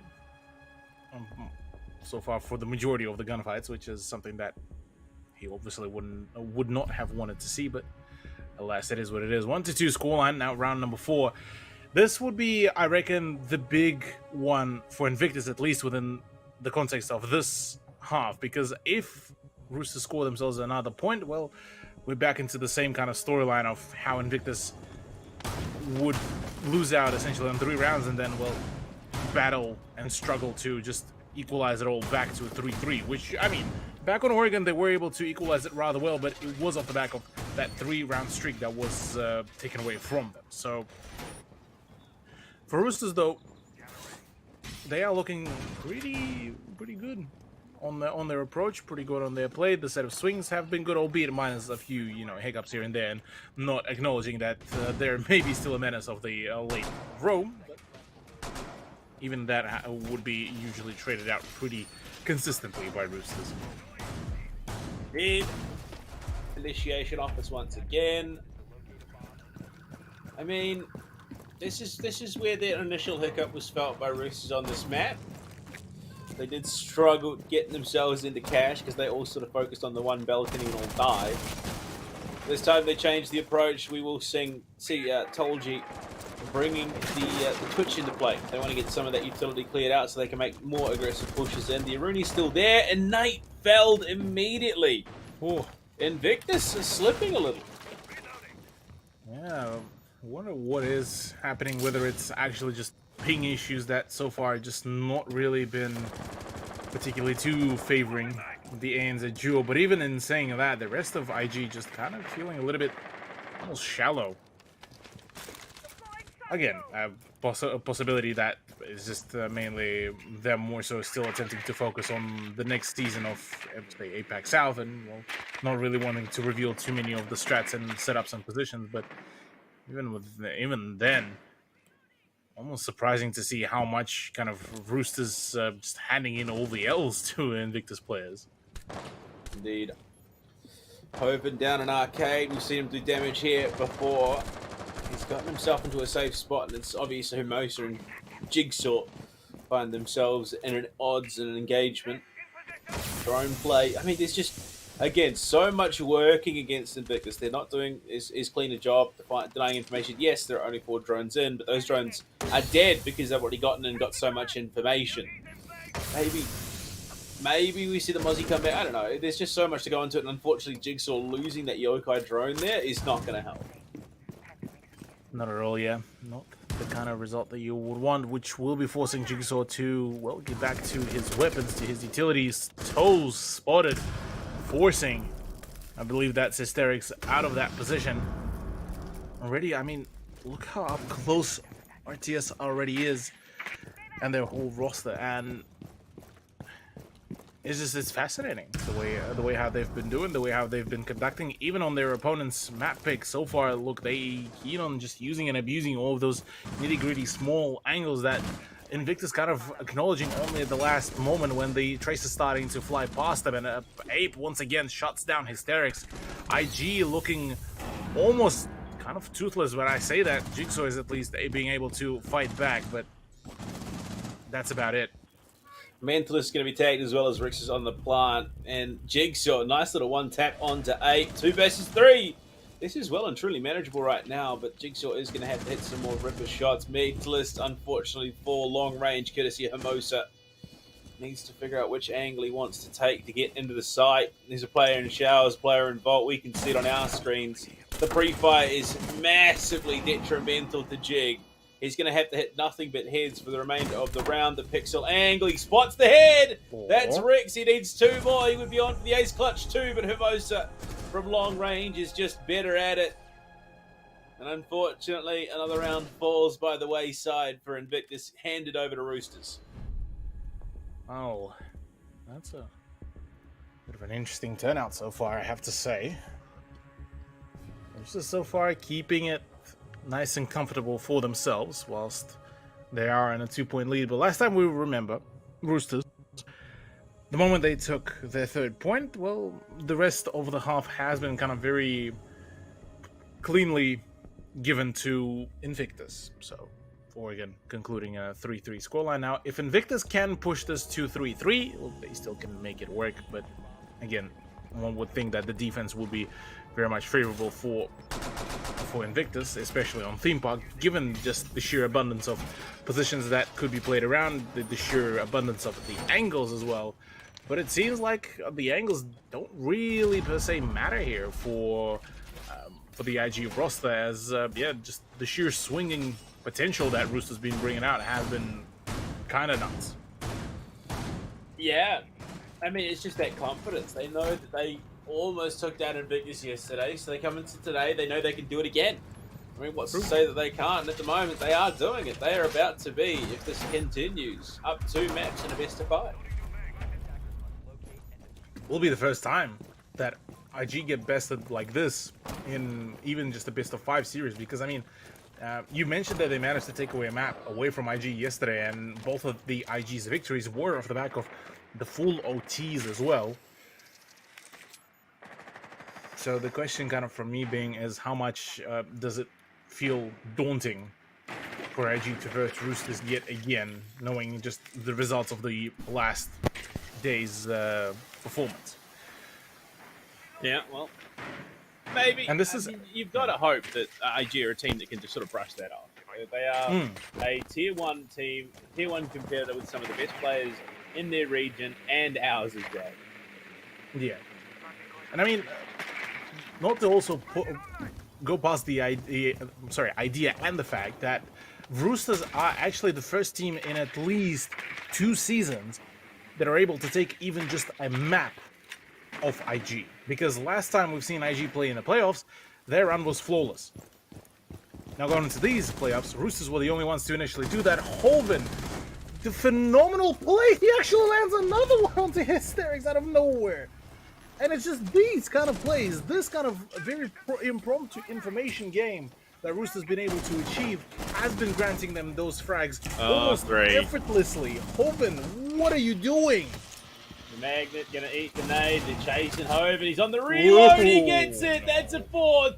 He is on for the ace here in the 5th round. It is all crumbling around in the Invictus. Jigsaw tucked into a corner, will deny the ace, look for 2, needs to find 3. Jigsaw's turning it on its head, he might do it, and he's clutched up, it's Jig!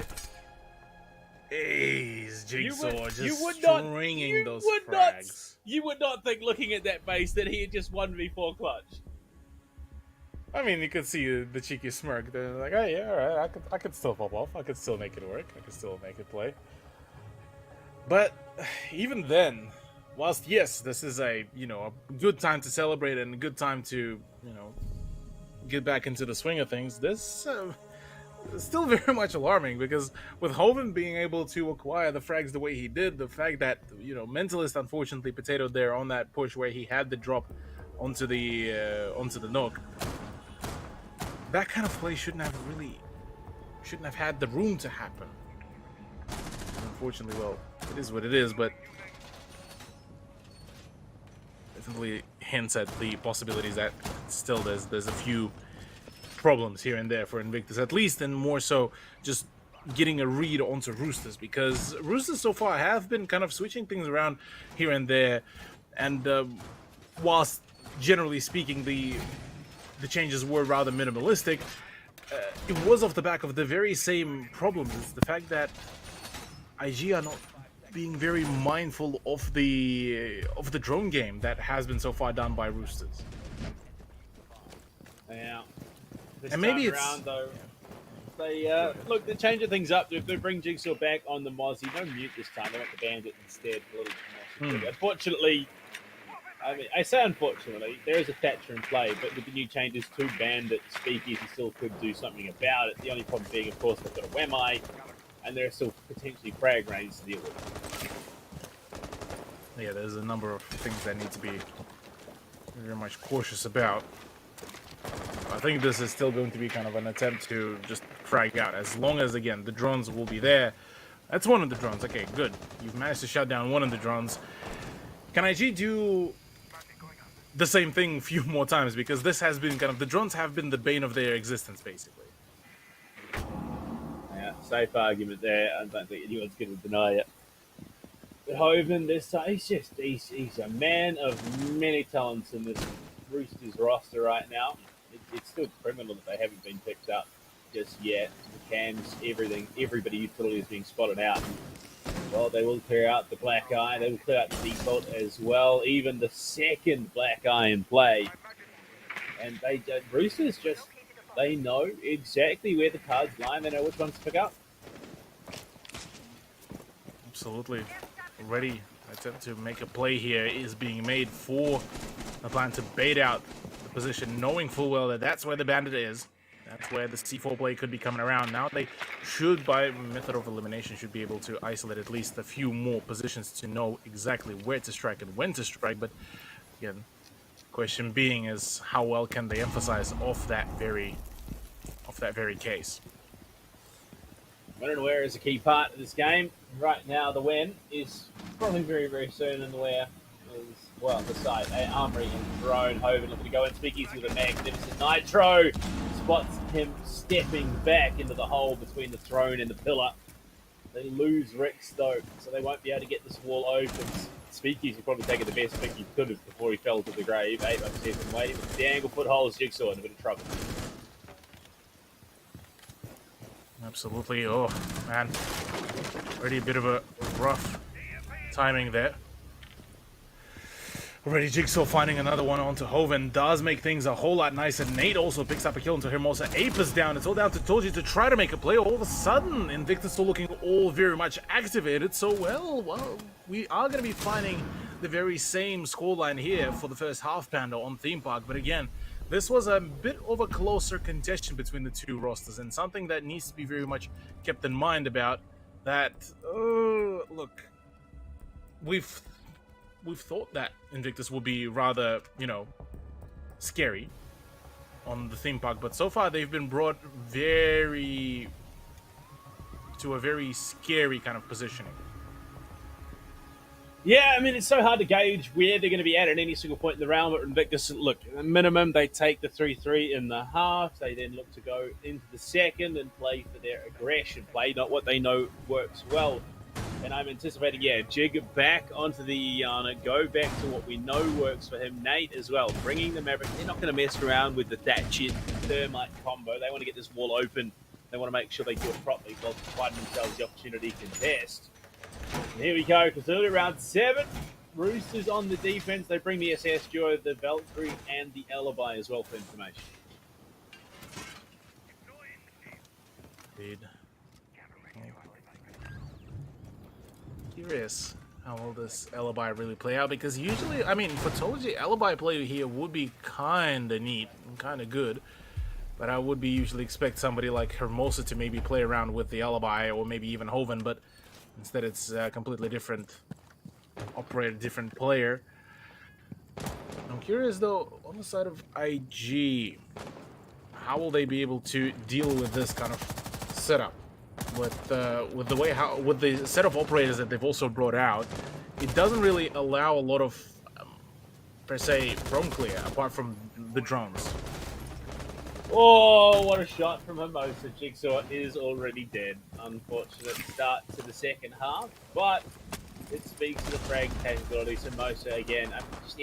It's hard to isolate a single member of this Roosters roster that has not been performing this tournament, because it's impossible to. They've all been stepping up. They've all been finding their openings. They've all been doing their jobs incredibly well.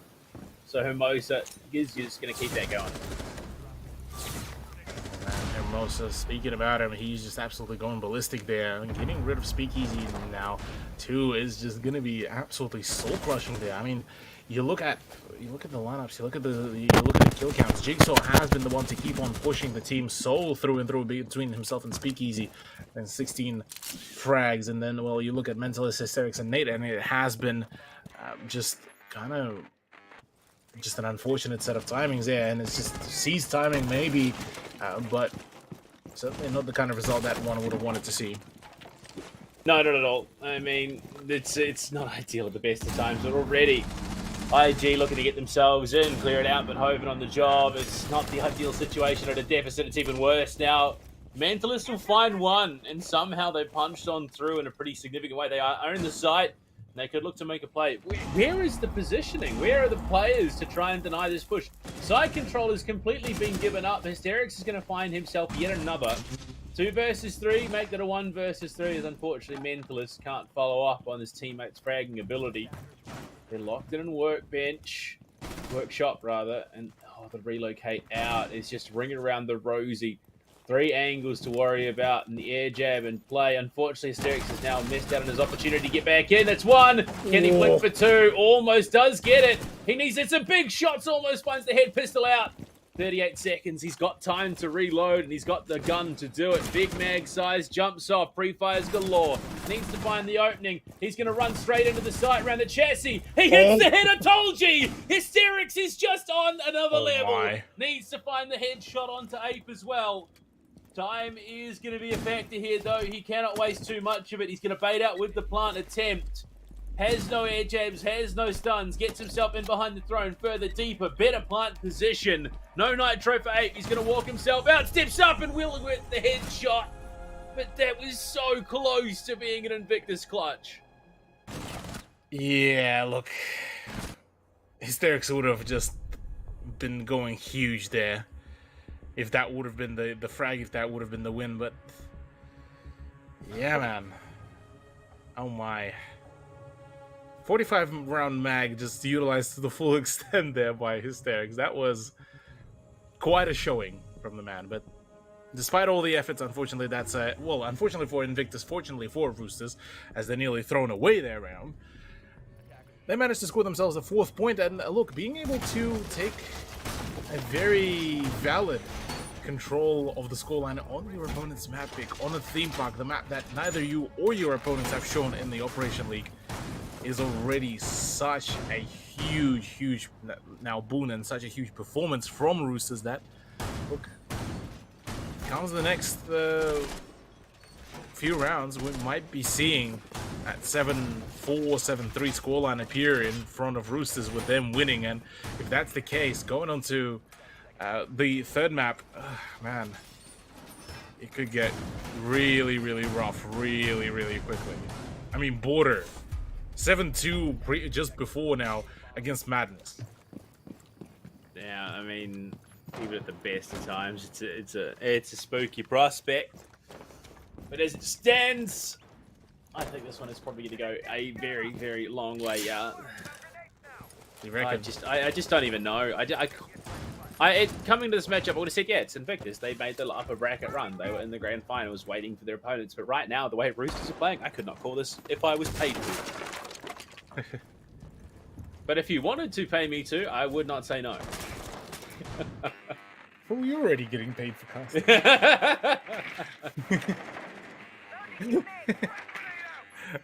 I do respect the hustle, though. It's a grind. It really is. Ah, yes, the famous esports grind. Speaking of the esports grind, well, IG are looking to try to, well, find some sort of a payoff for their own grind, because so far it's been kind of a bit of a, almost felt like a bit of a one-way street, apart from a few rounds that IG were able to pull off. It's just been a little bit of a kind of a downward spiral. I say that though, Jigsaw does nail a really nice shot on Hermosa. But it wasn't Hermosa so far that has been the big performer. Hoven and Ape, two big highlight players for this very matchup, what has been pretty much the driving force for Roosters for a number of rounds. It almost feels weird to see how in the previous round it was Hermosa that was just absolutely the god kind of element. And now it's kind of, he's been almost put onto that kind of second, if not third position for the Roosters roster. Right now, though, opening found, they have the player advantage. Invictus are looking good to start this one up. The shotgun will reveal the positioning. Memphis as well, getting confirmation of the player involved, and they are just going to drop themselves away. Ape gets himself down. Yellow Nitro just taking a couple of fingers there away from Nate. He will still be heavily involved in the action. And nade prep towards Bang. That could be deadly, but not quite deep enough. Will just be used to clear the wall so Speakeasy can get it open. Well, in comes the X-Car's roster. Unfortunately, Hysteric's outed completely. Hoven, though, gets bettered there by the position that had been opened up by Speakeasy and Nate. And as it stands with 30 seconds remaining, though, 3v4 is still very much workable here for Roosters on the defense. As long as they can hold their positions, this could be big, but the yellow ping on one of the positions is already coming out. Now, not a whole lot of knowledge about the position around the bunks. There's no info about the presence in the...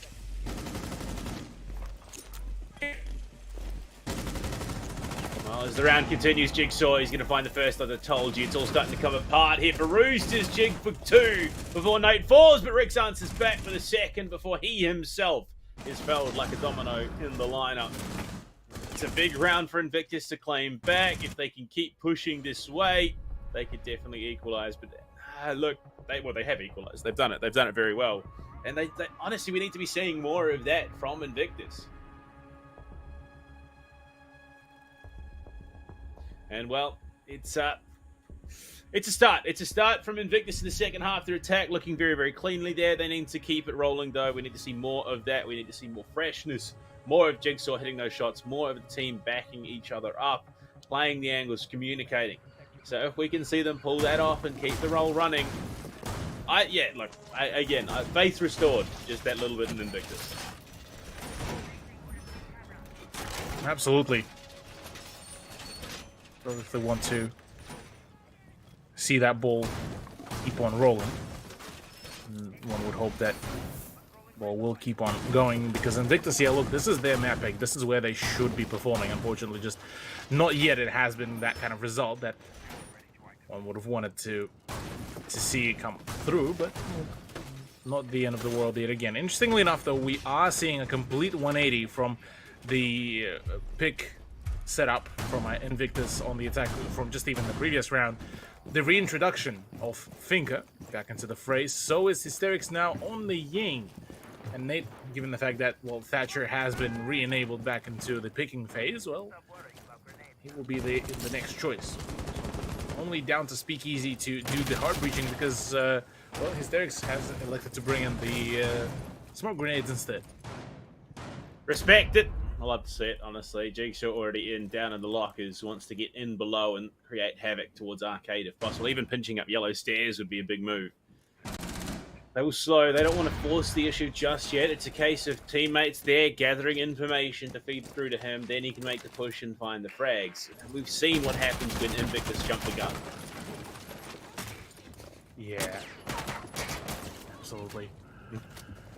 With Invictus, look, again, they yet to show that kind of that decisiveness again and the ability to close out the maps in their favor. Because yes, they can string a number of really good rounds together. It's just unfortunately, Roosters were the ones to close out the first map. So maybe Theme Park will be a good conclusion. But again, they would want to obviously keep the scoreline as favorable for themselves as possible. Albeit all of this utility drain has been absolutely huge, but just the inability to yet wedge out Hermosa has been a little bit concerning here for Invictus.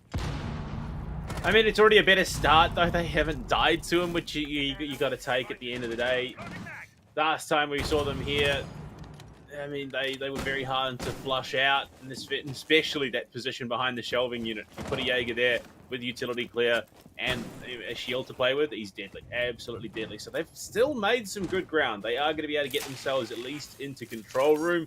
Gemini should be able to pop the Saria gate as well. And you notice that that left-hand panel is soft as well. So they could look to open it up. EMP there will help capitulate the push. Yeah, something that should be utilized very thoroughly, and well, in comes the breach straight off the bat. Jigsaw and Nate, the ANZ duo, looking to do quite some damage, but again, whether it's going to be enough of the damage to acquire the next round for Invictus, that's going to be a whole different question. 34 seconds once again, and well, the time management so far has not been good. So that C4 Hoven, perfect throw. That's exactly what you're looking for in this situation. There's just too much to do and not much time to do it in. Player advantage there for the Roosters. It's just even worse now. Told you, finds a kill onto Hysterics, and swinging out aid will take Mentalist head clean off. There's little to no return. Speakeasy for 2-3 as Nate gets involved as well. 5 seconds though. Nate has to push in and go for the plant. Aid from long range will shut it down. And that is a 5th round of the board. This is so close, so neck and neck. Absolutely, yeah. Just as we were about to say, oh yeah, well, complete domination by Roosters. Invictus almost managed to pull it out, just unfortunately due to that whole bloodbath. Certainly, certain confusion has started settling in, and yeah, you can see annoyance and frustration, at least on the live cameras of, I believe, Speakeasy and Jigsaw as well. Nate kind of keeps on looking relatively chill, albeit even he is starting to feel a little bit, starting to look a little bit more kind of annoyed about it. Now going into round 10, Invictus are the ones that are being just pushed once again. Roosters only 2 rounds away. Indeed, 2 rounds for Roosters to take map and series. Well, not the series point, series map anyway. So they win border as well. They would close it out to clean 3-0, which would be a truly unfortunate showing for Invictus. But, I mean, the team that has been plagued with as many problems as they have, I can only imagine what the mental state is in at the moment. They're absolute battlers, a lot of them. You got to respect that. Nothing but respect for them and their investment into this competition in Apex South. Roosters, though, will continue to impress. They have impressed in Apex South, and they continue to impress here in the Operations League. So with this momentum being generated, there is a lot that could happen. Round underway, action phase deep, at least 20 seconds any at this stage. Hysterics back with the AK in hand. Hopefully won't be forced into a situation where he can clutch Invictus rapidly approaching the site. They've got the tools, they've got the utility to make it all happen. Player in cash, though. It's going to be Hermosa once again. They struggled to flush him out, and it did sort of snowball into that late timing onto the execute on the site, which made things worse. Hysterics finding, told you though, kicks things off in a big way. That's the kind of kill you got it. They want it, they take it. And he has been shut down for the most part. EMP looking to go above the door, try and burn some of that utility that is in place, give themselves some semblance of security. Hermosa as well being aggressed on, but down below, Jigsaw knows that he's probably in a bit of danger. Will win the one against Tobin, and that player lead will extend even further. Nades galore bringing out Nate's tag, Mentalist tag. It's just chip damage again and again, moment by moment. There is the risk of running into a gunfight, and Hysterics on the hatch above control room wants to get himself into the building so they can start accessing some extending some control over the verticality and prep themselves for that push into the site itself. Jigsaw still down here, and Gong swings out, gets the camp, wants to clear that information potential away from the Roosters. Will get it the second time around, gets the Gemini going as well, sends it full pelt towards the back of Armory, confirms that there is mute jammers in play, and this should be a very comfortable situation for Invictus to be finding themselves in. Oh, there we go, big pings. Cthulhu, they've done a great job so far, have Invictus. Absolutely, yeah, look, much better beginning to that round comparative to before, as certainly being able to find those opening frags and get Hermosa down to quite a low amount of HP certainly serves to be as a rather promising beginning for the round. But again, now they need to make sure that they emphasize. Again, 35 seconds remaining means that, well, yeah, the time drain is about to happen. The smoke grenades are starting to come out, and, well, Invictus need to be mindful of their surroundings. They really do. They've got the great spot to hold on to, but if they can string together a couple of kills to the side of Rooster, this could get very deadly. Toxic canisters galore going out. They need to make the push onto the site. Nades popped, ready to go. Pins out, nades deep, but it's eaten by an ADS. So is the skull of Hermosa, though. Jigsaw, he wants to get in, but there's a player close. It's eaten back, but 8 drops down for 2. Mentalist on the ground. The time is not there. They've got to go for the plant. They've got to stick it out. It's on Hysterics to cover. They should be able to get this down and get themselves the pickup onto Mentalist. 8 swinging the wrong way, wants to go onto the breach. No. Oh no, not the pickup. Body left, Mentalist abandoned in the back of the side. Headshot. 8 on the reload, down to the 1v1. Nitro deep. Nate has to move. He's missed the opportunity, but will not miss a second time. And yet, look, understandably, frustration as Rooster cannot clutch up.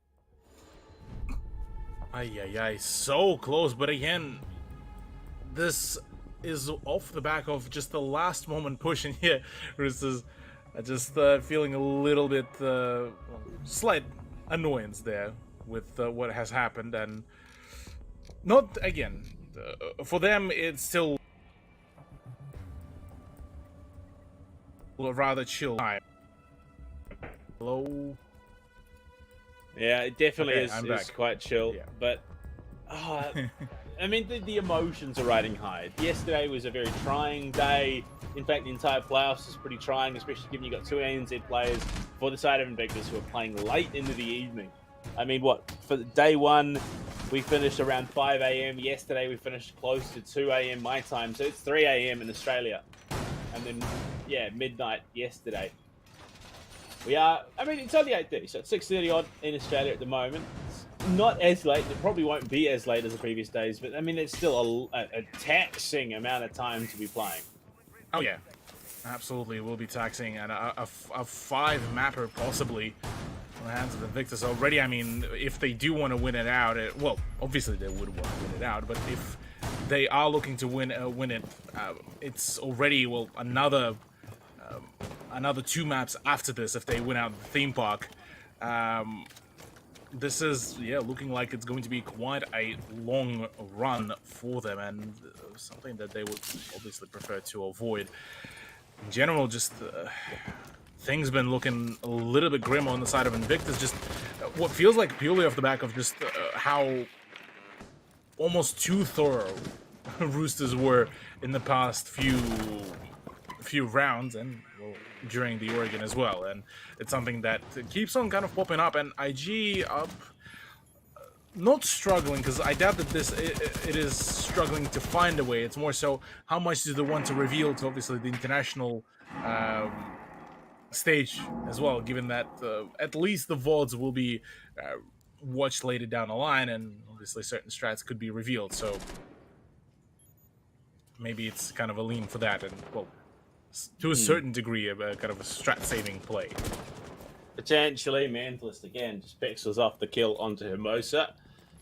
They are just doing a bit of a dance here, up in that top position towards Cash. But right now, already the Maverick burn. They know that there's danger there. Mentalist and Hysterics find 2. The pinch in from behind. Coverage is there. Hoban in a lot of danger, but the hatch as well being contested. Somehow Hysterics is still alive. Speakeasy will step up for his teammate and find the kill onto Hoban. Shut him down. Can't find Tolji though. Cthulhu, somehow the change has come. Hysterics falls the air jab. It is going to be to confirm. Is it going to be the answer back from Nate? Yes, it is. It's down to Ape once again.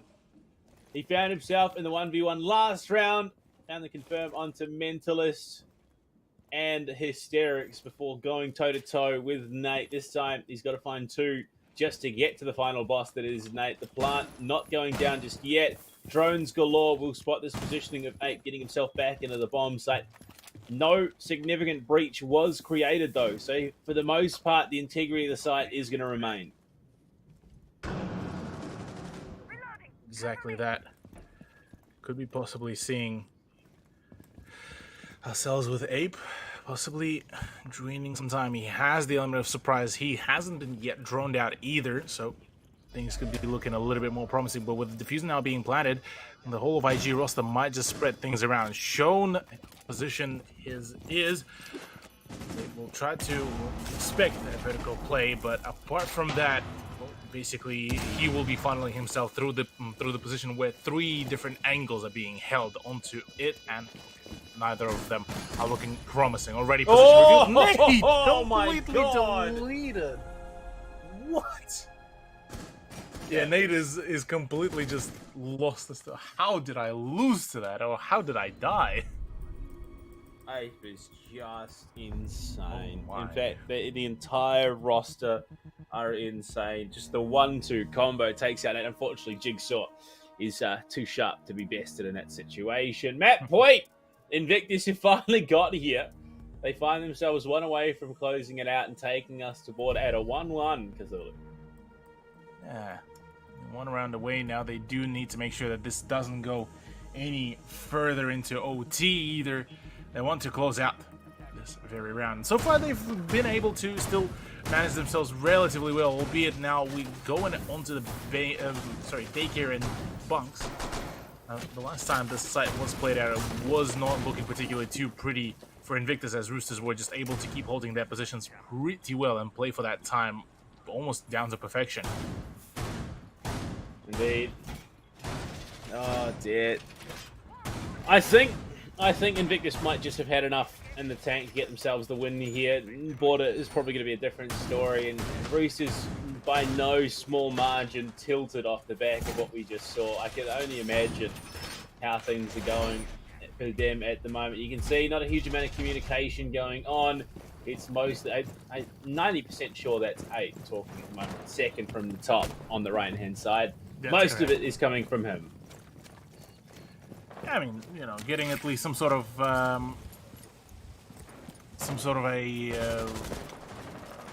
maybe a talk about, guys, we need to, you know, tidy up on this, guys, we need to keep in mind this, and you know, having that continuous voice at the back of your head that doesn't really really let you to lock yourself in your own kind of self is something that needs to be very much worked with and worked around. So certainly Ape being the big powerhouse player of Roosters, looking to make that work here, really, for himself.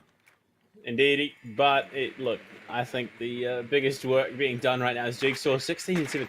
It still amazes me week to week, match upon match, how Jigsaw with Peng is finding himself top of the leaderboard for the team, consistently ripping heads off, consistently finding angle shots, everything he needs to, and he's just there doing his job. He does it, well, I would imagine there's some small amount of complaining, but he's not the most vocal about the issues like the certain other players in the region. He just gets in, gets his job done. Yeah, that's exactly what you want out of a player as well. Get the job done, get the info going, and yeah, well, bump your uncle when you got the win. Certainly, it was a very key player to acquiring those very sad wins. Now, for Roosters, them being on the match point round down, it does make things a little bit easier in regards to just they need to think just about this very round. If they can get past it, this is where things could really start working out. Now, Jigsaw being completely unaware about the presence behind that reinforced wall could be seeing a few problems here and there, completely expecting that it's safe right behind them, but that could get changed rather rapidly. Yeah, it's just a quick flurry. Ape and Hermosa, two of the most lethal players of this Roosters roster, already fragged out. Nate looking for more long range down towards bunks. Rix will answer back with one. Told you playing up in upper arcade by that window there.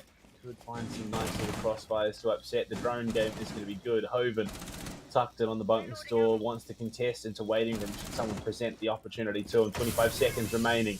They've got to force the issue. Toxic Canisters now coming into play, and told you will retreat towards the arcade stairs. 18 now. It's just, again, it's ticking away and not in favour of Invictus. They need to make the play. The nade is going to be good. Rex to full. Hoven will win the gunfight against Jigsaw, but loses the subsequent one. Tolji has to hold on time, but no! There's support. Speakeasy will find the last kill, and Renatus will find themselves now 1-1 in the series off the back of an Invictus win on Theme Park. Well, yeah, look, Invictus had us in the first half, but they managed to bring it back rather well for themselves. And yeah, Jigsaw, the man on the MVP screen, so far sporting a 17 kill to 8 deaths. And look, that's one way to really set yourself up for a success. So we've seen one of the mainstream maps, Oregon, go the way of Roosters. We now see Theme Park, which was Invictus's pick, go their way. We now head to Porter, which is back to Roosters' pick. Do you think we just keep seeing this map trade in favour of the team that picked it? There is quite a strong possibility to that, given that how dominant it was also from Roosters.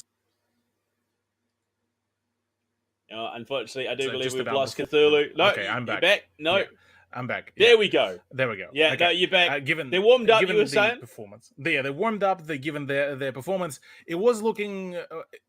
and is still looking very promising. So I'm gonna bet that this map is gonna go to Roosters. Well, when we come back after the break, we find ourselves tied at 1-1, one map apiece. We head on to Border, Roosters map pick again to see if they can extend that in their own favour. We'll come back very, very soon. This wasn't supposed to be easy, you know. But what you're feeling, it will pass in time. I know. That's what scares me.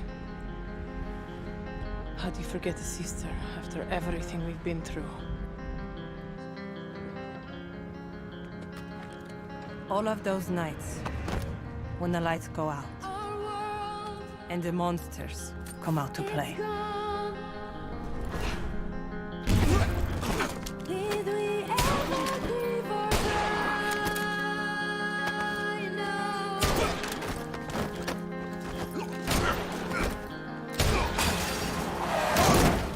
I could always count on Zofia, the strongest person I ever knew.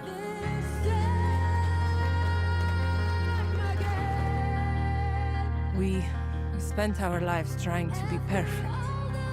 The perfect daughters, the perfect students, the perfect soldiers.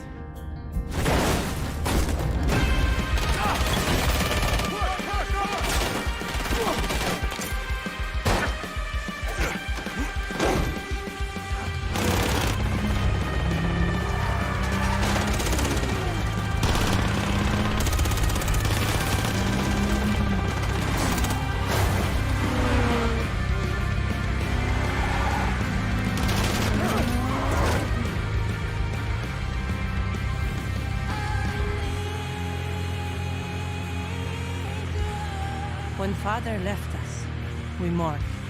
But they also buried a part of Zofia that day.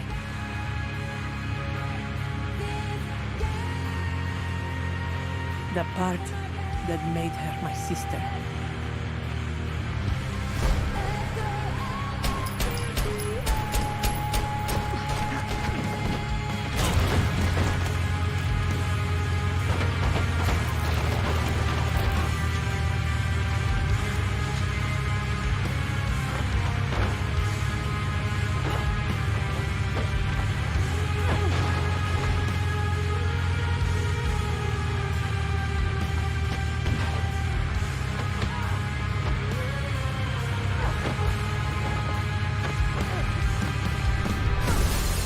I spent years trying to reach her, but in the end, there was nothing left to say.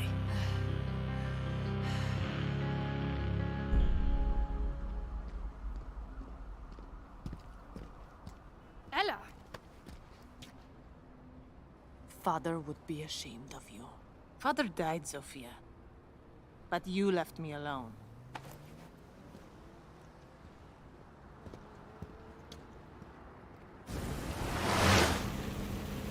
Let these children play their games. This is the adult's table, sweetheart. I've always been loyal to them. To her. Yes. But the question you need to ask yourself is, who's been loyal to you? It's all right, Ella. You followed your heart, and that takes guts.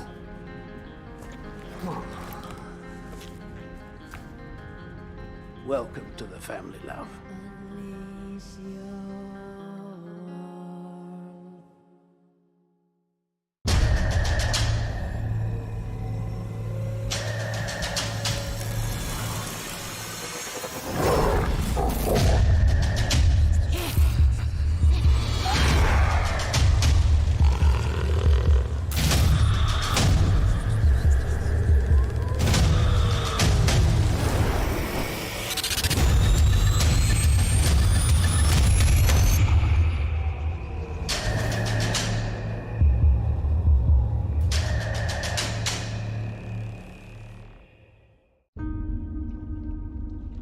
善と悪、凪と嵐、何が来るかはわからない。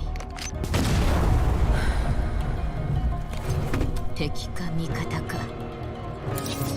敵が来たなら容赦はしない。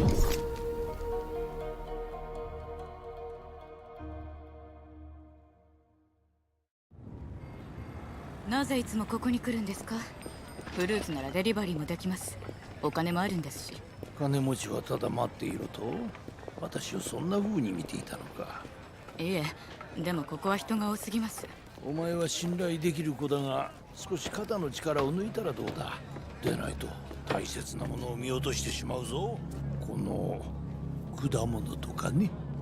これを一つ。ヒロ、どうした？震えている。セテ！お！ここに。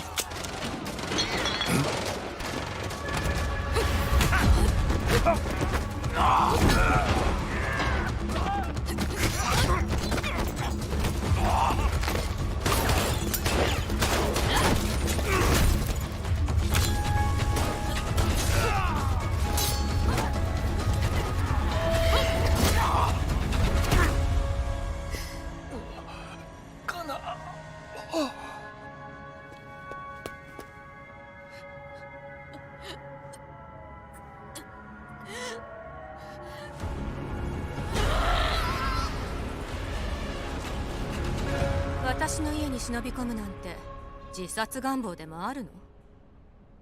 久しぶり、由美子。八幡さんが。ええ。話は聞いたわ。見覚えは？手伝ってもらう。仇は必ず撃つ。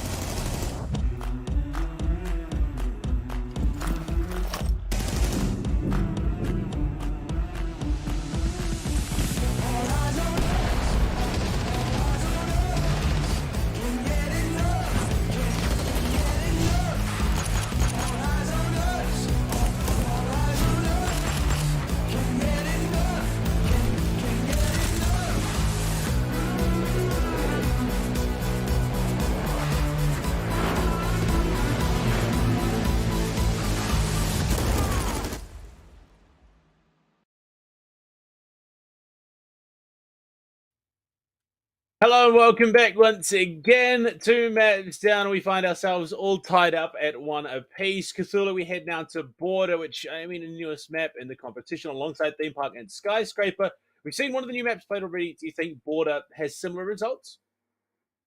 Border has the possibility for that, given that it is, one of those maps that hasn't been really properly focused by a number of teams.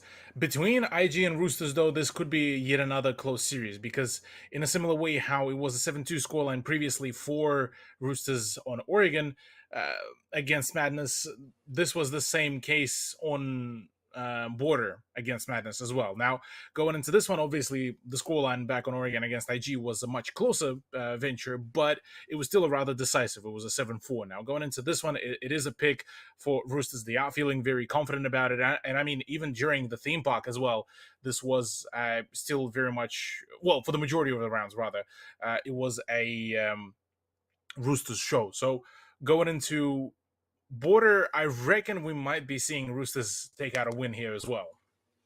Yeah, look, I think I'm right there alongside you. I think this one might just lean more in their favor, but I mean, the OSA has been such a big pick for both these teams. Do we see it potentially banned out again? Do you reckon?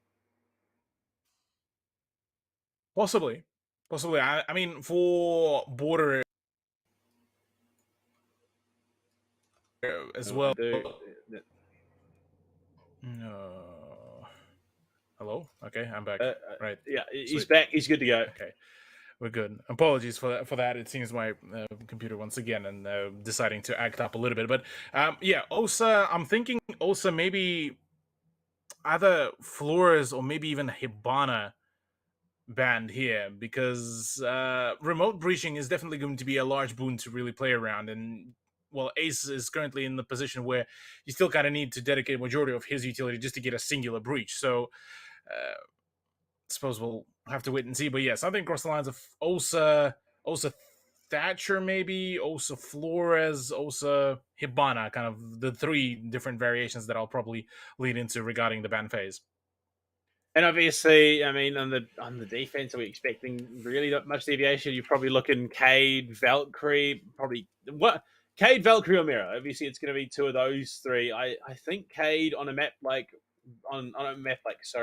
Border. I was going to say Oregon. I'm just so used to it now. But on a map like Border, I think is probably the more dangerous one to allow through, given the positions you can play those Artilla claws in, especially if we see Thatcher banned out early. Yeah, look, I mean, if the Cade is being allowed through, then yeah, this will help the defense very largely, given that the sheer flexibility of the Moroccan operator and the actual just loadout that he can bring out. I mean, the AUG itself, the TCSG are great two weapons. The C4 that comes in the whole loadout as well has been rather big. So look, there's a number of different things that could really work out, but the overall, I is just more so will go down to the idea of how will Invictus really clear out their play. Yeah, of course. And we're going into it in just a moment. I unfortunately cannot escape the feeling that there is potential for another very deep map. Of course, I'm expecting us to get close to overtime. I'm expecting us to avoid it, but it would not surprise me if we did end up there. Yeah, maybe. I'll have to.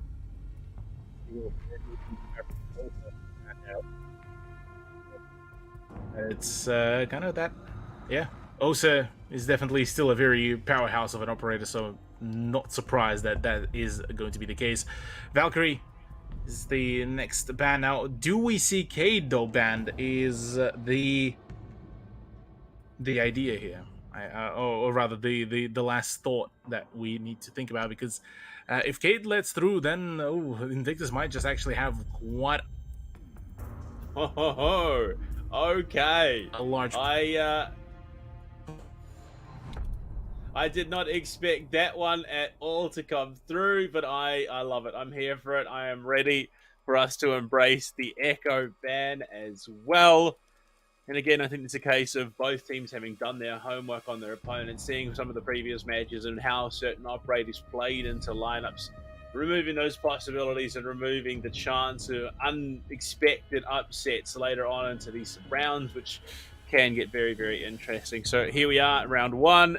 We'll be kicking things off with Armory and Archives, a I mean, look, it's synonymous with border at the moment.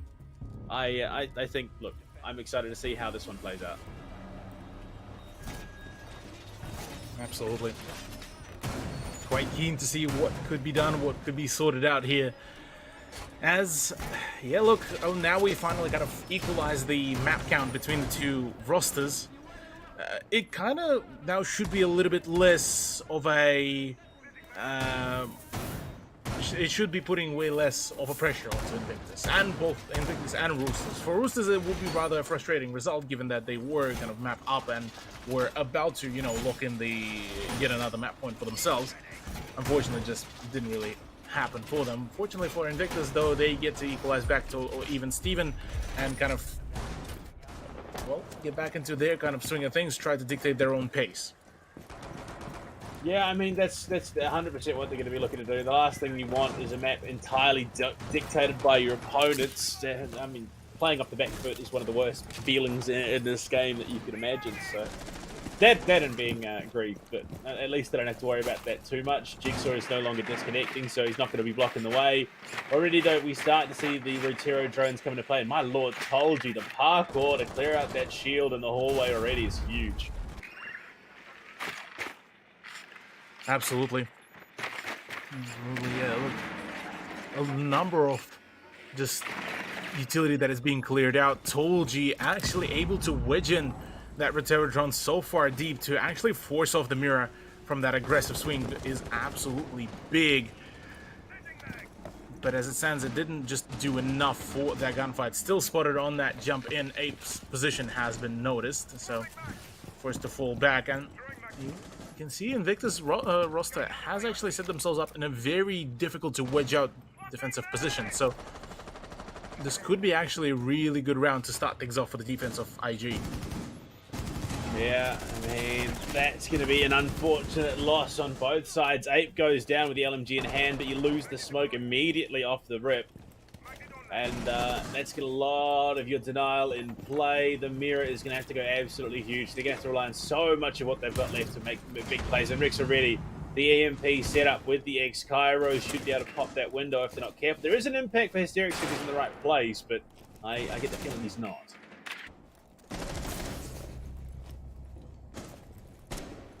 Well, Tolji is well going to fall.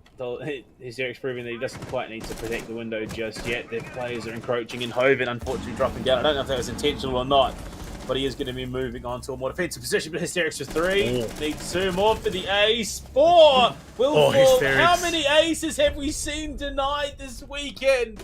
Come on! Just on the cusp. So very close. So close, but yet this is already a good start for IG's run here, possibly. Seeing as how things been evolving slowly but surely, look, one would start to think that maybe IG are starting to just a little bit slightly slower, but still starting to, you know, warm up to the whole idea of how they're playing, how their opponents are playing, and maybe from there on we might be seeing all those changes to really start, you know, coming into the full swing. Hopefully indeed. Well, it's a first round. That's a start. That's what you're looking for on the defense here on border. Roosters are going to want to try and capitalize and get themselves some rounds and a half. But I mean, I'm expecting us to land smack bang in the middle once again. I'm expecting another 3-3. I'm expecting another race to the finish line. But Invictus, if they play the rounds like that, if Xerix steps up like that, we may not need to go that far. Yeah, I mean, Hysterics was starting to show some good signs of life, even back on Theme Park. I mean, even remembering the nearly almost the clutch that he was able to pull off just before, there's certainly possibilities of him just going absolutely huge, absolutely large, and kind of being that next player to just to join, say, players like Jigsaw, players like Nate, to be those top fraggers. And now that if there's going to be 3 big top fraggers for Invictus, this is where their chances start rising rather exponentially.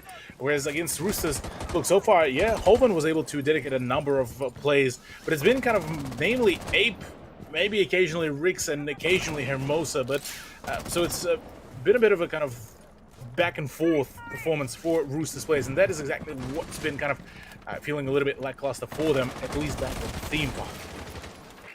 Yeah, indeed, and already starting to make those points of entry into the building through break. I don't know if they spotted the player in security. You'd have to hope they did in Hysterics as well, looking for a bit of an Artilla claw trick, it would seem, as the second one now to go out. Just a minute into the round is pretty interesting. They're looking to get a bit cheeky, looking to try and drain some of that mental fortitude of Roosters, and that could be how they look to pick up this victory. Absolutely, yeah. Look, this is something that will be the big kind of way to wedge it in. Oh, Hermosa. Oh, so close. Actually manages to wedge in the drone in there and does spot the Cade. Oh, hello.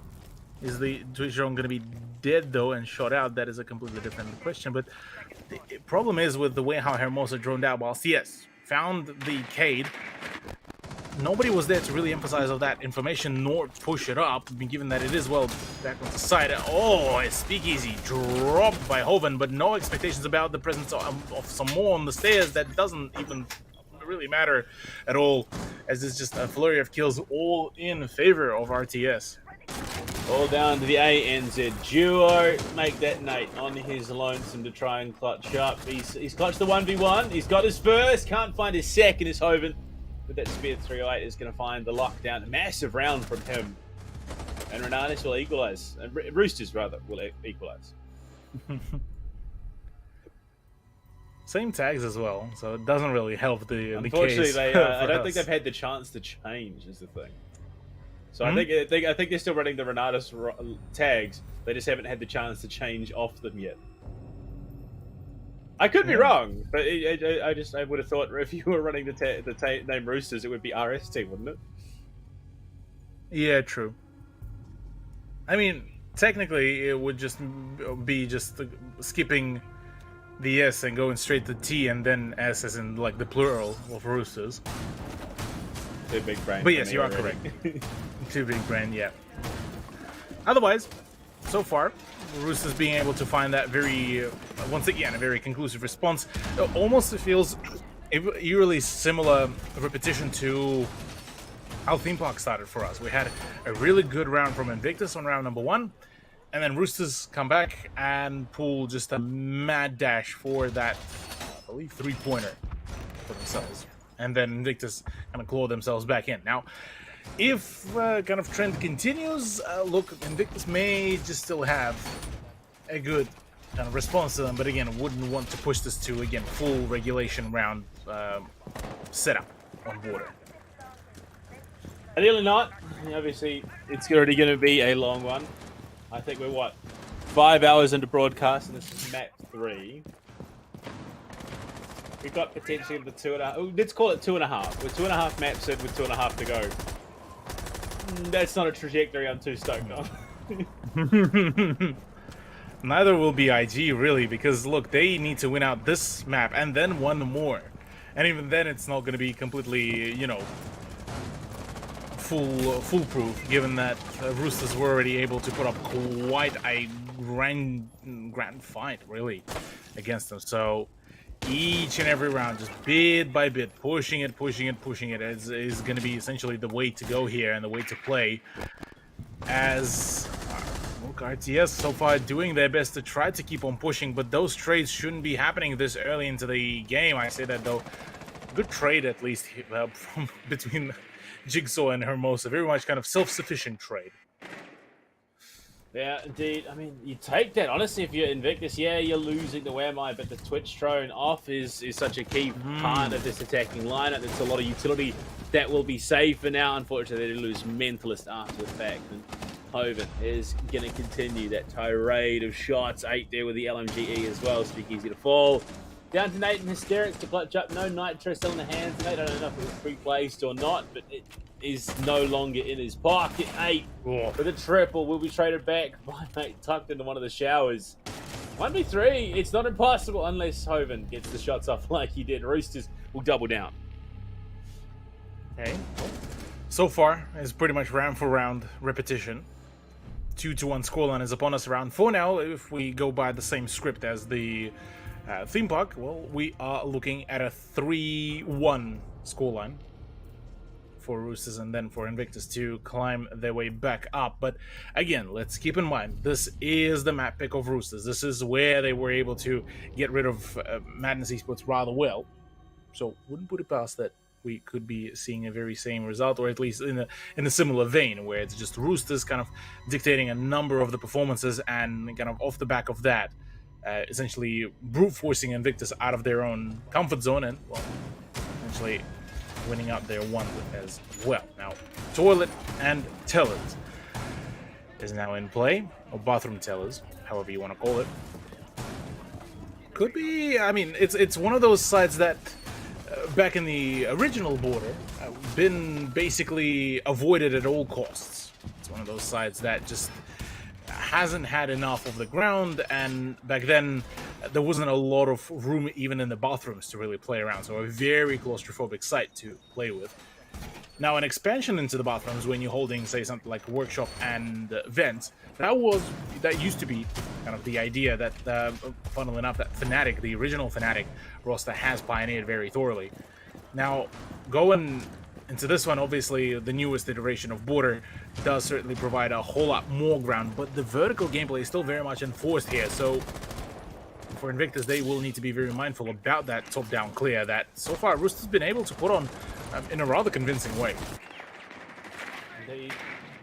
I gotta keep things rolling. I mean, it's just... I hate to put it this way, but it feels like Invictus are still waking up, whereas Roosters have been up and ready to go full of caffeine. Which, to be fair, he's not a totally inaccurate, description, given that Roosters have already played a single best of 3 today. They had to get up and make that lower bracket final run, beating Madness to get here. Invictus haven't played since last night, so there might be still just the dregs or some I've forgotten the word. I'm that far into it. I'm that fried. I've forgotten the word. You're that cooked. But look, it is what it is. It is what it is, indeed. So we are looking to keep on pushing in for the push. Moss already taking a slight bit of damage from that gunfight with what I believe is Jigsaw's Vigil. Jigsaw actually could have a grand time here on Vigil, given that, well, with Roosters, their main kind of weapon has been that information gathering tool, and oh no, Jigsaw, wait, how are you able to run away alive is completely beyond me, but he is as lucky as one can get in this kind of situation, being able to run away with a slither of HP, and still being able to keep up the pressure would be good. 5v4 though, with Roosters still keeping up, generally speaking, the health advantage, and Hermosa knowing that one of the players did drop down to the ground floor, will be trying to find the angle to isolate the Vigil's rotation, but as it stands, look at the sheer amount of pings coming about, and zero information about that drone is there, as Ape is looking to drop down, pre-fire about to come in, and there's the frag. Big kill onto Mentalist, unfortunately, having a rough time, but luckily Jigsaw is sharp and on the job. Help comes in the form of Speakeasy as they find 2 in quick succession. Shotgun for Nate. We'll drop Hermosa. Ape is good for 1. Has the LMG, so wouldn't be surprised he's good for a couple more at least.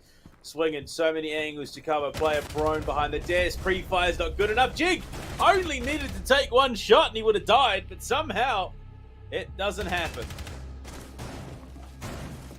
I mean, that's all you really need. Just all the ability to reposition, and well, don't matter how many HP you got, just as long as you got the drop on your enemies, that's all you really need. And it worked out rather well.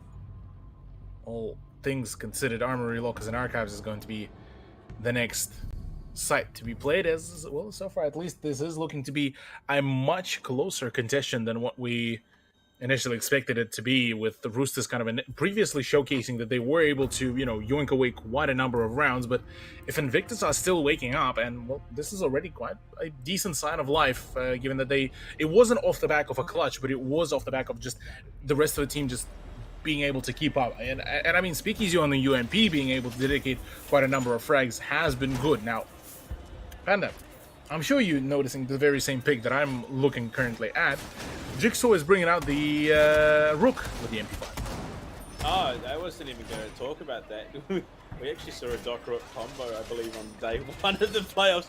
But yeah, look, I think Invictus know the situation they find themselves in. They realise that, you know, we've got 2 of our players who are, I want to say, playing at a disadvantage. But Jigsaw does not make it look that way by any stretch of the imagination. But I mean, so many of these gunfights are coming to that little sliver of health. That little bit of extra health would have been perfect, and the Rook is the one to provide that. True.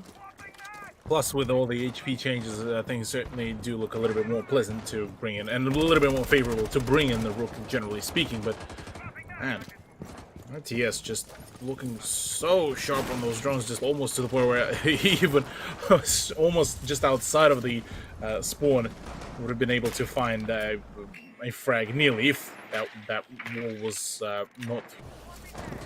was breachable. Well, already we start to see those inroads being made. Mentalist as well, got a couple bit of damage. It is a dangerous position for him to be playing in the office right now. And, well, it's not going to be the Roosters rush onto the site that we're seeing. So it could be... Actually, no, it wasn't even the Roosters. It was Ms. Madness that rushed, didn't they? My brain is cooked. I told you. It's just the way it is. Mentalist will be a known quantity, though. And I don't know if he's going to have the opportunity to cross back to safety. Okay, no, it looks like he may have. No, he's in mind. I think someone else that I was seeing. And speaking of crossing, Nate. Oh, Hermosa had the angle and will find the kill. For looking for more, Hysteric shuts it down. Last time we were on the site, he found 4. Exactly that. Well, already, the Mentalist fragged out again. Just things are not looking too good again. It feels so odd to see that Mentalist is kind of being at the bottom of the leaderboard with the performance and frags, given that he has been one of the big performers back at the Fnatic roster as well. But another frag comes about, another push comes about. Hoven is just absolutely clinical, and it's all down to Jigsaw to do the work. Holo site MP5 spotted on the drones. Can he find any of the openings, though? That is going to be the big case, because he has the HP to do so. And to flex, I say that, though, Ape is the one to hunt him down. I mean, the only apt description I can think of to describe what we are casting here, Cthulhu, is a pendulum. It swings one way, it immediately swings back. It is 1 for 1. Every single time one team gets an advantage, the round following seems to go the other way. So I would not be surprised here if this Armory throws Armory lockers. Armory! It's Armory, alright? Let's just leave it at that. Armory Archives defense, there we go, is going to be successful for IG. Oh my god. Jeez. Yeah, I'm a little bit curious as to what really has happened with the whole Armory hold, because the problem is that the way how they held it, at least last round, it was kind of all very much prone to being picked apart one by one. Whilst, yes, they're all been playing close by, but the expectation that majority of the push would come through the double door into the offices. Now, if that would have been the case, then you have obviously the position by the fountain to swing from. You have the position of the mirror. The moment that it gets completely nullified and you're getting a very much of a direct approach through all the breaches, Invictus kind of seem to have been a little bit lost and kind of picked apart one by one. Mental is kind of not really feeling in his own swing of things. The rest of Invictus kind of getting out-fragged. Nate, unfortunately, being caught with just unfortunate timing on his rotation, and it's just all come down into just all one single issue, and issue being and called, well, Roosters. They have certainly proved to be a problem for a number of high-level teams in the APAC South region, specifically Southeast Asia and ANZ. Here in the 6th round, though, they can make that problem even greater for Invictus. I mean, the reality is, both teams have a map. Whoever wins this then finds themselves on series point. If they win the following map, which is Villa, if I remember correctly, we could be done before we even get to the decider, which, look, after 25 hours of broadcast, I'm not totally against. I mean, if we do look a little bit more into the actual Villa, I actually rate the chances of Invictus a little bit more than Roosters, but I say that Invictus so far kind of, yeah, like you mentioned, playing in that sort of a pendulum game between themselves and Roosters, so won't be able to really thoroughly predict as to who will be the one to come out on top by the end of Border. But certainly for either one of the teams, look, Villa, I'd say on Villa, Invictus would have a little bit more of a flexibility with, what kind of strats do they want to run, what kind of pace do they want to run. Whereas for Roosters, it's generally speaking, it's the same kind of idea. Oh, that's such a cursed headgear for Thatcher. Just him, Moses, sitting in a hallway, bug eyes out, looking at his phone. Hysterics, no! Finds Rex. Can he find more? Spots 8 from below. But Cthulhu, have you noticed what I've noticed? Guess who died, and guess who was the one that was going to be popping that mirror window? Yep.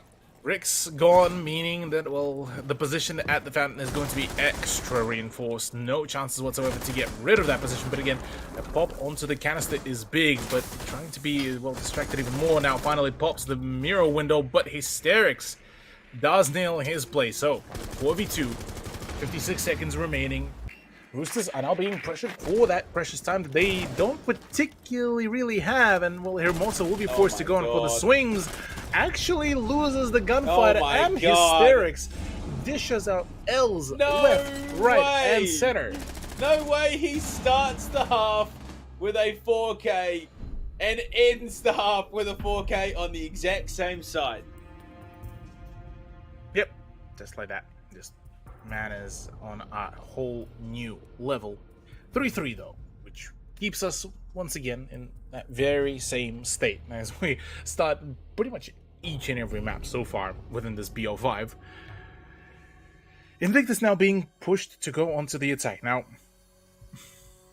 idea there here for them is that they try to match the same drone game that Roosters have, and while still obviously preserving the drone economy, one would hope that they would be able to, get back into the swing of things, reset their own kind of mental and momentum, and from there on be the ones to dictate kind of who gets swung upon and where do they get swung upon. On the side of Roosters though, look, I mean, you're looking at the lineup and it's very much leaning into this kind of the very comfortable area for Roosters. That being, well, have one or two anchors, that being possibly Tolji and Riggs, and the rest of the team could really roam around.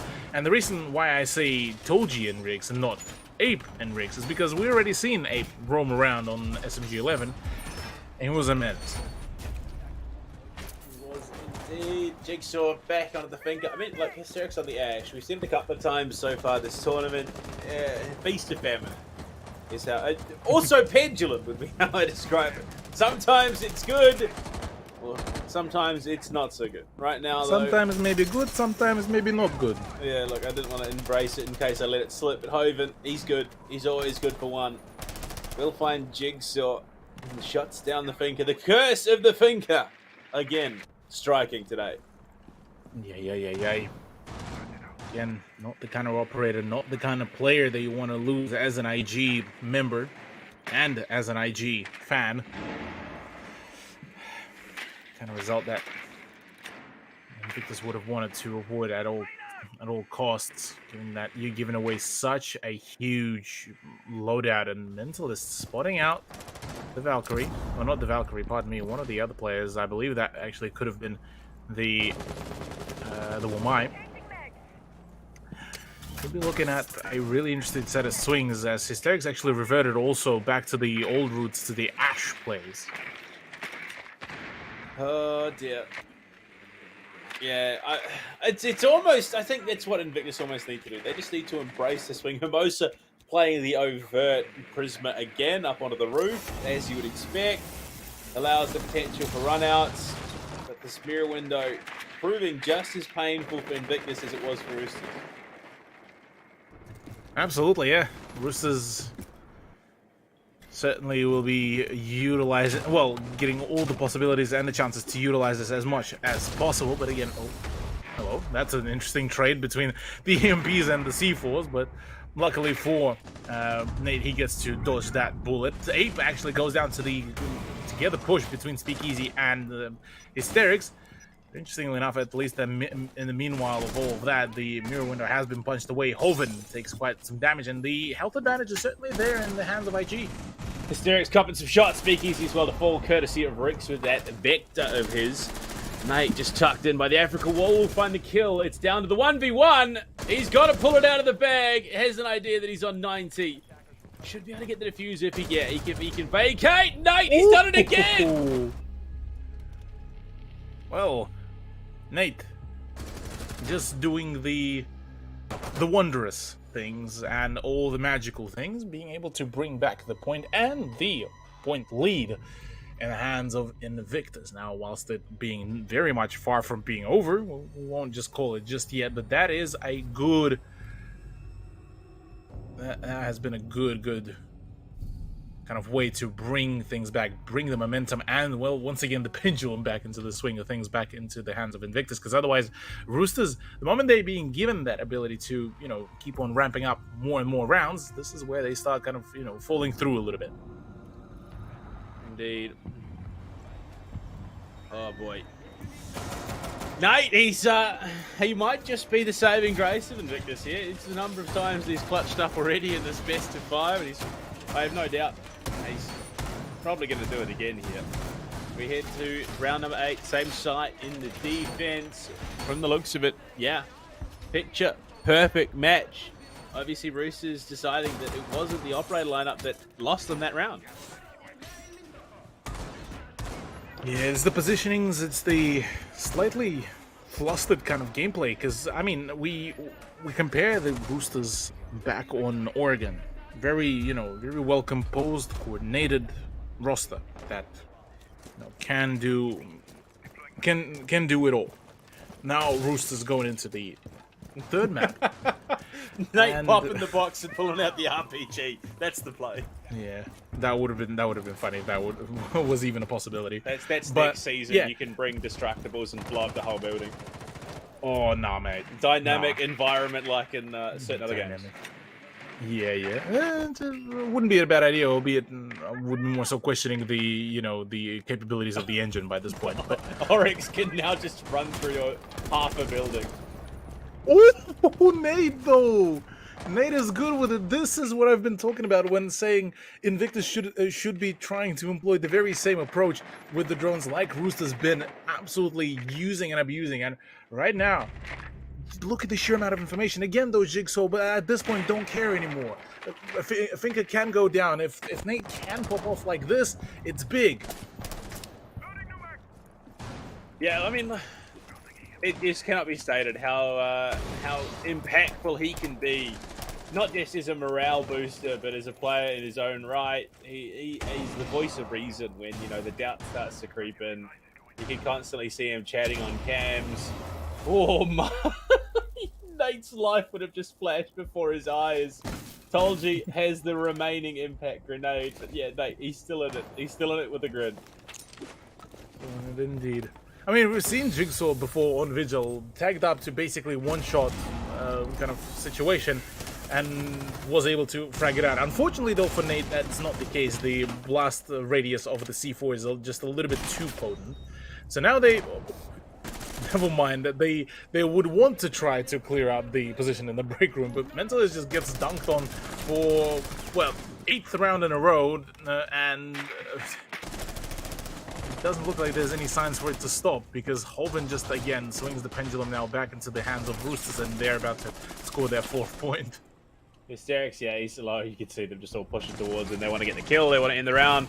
They want to equalize the count. Spray is not quite good enough for a kill, and Hysterics takes the swan dive. Unfortunately, just straight to the floor as he's already dead before he hits the ground. Picturesque, but unfortunately, that doesn't count for much in Siege.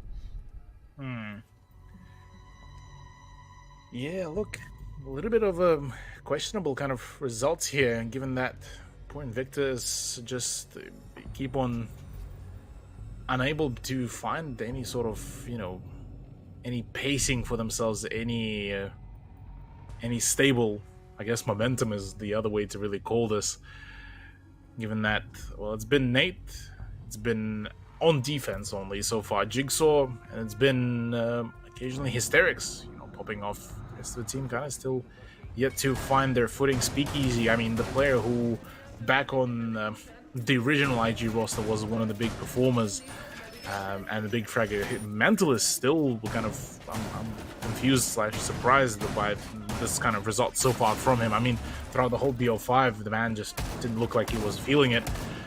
And whilst, yes, you know, basic kind of utility has been dedicated here and there, but against a team like Roosters, you would want to obviously show all you can, and just dedicating utility, unfortunately, isn't just enough, basically. Yeah. You're spot on, Cthulhu. You can't fault you for your you color analysis. Yeah. But, I mean... I have to wonder what mental state they're in at the moment. Like, you win around, you lose around. You win around, you lose around. You win around. There's literally no momentum being generated here in this best of 3. So it's just the constant mental reset. You win around, cool, you're riding high. You lose around. You reset, bolster yourself. It's almost mental gymnastics. Oh yeah, absolutely. Mental gymnastics are at all-time high. The only difference being is that on the side of Roosters, it's just been so far. I mean, even the rounds that they have been losing, they have been still pushing Invictus, and it's always kind of seems to be, at least within the context of Border, it has been a game of catch-up by Invictus, no matter what. And if say on the rounds that they've won on the attack, yeah, say Jigsaw is the first one to die. And then Nate proceeds to heroically clutch it up between himself and Hysterics. On defense, Jigsaw, the man on Vigil, hysterically loses majority of his HP, then heroically just absolutely clutches it back. Again, Jigsaw out.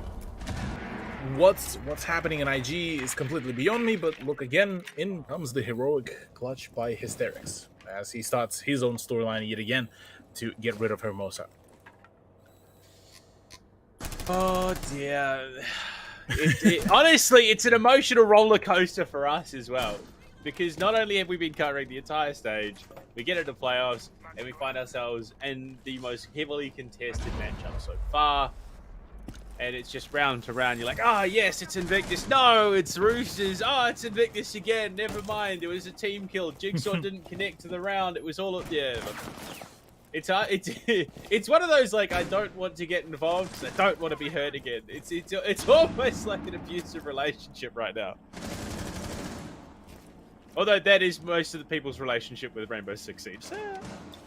Yeah, not wrong. Not the game itself, the ranked, you know, the ranked side of things. The game itself is ranked awesome. and the ranked and the casual. At least with that NZ. Hello, by the way. Shout out to the whole casual NZ scene. They're not going to listen to you. They're too busy playing casual. What do you mean? True. Either way, well, already gas grenades are starting to come in. Speakeasy wants to stick it through, and oh my, that is a possibility for a lot of damage. Funnily enough, actually, the gas grenades don't actually connect until he starts running into them, but in a post-plant situation, Hysterics, the timing does take up Tolji, does finally finish him off. 3v3, 30 seconds remaining. Hysterics finds another one. Hysterics on the big. Hysterics on a roll. Mentalist gets rolled again. We don't care about that. Hoven, though, upstairs. Rolls Speakeasy as well. That's another... Oh my god! Mirror on a pack watch for quad. Hoven just huge. Make it a 5. Hoven says, it's my defuse! This is my round! And he takes it. He does. Roosters up 5-4. Well, we were talking, Panda, about pendulum swings. Roosters, they finally find themselves a two-round streak. Do we reckon this continues, or is Invictus not gonna let that slip again? I genuinely, I could not tell you. Okay. Please don't make me answer that. Yeah, all right. Well, because the way how it seems, at least to me, Panda, is that it's been kind of a very that back and forth, those very mental gymnastics that you were talking about. I think they are finally starting to show a toll on IG's side. I mean, you even look at the camera of Jig. Before it was, you know, just concentrated, occasional smirk, yeah, haha, we won. Look at the man. He's been rolled in a similar way how Mental has been rolled for the past, what, 4 rounds, if not more. And Jigsaw, unfortunately, well, given that there is that thing occurs, just keeps on being that first blood, and Invictus just continuously in those gunfights just keep on lacking that one extra person. That would have been Jigsaw, but unfortunately, just due to one case or the other, just unable to live anywhere past the actual spawn. Indeed. But it's odd. I mean, given how well he was able to perform just last map, and in general, he's far from being a bad player. It starts to kind of beg for an idea. Like Roosters It have must be prioritized priority their targeting. targeting. Yeah. And they know that Jigsaw is a demon, so what better way to stop a team, an army of demons, by taking it out at their head? Jigsaw is shut down around and after. That, or it's the Finker. The fact that he's playing Finker and the curse is caught up with it. Possibly. That or it's because he's not playing. Oh, no. Oh, yo, you gotta be careful. Again, it's a trade. But it's a trade for Hoven. Yes, he's the top fragger right now for Roosters. But again, think gone. Jigsaw didn't use the frag grenades. Jigsaw didn't use the boost. Albeit, yes, look, it's good that it was at least traded out, but again, like, just some of those results that IG would have wanted to obviously clean up, and having some sort of extra presence with Jigsaw would have been good to at least back up on that play. But alas, it is what it is. It is what it is indeed.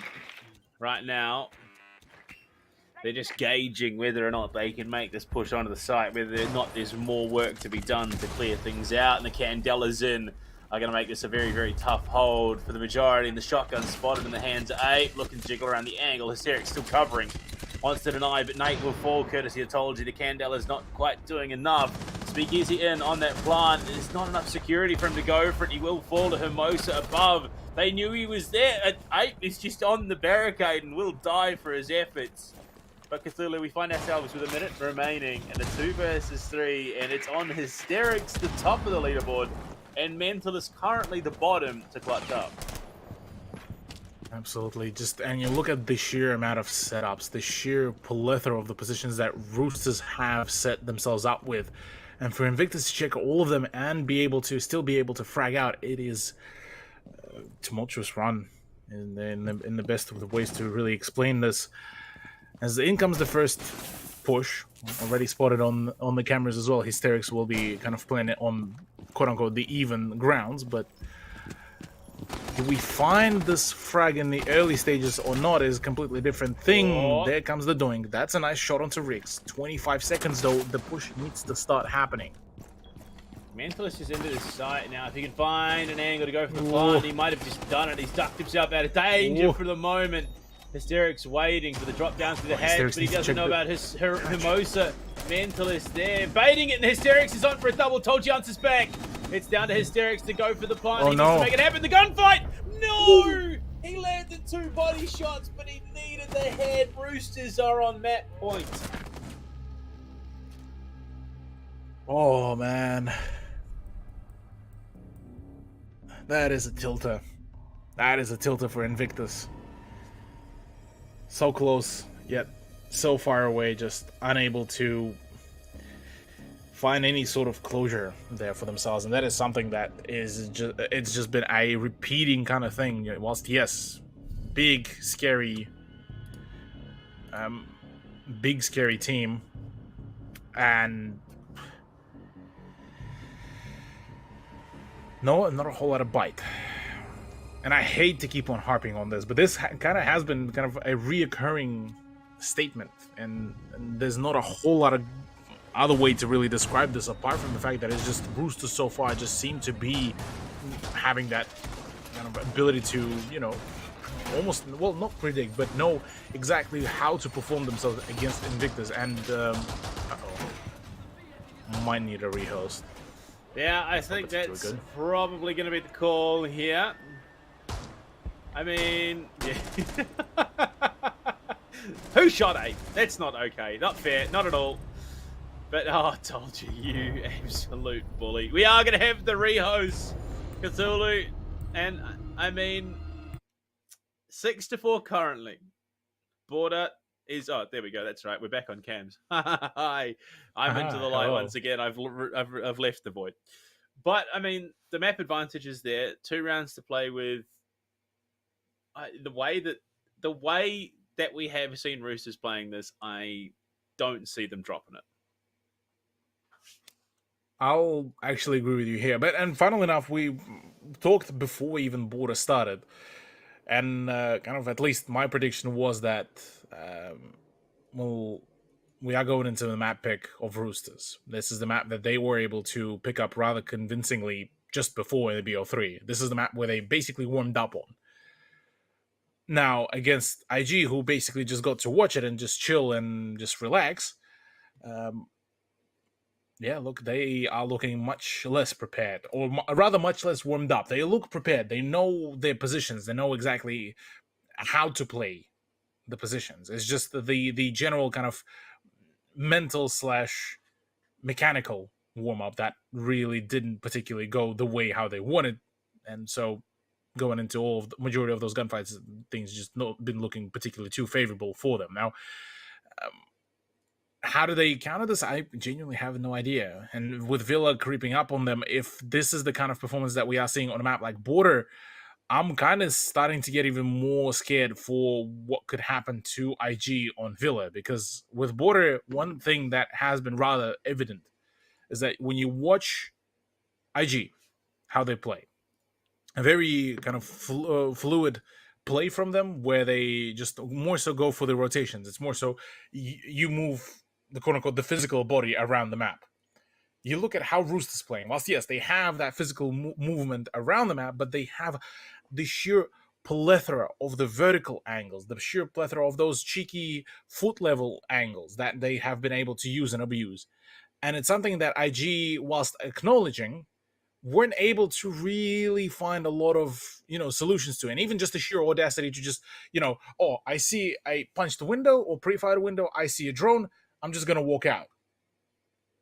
This kind of stuff, you don't see that happen from IG.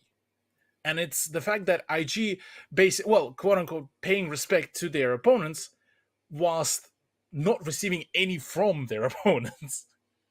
And it's that beautiful thing of, you see the battle of, the quote unquote, the respectful, the honorary way of playing Siege, and then the new Siege that has been evolving through and through, where it's just you utilize your whole kit, as frustrating it is as it can be to play against.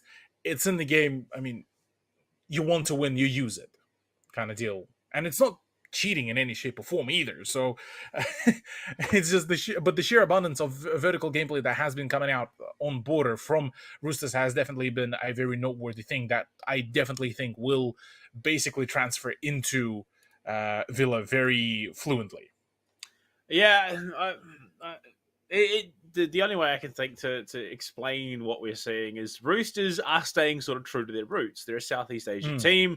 They are they're just aggressive, hyper aggressive to almost to a fault, but it comes with an insane amount of coordination as well. Whereas Invictus, they're a culmination of two large, very almost dichotomous regions. You got Seas, which is again that aggression. You got hysteric speakeasy coming in from that part of the world. Mentalist as well to an extent.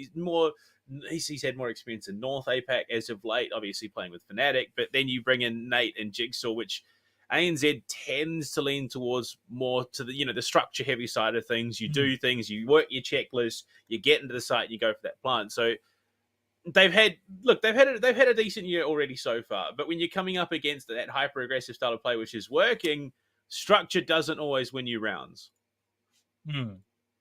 And I mean, we've seen that kind of that impromptu attempt to play by Nate and IG in general when they returned back to the play with the drones and the play with just off the back of that momentum-based kind of information gathering. They managed to net them those initial first few frags, but it was still in a very inconsistent stage of the match, where look, one round it would work out, the next round, no, not at all.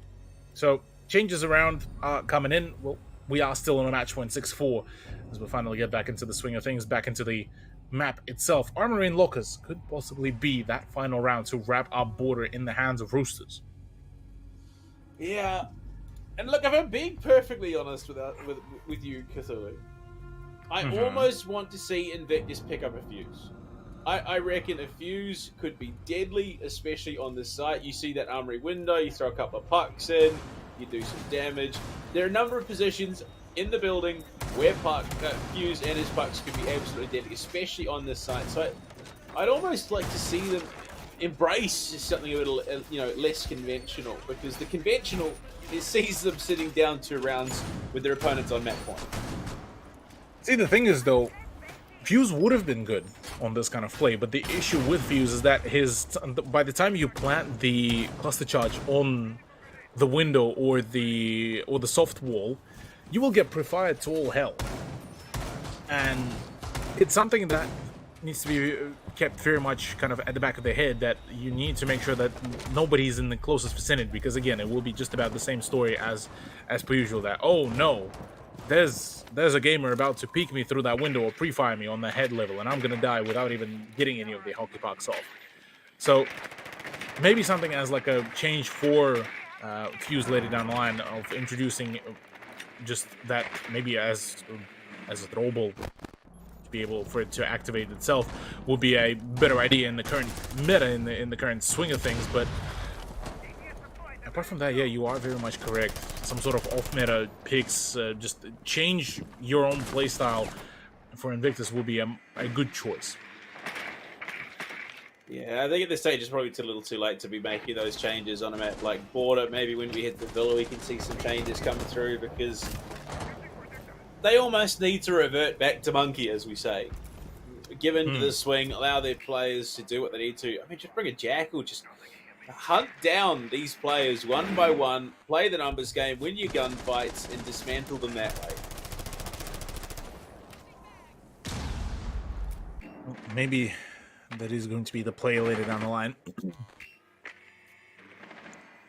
Still not a single frag, and we're very rapidly approaching the middle part of the round, where Invictus, look, if they won't hurry up, it would be a rather quick conclusion to it all, but maybe, just maybe, might be seeing some changes. Jigsaw needs to break the curse of Finka, because with him dying early in the round, it doesn't particularly help the general situation with the boosts. So with the frag grenades that could be out there, frag grenade out will be, at least for temporarily, clearing out the position.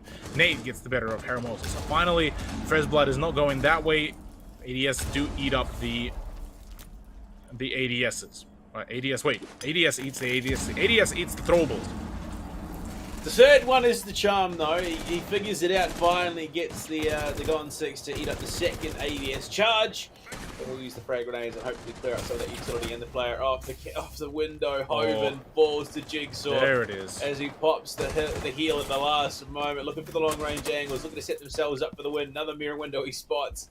Knows that he can't hold this position for too much longer. Trying to find the angle to contest, but it's Nate looking to pick up a second. Told you in trouble. This position is being encroached upon, but 8 down below has some vert to provide some support to him right now. Tucked in behind one of those lockers, you can see just multiple bodies angling towards him, want to kill him, want to frag him out, want to remove him as a threat from the site. 10 seconds left. Oh boy, they need to be very careful with where the defuse goes down, and it will be going through. No it's C4. all coming through. Hysterics finds Tology, 8 can't deny. And it will be the 5 versus 1. And the post plant, the swing from Jig results in a flawless. That is how you do it if you want to push on to overtime. It's actually the topic that we haven't even discussed yet, Panda. This rehost has actually served as that much needed break for Invictus to talk about. This has been that free tactical timeout for them to discuss and figure out. And now with tactical timeout being brought out by Roosters, they're starting to feel the pressure. The moment this kind of momentum will slip away from them, this is where they could find a whole lot of problems. On the side of Invictus, though, still relatively calm play, let's just call it that, albeit Nate's still showing signs of concerns. The Jigsaw just wants to, well, find some sort of digital copium, it seems. And certainly there's a point of frustration that has to be addressed by Invictus, given that they had a pretty decent run overall within Op League, but up until they ran into ex-Renata's roster. Yeah, I mean it's that revenge story. So I mean, it's just there's the power, the energy behind it, of course. So the tech pause in for the moment. I wonder if it's going to do enough. Right now, just the chat's coming through. One rehost into a tech timeout. I mean, you'd almost wonder, Invictus, do they call the tech timeout if we go to overtime? Oh, that's a good question. We could possibly see that happen. We could possibly see that, well, maybe Roosters will be able to bring themselves back. So could Invictus here, but it's been such a weird kind of set of series because last year's the whole pendulum has been swung between the two rosters. Roosters just once again being able to be the ones to find the momentum and the ability to string just multiple rounds together has been seeing a little bit more of a kind of a favorable gameplay for themselves. But now if IG will be able to find their own stride, if they will be the ones to find another set of points, push this to OT, I think this is where they might just be able to find that solution for themselves, where it could be just tire out the Roosters and then go for the killing blow. Yeah. Oh, look at Jigsaw. Best KD's had in a while. 2-0. Well, actually, no, I say that. Map 2.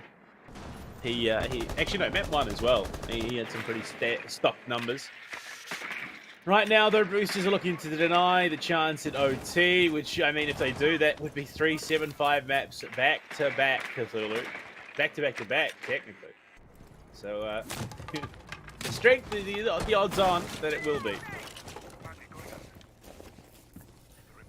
Yeah.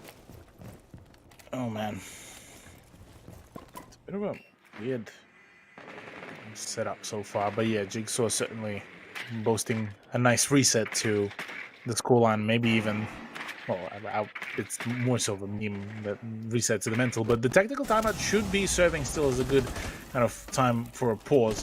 Once again, playing from the very same position that he was multiple times fragged out from, looking to hope to try to accumulate some sort of opener for himself. Meanwhile, IG are just, bunching up together. They are looking to try to just maybe go for an explosive entry Mentalist, are you good, bro? into the office. He was just breakdancing on the ground trying to find the angle.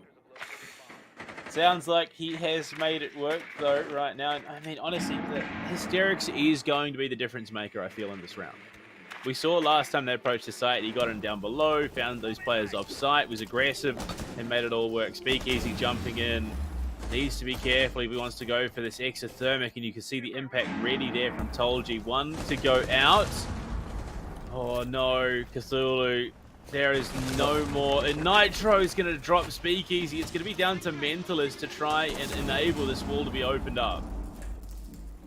Yeah, not particularly good, as it doesn't look like Mentalist is even going to be bothered to be picked up, as Nate tries to get some cover, tries to ask to find some sort of help, but no, instead decides to elect to swing. Mentalist, not Mentalist, Speakeasy completely abandoned. They've got the nano boost in play, though, so I think they're just going to... What? Speakeasy must be up. No, it's got to be a visual bug, because that's just the nano boost committed. And there we go, Nate, who won, will be traded back. Jigsaw trying to provide extra cover. There's no way, yeah, Speakeasy. I'm so confused. I don't know how he was down that long with a nano boost in play. I think it's just a spectator bug. But right now, they're pressuring in. They need to get under the site. Utility dump. Mentalist encroaching on the door. Hermosa will find Speakeasy though to finish him off. 8 there for a second. Hermosa for a third. Hysterics shut down. And Roosters will take the map. Cthulhu, they sit now on the precipice of closing this out 3-1. Only one map away, yeah, and it is going to be Villa, as Roosters are just, able to recover themselves from that hiccup, from that absolutely just slip up on their performance. And yeah, there we are. Second point in their hands. Look, Panda, whilst yes, 7-5, close scoreline and everything, it's just not enough. And look, even the OCN boys were talking about how IG is now supposed to be that super team. We've had even on the APAC South broadcast talking about the super team, and you look at Op League performance, kind of just all falling apart, and it's weirdly enough has been relying on the ANZ boys to perform. Yeah, I mean, it's a true shame, but look, it's not the end of the competition yet so far. They've still got one more chance to take us to a decider. Invictus, that is, of course, whereas Roosters have one more chance to close it out. We head to Villa when we come back after the break. We'll be back very soon. See you then.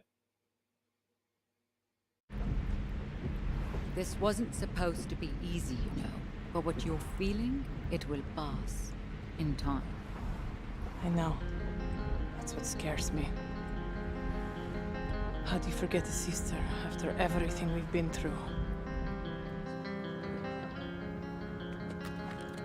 All of those nights, when the lights go out, and the monsters come out to play.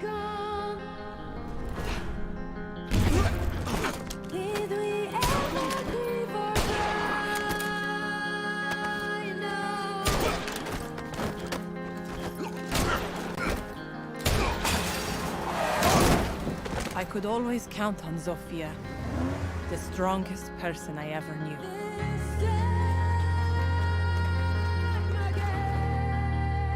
We spent our lives trying to be perfect.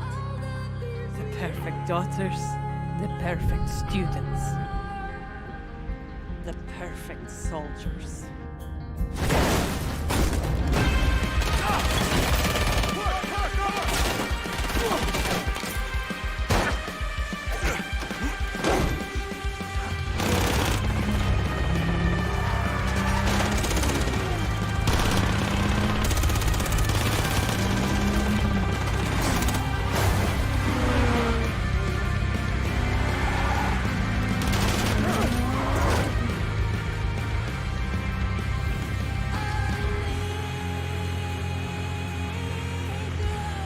When Father left us, we mourned. But they also buried a part of Zofia that day.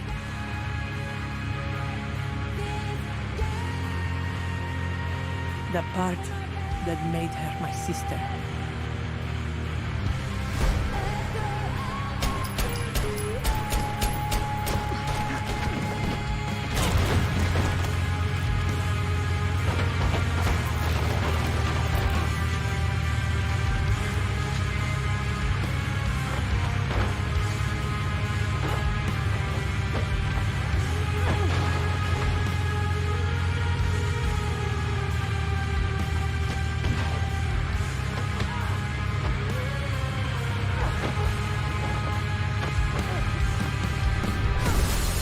I spent years trying to reach her, but in the end, there was nothing left to say.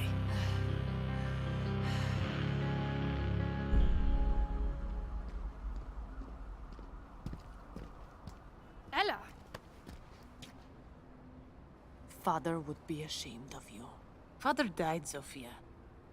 But you left me alone.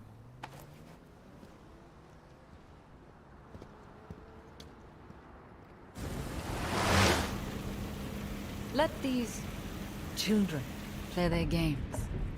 This is the adults' table, sweetheart. I've always been loyal to them. To her. Yes. But the question you need to ask yourself is, who's been loyal to you? It's all right, Ella. You followed your heart, and that takes guts.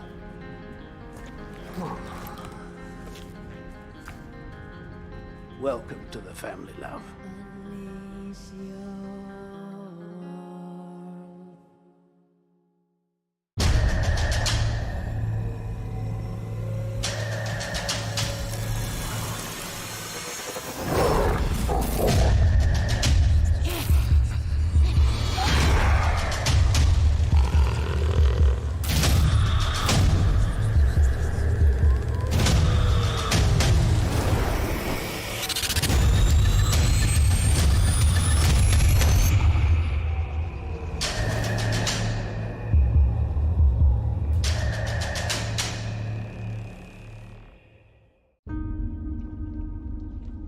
善と悪、凪と嵐、何が来るかはわからない。敵か味方か。敵が来たなら容赦はしない。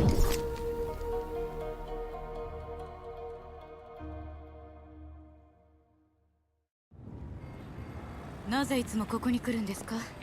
フルーツならデリバリーもできます。お金もあるんですし。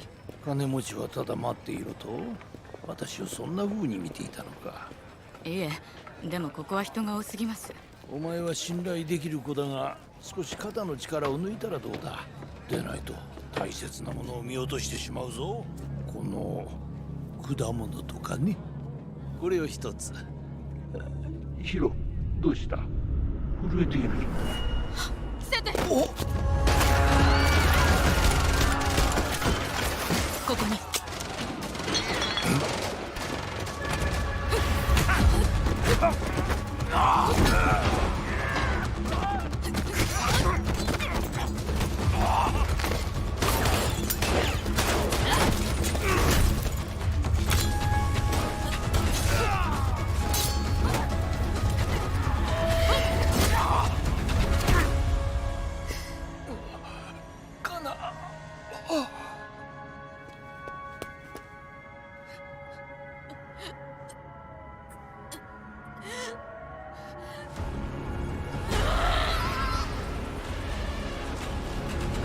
私の家に忍び込むなんて自殺願望でもあるの？久しぶり、由美子。八幡さんが。ええ、話は聞いたわ。見覚えは？手伝ってもらう。仇は必ず撃つ。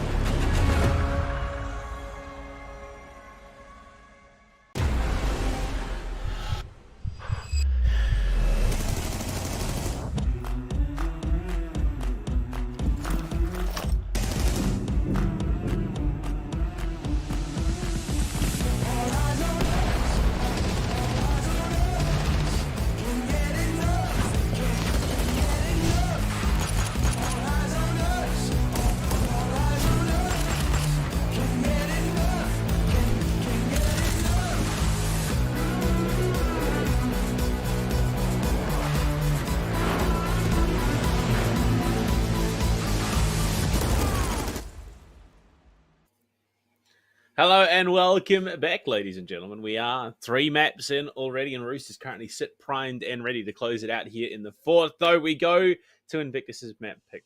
It's Villa. It is a map that should play very well for them. So the reality is, we might see Clubhouse. Look, I'll be genuinely honest. I'm concerned about Invictus, the way how they've performed and they've played on border. Look, a lot of things just went completely sideways for them. And starting from just a botched set of attacking sides to defense kind of looking a little bit shaky here and there. It's now very much relying on them to grab majority points on the defense before we get any sort of progression from them. Now, Villa obviously was being their choice. The way how things been going, the way how it's been usually kind of hysterics and Nate kind of combination popping off. The rest of the team has had a very much of a grim kind of turnout, bar maybe Jigsaw on the defense, but even then things been looking a little bit frustrating. And yeah, you can see completely defeated looks so far on the side of Speakeasy and Jigsaw. I can't tell if Jigsaw's camera has disconnected yet. It's I think maybe he has disconnected his camera just to boost performance. I'm not seeing any color changes or anything like that. So yeah, I think we no longer have him in the cams. True. It's just Speakeasy and Nate for the side of Invictus. On the other side, I think we got 2 as well. We're hitting the late night hours. There's a lot of Siege being played by both these 2 teams at the moment. And now look, Jackal, Thatcher, Cade, and where do we round it out? Valkyrie. He's more than likely going to be the pick, I imagine. Remira? Oh yeah, Valkyrie indeed. Yeah. Understandably so, though. And interestingly enough, Roosters kind of deciding to, close it all out on the side of Jackal as well, making sure that, the Spaniard won't really get a whole lot of action, given that on map like Villa, he is actually one of the more potent states that one can be. So, look, it's not a done deal just yet, but Invictus are once again being pushed to the idea of, we need to play catch up. We need to win this map to even be remotely close to the idea of, bringing themselves to that first place victory in the grand final. And whereas on the side of Roosters, look, all cheery so far. I mean, even when we were just getting into the game, very much just all smiles all across the board, just some giggles here and there, but yeah. We're entering true battler's hours now, Cthulhu. We're getting deep into the thick of things. This second of first of potentially 2 maps remaining. Although, with the Roosters' momentum, the likelihood of that is quickly slipping away. Right now, it's Roosters to upset and pick up the win. Invictus, I mean, they've got so much to prove here on their own map pick. Oh yeah, there's a number of things that need to be, talked about and, figured out by Invictus, because that pendulum kind of set of swings needs to be halted by Invictus as much as possible, because otherwise, without the ability to gain any sort of tangible momentum, any sort of big, big streak of rounds, it is extremely difficult to keep, note of. That's something that needs to be very much kept in mind of. At least so far, this looks like a decently prepared setup. Hysterics on the Nook certainly is a good idea, but those runouts again, Tolji just being able to get rid of Nate has been just absolutely huge. Yeah, it is quickly spiraling in a way that is not ideal for Invictus at the moment. Speakeasy. Hysterics, Jigsaw, and Mentalist need to step up here in the round if they want a chance to take it. The last thing you want to do is coming into your own map pick is drop round 1. The last thing you want to be doing is starting off your momentum in this matchup with a loss, and Mentalist into the bathroom. Player tucked in close right, has pushed up behind Speakeasy, who falls. Hoven somehow sneaking his way up. No cover in terms of flank watch. Luckily, Jigsaw's on the job. Will also walk up and pop that mirror window as well. 3 versus 3. They don't have lines of sight to the master bedroom anymore. This is now doable. Oh, this is absolutely doable. But in the 3v3, this could be a little bit problematic. Not the place that usually one could see the Nook pushing from, which could be a thing to keep mindful of, but the Hell device should just be allowing to be able to slip past the camera, albeit now presence of Mentalist does reveal that there is some sort of a push happening around the 90 hallway. It seems like, Hysterics might try to just come join the general push, and Rick's drive-bys Hysterics absolutely bodies the man. Now it's on the Jigsaw and Mentalist. There's a frag grenade in hands. The Jigsaw below could find some opportunity. He's trying to make it happen. Unfortunately, no one there to receive the nade. Player towards top main. If I had to hazard a guess, I would say it's probably Rick's rotating around. No, it's Ape, sorry. On the mirror instead. Not even anticipating or contemplating the fact that there could be someone aggressing on his position. Mentalist shot out from the knees by Rex. And a very solid round for Roosters to start off their Villa campaign. Yeah, Roosters doing a great job there. With the way how they've been so far playing in general, their defense has been a really scary prospect to play against as well. So, something that will need to be addressed by IG as well. That sort of play has been kind of on the back of IG's mind for quite a while, and I mean the main issue going into this is just the fact that, again, like, you're bringing in this wide array of operators. You bring in the Hysterics on Nook, which usually, I mean, I'm more so just a caster nowadays, but usually and generally speaking, you would want to see the Nook be the flanker, be the big player from the opposite side of the map to open those positions, those setups, and unfortunately, that hasn't been the case here. Kind of Hysterics almost plays the same kind of gameplay as he would do in on an Ash, and that needs to be very much addressed, I reckon, and something that I'm not too sure how will even well, IG be able to address it. Yeah, it's where do you begin? That's the thing. Like, where do you begin in reorganizing the steps to make a victory happen for Invictus? And right now, I couldn't even begin to comprehend. There's just so much that is consistently going wrong for them and consistently going right for Roosters. Roosters are literally playing one of the best series of their lives right now here against Invictus. And I want to say, both teams are playing well. Roosters are just playing better. Yeah, that's probably the best way to really describe this. Well, so, yes, we do harp onto the situation of IG as much as we do, but it's just because it's been expected with some of the previous performances. It's been expected IG to be the ones to start swinging with the scorelines. But it's good to see Roosters to be able to perform. Jigsaw's play, by the way, that shot was absolutely clinical. Yeah. Had Hoven's number, unfortunately, the same could be said for Hermosa and both Nate and Hysterics.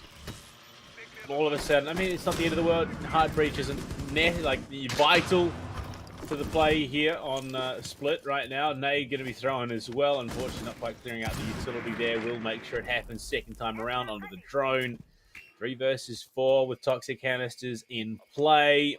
There is a lot of utility to sort out. Invictus are going to have to make this work. They have to find some big frags. And Mentalist being tagged that way by Tolji is not going to help the situation. Knows that he's in a dangerous spot right now. Jigsaw might have to go and provide support. He is roaming around on the first floor, and that's Tolji down. Man. That is a well-coordinated play. Very nicely done. Yeah, Jigsaw swinging back into the swing, getting back into the swing of things. Looking very promising, looking solid, but still, again, 3v3 is still in play. 53 seconds, though. This is a good time to start draining those gas grenades. I say that, though, unfortunately for Jig, well, that's the end of the run, at least within this very position. Speakeasy now in for the swing, gets the better of Abe. That was a good play there. Well, enough on the Finker that gets to live way longer than the rest of the team. And, well, could we see finally IG to be able to reclaim their own run?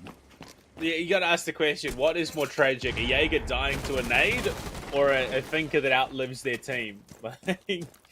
It is an unfortunate situation to be in, but luckily there is support. 2 versus 2, though. The problem being we're now in the dying moments of the round. 10 seconds.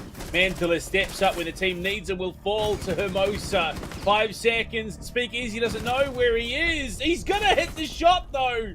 Gets lucky, spot in the top of the dome and across the sights. Will shut it down. Just that could have been narrowly avoided disaster there for Roosters. If he'd gone prone, it could have been a different story. Oh, yeah. It would have been a completely different story, most definitely. But yeah, look. On the dying moments, Invictus being able to bring this back. Speakeasy. Poor man. Just he's feeling the grind even more than us. If we get to just yell into and talk into the microphone, they need to be the ones to be on the top of their form, on top of their performance, and play as well. And certainly, yeah, the tiredness, the exhaustion, starting to slowly but surely settle in, and that's something that they obviously would have preferred to veer away as much as possible. But again, look, good return on the investment, 1-1 scoreline. Again, Invictus, they need to keep on top of their game, and certainly the decision to switch over the people between the different, operators and roles certainly does make things a little bit more workable, let's call it that. Oh dear. Again, I think the reality of Clubhouse is rapidly approaching us, Cthulhu. Right now, though, that could be dangerous. Speakeasy opting into the Maverick over the Thinker here. I mean, we've already seen how big the Thinker has been. And the fact that there is also a Pulse on the board, I have a lot of concerns. A lot of concerns here in round 3. Yeah. at least, look, with Finka being absent, the moment those boosts do come around, Hoven at least won't get the extended range of that pulse scanner, so at least silver lining, I suppose, there, but absolutely still going to be a rather dangerous entity to be finding, as, yeah, Jigsaw already being spotted by that pulse scanner will be possibly soon confirmed to be, yep, you're good to swing on him by Hoven. The runouts could start coming out. As it stands, though, Invictus very looking just, well, not scared, but very cautious about how they approach this, and for a very valid reason. I mean, Roosters so far been just delivering all the goods in a very rapid manner. Indeed. It will kill Jigsaw, unfortunately. Hysteric's looking to pinch him from behind and refrag out his teammate. Nade popped and ready towards China, but no, it's in close left. Two of them, in fact.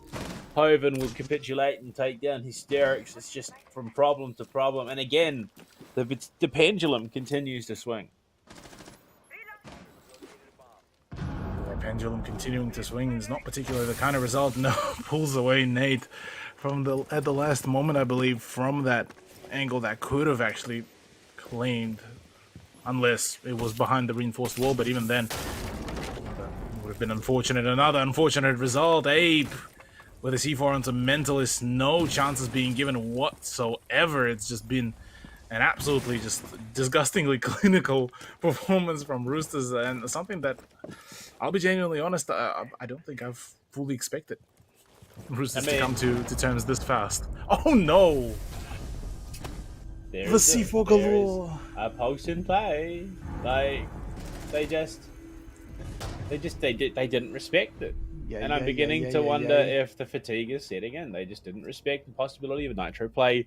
They knew that there was a pulse in play, because that's how Jigsaw died, with the help of Ape, and then Hysteric's fault. Actually, no, it was Hysterics who actually died to the pulse. So yeah, they 100% had confirmation that it was a pulse in play.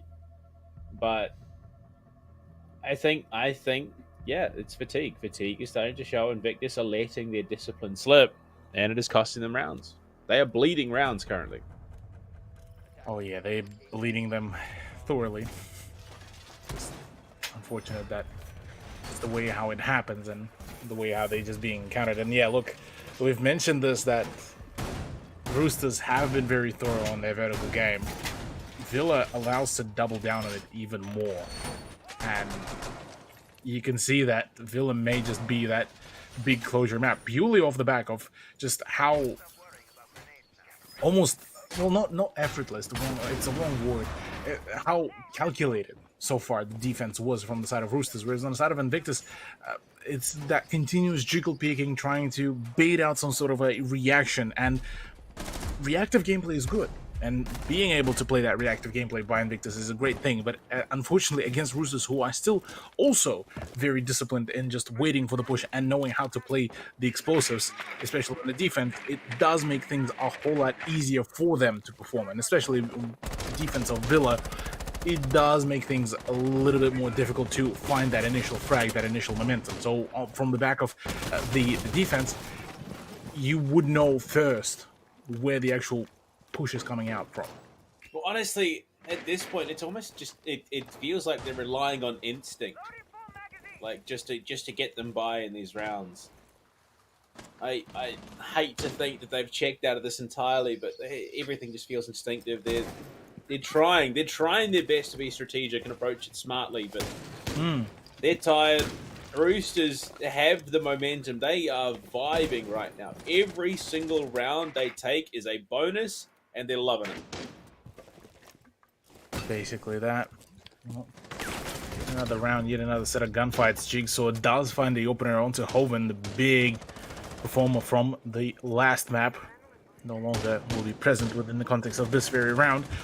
Jigsaw, well, for the majority of the things, yeah, looking at all the silhouettes, yeah, the ground floor has been claimed, at least for now, by Invictus Gaming. Curious if they will be able to keep up that very control, because players like Tolji, players like Hermosa, players like Pix even, were able to reclaim it in rather record time. So as long as they're staying on top of their toes, on top of their games, might just be be able to find it. But oh, Jigsaw's position. Oh, the read has been nearly perfect, but Tolji bails out at just the right opportune time to not catch the full extent of that damage. Very near miss, and the down to Hermosa. Jigsaw not going to quite know. Nay going to be throwing. He's going to try for another attempt. There we go. Hermosa can't quite get far away enough, and the Nay, the follow-up one, will deter the top of the stairs. Oh my god! Almost a very clean shave for Tolji. Yeah, and Tolji very much still insistent on, holding that position. Fadeaway as well, and the push from Rix does make it so that IG keep on, sweating. And keep on being, keep on losing the numbers. With Speakeasy and Hysterics gone, this is not particularly the kind of setup that you want to find yourselves in. Rix might still be able to make the big play. He does indeed. Far reaching in. That's a triple for him. All of a sudden, this is all falling apart, and Tolji is the one to wrap it up. Roosters off the back of a 2v3. Just like that works. I mean, the concern has to be this is very much, it seems, a case of the better team winning right now. Roosters are looking to be the better team, which comes stage 2 of Apex South could postulate any number of questions. If they had taken to Invictus, a team who, let's be honest, missed out on top 4 due to a forfeit. We will never know how that match against Direwolves would have gone. And it could have been the one match that they dropped that stage. But Roosters looking like they could be a real powerhouse. I am anticipating a top 4 performance from Roosters next stage. Absolutely. Given the general kind of setup and the way how, Roosters were able to perform, and the way just how generally things have been swinging their way, and the timing has been just perfectly worked out. It has been clinical from them, and top 4 is definitely a very possible thing to happen, albeit again, whilst this is still playing within relatively same region, minus, obviously Nate and Jigsaw. I'm curious how will Roosters be able to perform given the slight ping differences, because we know how impactful it is for some of the teams, that ping difference, and whether it will be the big factor to their success, or rather failure, maybe, once we do get to see them next season of Apex South. So, look, for now, all we need to cast our eyes to is, how will IG counter this whole setup? And I mean, look at Invictus's attack. A little bit, kind of disconnected, but kind of still covering all of their bases. Yeah, it's a wide net they cast each round to try and gauge where that resistance is going to be and then transition into a victory if possible. Unfortunately, Roosters so far have been rather elusive when it comes to falling prey to Invictus's intentions. Right now, though, that pulse again is what I'm eyeing up. We've already seen it used to deadly effect, and it wasn't even a kitchen dining round. It was statuary and trophy. So now that it is the actual site and you want to be getting that vertical control, Speakeasy should be absolutely terrified. Yeah, I would imagine Savannah will be very much concerned about the general kind of swing of things, trying to find some sort of a safe ground, but obviously with Hoven already scouting things out for and with that pulse scanner. I just see that result come into fruition rather soon. C4s, no, instead it's frag grenades coming out. Speakeasy does get the better of Hermosa. No more is the Jaeger, but no more is Speakeasy, because Ape, under the guise and under the guidance of Hoven, does get the better of the sledge. They still have one more Nitro Cell remaining. If Hoven could thread the needle with that one, land it on the right pair of feet, he could definitely upset. There is one player there. Well, what a kill, what a trade. What a series of trades that goes the way of IG. Tolji and Hoven find themselves at the deficit for the first time in a wee while. They're going to gear up together, and unfortunately Hoven walks straight into the waiting arms of Hysterics. They anticipate maybe more, and Tolji crouch walk and spotted and shut down Hysterics. playing the Nook, wins the round. Cthulhu, we might just equalise that half yet. Well, might indeed. But that is going to be the case. Look, 4th map in a row where we will be seeing the 3-3 scoreline, and then, well, the conclusion to come out closer to the end of the second half as well. For Roosters, though, this could be the big breakaway round, though. Because think of it this way, Panda. Roosters were, so far, on much many more rounds where they were able to, or much many more times, they were able to string a streak of rounds. For IG, it's been very much back and forth. Apart from, I believe, Oregon, where they were able to accumulate 4 rounds in a row. The rest has been more or less just kind of 1 round take, 1 round lose, 1 round take, 1 round lose. And if Roosters will be able to break the whole streak, push this half into a 4-2, and then proceed to do this literally the same performance that they've been putting on the attack in the last couple maps, they have a huge opportunity to just force essentially IG to play for the catch-up and possibly just shut things down straight away on Villa. He's hoping, but we get something interesting along the way, as it stands. Not saying I want either of these teams to lose. I just want it to be fun and interesting. I want us to see some top quality siege. We head back to Trophy Statuary with that pulse being in play. Hoven has already proved how deadly it can be. In fact, a couple of rounds now, we've already seen Nitros use. Honestly, the efficiency for Nitros is some of the highest I think we've ever seen Cthulhu. Yeah, the sheer amount of Nitros, the sheer amount of vertical play again coming out. Hoven gets the better of Speakeasy in the early stages. Not the type of result that you would want to happen. Hysterics trying to make an entry as well. Jigsaw emphasizing off the back of, well, his teammate falling and, well, majority of the pressure coming out still through the pantry. He might just be able to emphasize and push the laundry himself, which could be a big play, but he has a presence in there and, well, he gets rid of Ape rather well. As Hysterics as well, starting to make a move around, trying to go and open up that 3rd flank to really play around with. And the push in here has to be clean. They want to get themselves into the building with some intention. Hysterics again off-site. The player looking for the pinch on the roam might just be able to upset a little bit. We can see on our screens, Tolji is potentially about to make that move in towards Kitchen, potentially back towards Flying. But for now, it's just noise. Invictus are making noise, trying to distract their opponents. Distract and force aggression. As the moment they start relaxing, well, this is where Roosters are able to completely take firm control of what the play has been. This is the timing that Hysterics would have been very much scared to see, but thankfully for him, Hoven was completely unaware of the presence of Nook. But that does finally generate that ground, but they're only entering on the ground floor, Panda. They're still yet to take any sort of ground on the 2nd floor, and with a minute remaining, it possibly could end up being that bomb rush directly onto site. Whilst, yes, player numbers advantage is still there, and we finally do see the openings. But Hermosa, Rix, and Toji, they could still do it. I mean, Rix still has 3 of the smoke grenades. That was the last air jab, unfortunately, onto what was going to be the statuary door. Player in the bathtub, that is not ideal. I think they know that Hermosa might be coming through bathroom or is in bathroom. No, Hermosa's on the other side. Unfortunately, it's not to be. 2 quick kills. It's Rix alone. He must have been the culprit.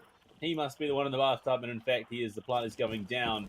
Toxic Canister is probably not going to line up the way they need it to. He's rotating in aggressively, but the air jab going to give away the game. Nate to swing. Can he get the kill? Toxic Canister will lock up the angle. I don't believe the smoke changes have come through yet, so Rix will be able to... Oh my god! Hysterics, good night. You can't be contesting that angle against it. The Toxic Canister again going down. He needs 1 more to guarantee the safe entrance onto the site. Potentially pushes through. Going to rotate all the way around. Wants to go for the reload. Needs to make a play here. And there we go. Toxic Canister trophy door. Unfortunately, the smoke has dissipated on towards the landing. And now the swing. Big damage onto the shin of Jigsaw. Shotgun out in hand. He's going to be delayed. He's going to be wasted. And Jigsaw will equalise going into the half. Well, we do get a 3-3 scoreline by the end of it. So, Invictus at least staying true to the general kind of pacing of it all will be returning us back to that 3-3 scoreline, Panda. Well, at least Villa is still looking like the battle and the place for that battle to, you know, evolve even further. As at least whilst we are going in through the pick phases and everything, well, there's still talks happening on the side of Roosters, and so is within the Invictus Gaming side, trying to find some sort of, I guess, well, not ability, but I don't know what I even was aiming for to say that. The potential, that spot where which they need to aim for, that window, not the window of opportunity, but the idea as to how to actually counter and find that very thorough counter against Roosters. Because so far, the only counter that there has been, per se, is walk around the map, find a frag or two, and then start your actual approach towards the site. That's not, per se, kind of the best way to really go about that. It's not what you really want to be playing for. Exactly. Especially if you're IG. I think at this stage, either team, it's not what you want to be playing for. There has just been some insane moments in these matchups, and insane 50-50 gunfights that have gone both ways. Right now, though, Invictus head to the defense, which, I mean, realistically is their best chance to close out the map. Yeah, look, Invictus basically being presented with a bit of a kind of game of a sudden death between themselves and their opponents of Roosters, given where they're kind of being told, well, you either win this map or that's it, say goodbye to the first place. And that's quite a chunk of money as well that could be lost out, because Invictus were looking pretty solid prior to all of this, but it's just the BO5 that seems to be getting the better of them. Already Speakeasy, nails very nicely onto Hoven. That's the finger gone. No more boosts once again, but the rest of ex-Renatus roster still has plenty of utility for all the breachings and the flank watch. Funnily enough, it's Speakeasy that is actually on the roam with the with Jigsaw on the Lucy, and it's very exciting to see a roaming mirror. I mean, it makes sense. The Nitro's there. I thought, Hysterics. Yeah, that might be an unfortunate disconnect. That is not ideal at all. Yeah, I think Hysterics is unfortunately about to dip from the server. Ape, come on, get your kill. Get your kill. Come on, buddy. I don't think he's gonna. I think he's gonna miss out. Yeah, no. Wasted opportunity. No exclamation mark claim in chat. Absolute flop. Lost each and every one of the opportunities to stat pad, but well, I mean, so that's basically, well, equalizes things down, and Hysterics won't be particularly happy about that kind of result, given that it is the map where pretty much each and every round will matter the most. But Invictus can still have all the utility to really battle out with the rest. Now, already with the Zephyr charges about to start coming about, Ape actually from below could be that big linchpin to play around, though. It's the positioning of the fragment grenade that will be very much crucial. Nate takes a large chunk of that damage from the grenade, and with the bridges starting to come around, are we actually going to see that performance? And Jigsaw being down with a grenade, that's not a good thing. That's not the kind of return on investment that you want to see. Nate being tagged up even further, and now spotted by the drones. This is not good. Rex takes the head off an 8. Jigsaw on the ground. 2 versus 4. Stepping out. Speakeasy will get that kill, but unfortunately, it was Mentalist to steal it away, who will be taken out by Roosters as well. Once again, going into the half, they find the opener. And Hysterics is going to get himself back in, but that is, again, horrendous timing in the round. Yeah. If there was any sort of presence and Hysterics would have been able to play it out like he did, would have been a completely different round, honestly. But alas, it is what it is. Roosters, though. Look, apart from the fact that early loss of Hoven kind of came about, the rest of the team managed to perform really well, and the frag grenades from below from Ape have been rather clinical. Something that needs to be very much noted of. So Roosters are certainly playing their cards rather well. It's more so just, yeah, it seems like the annoyance, the frustration, the exhaustion, all starting to compound together for Invictus, and maybe, well, so is technically for Roosters, given that quite a number of plays still also been a little bit kind of misplayed, but it's more so the fact that even in that sort of fatigue, in that sort of frustration, they still able to keep up the spirits, and that is something that has been quite a very powerful weapon for them to utilize. Indeed it has. Well, the round trade progresses again. So I think we're going to go 1-for-1. The pendulum shall swing, as it were. Hopefully Hysterics doesn't struggle with connection issues too much in the remainder of the map. It was Jigsaw yesterday, Hysterics a couple of times, but I mean, that hold down in kitchen was so pivotal for him, and the fact that he disconnected before he could have any impact just makes it worse. Well, already with yet another drone now being yoinked away by the Mozzie, Nate will be able to have his own kind of versatile piece of utility for gathering information. But the swing is coming in there. Holman actually being able to stay alive, only one shot away though from death. Could have been big if that frag was found, but interestingly enough, C4 is flying. Toji not dead. That is something that will be a bit of a question mark there from Nate, given that he had everything pretty much well calculated there. Calculate, yes. Unfortunately, sometimes the math doesn't add up, as you and I both know. And Ape in a bit of trouble, getting sprayed at by Jigsaw. There we go. Forced into the retreat, will be capitalized upon by Mentalist. Unfortunately, Hoban will line up Mentalist and Nate, bagging the 2-for-1 special at the end of the day. Relocates himself, wants to go to another store in the mall, of course. Sales are great, and unfortunately for Invictus, it usually goes the wrong way for them. Hysterics trading with Ricks. No hard breach, which means that, I mean, it's possible Speak Easy with the Toxic Canisters could make this hard. He's got Jigsaw there in support. Not to count them out of the round. Oh yeah, not at all. They still could do a lot of great work here, and I mean, the two highest performers, bar Hysterics being on 6-6, that's the two players that you would want to have in that sort of clutch situation. Minute 13 though to go, so for IG players it will mean a lot of time that still needs to be drained, and a lot of precious time for Roosters to still be gained up upon. But you look at the silhouettes. One player off-site, one player on-site, and Jigsaw is just trying to play for a hunting turnout, and so far it's actually just Speakeasy that just, you know, mops up the rest. Finds one onto Toji Jigsaw. And so all of a sudden, well, the tables have been turned in favor of IG.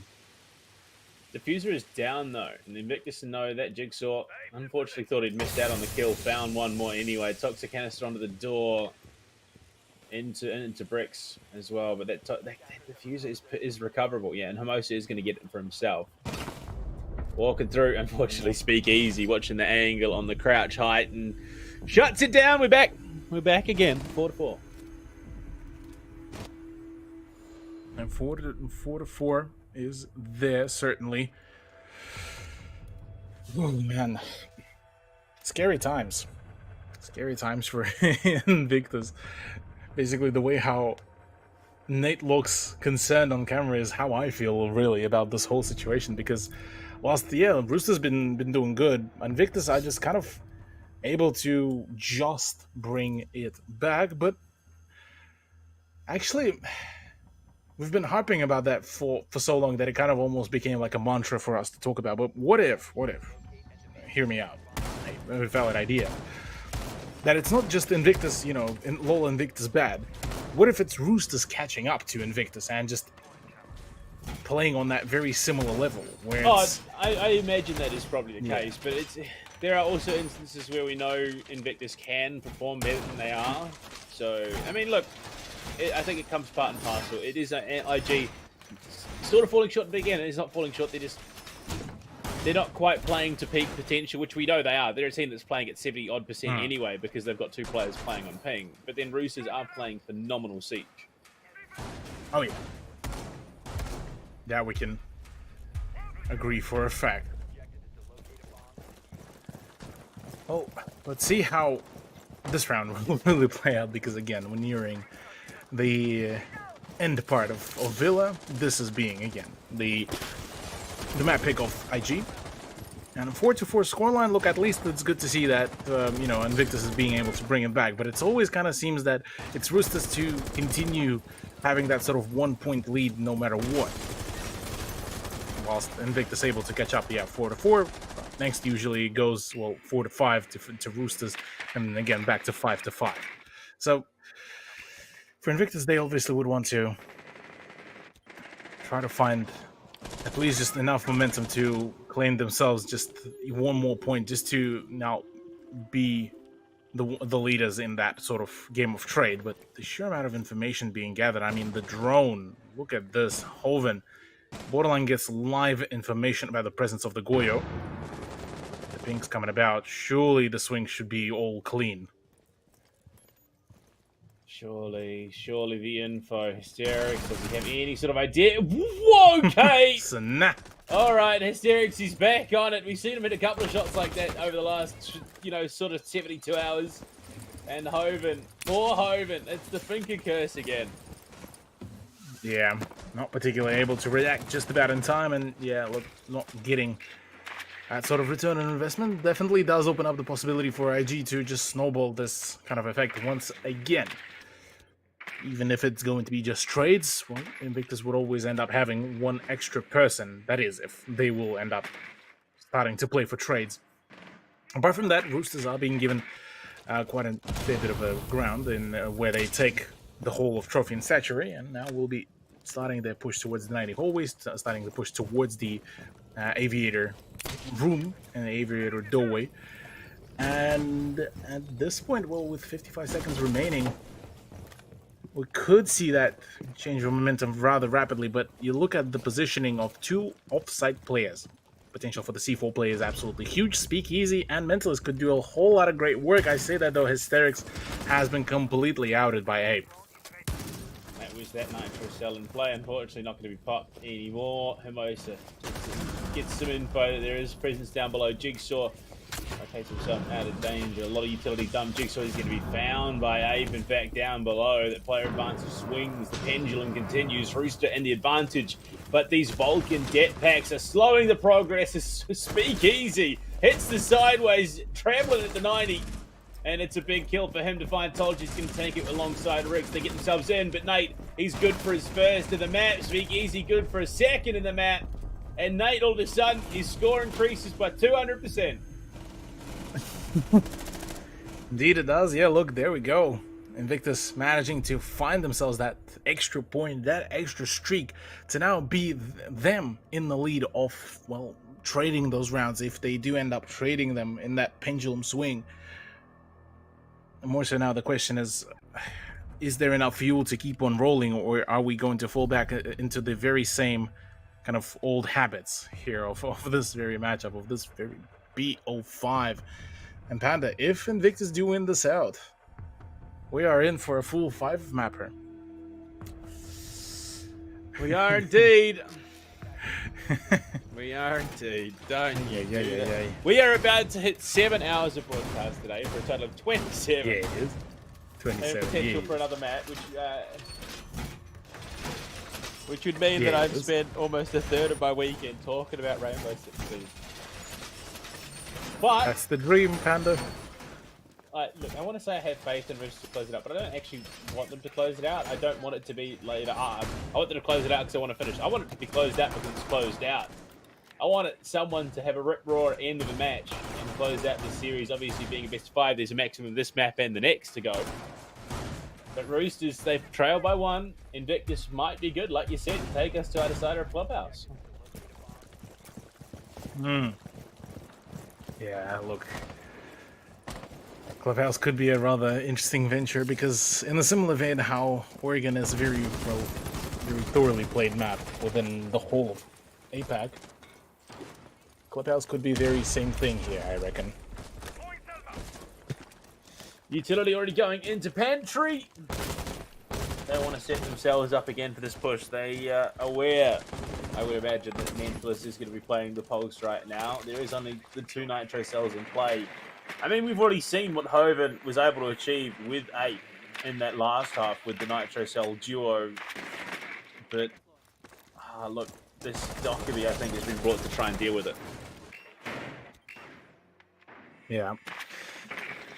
Oh man, Roosters wouldn't want to give away this opportunity for a match point to Invictus right about now, because they're the ones now being put at a bit of a back foot with the scoreline only by 1 point though, so it's still very much workable as long as they can keep on pushing by themselves. I mean, they were able to do that very thing again. Oh, the C4 though from Mentalist is clean, and it lands, giving a little bit of a taste of that medicine back to Roosters. Hermosa down. No more buck. That proves to be, well, it would prove potentially to be a bit of a problem for Roosters on this attack. Hoven on his roam, looking to get aggressive over towards Library. Wants to pinch in from behind if possible.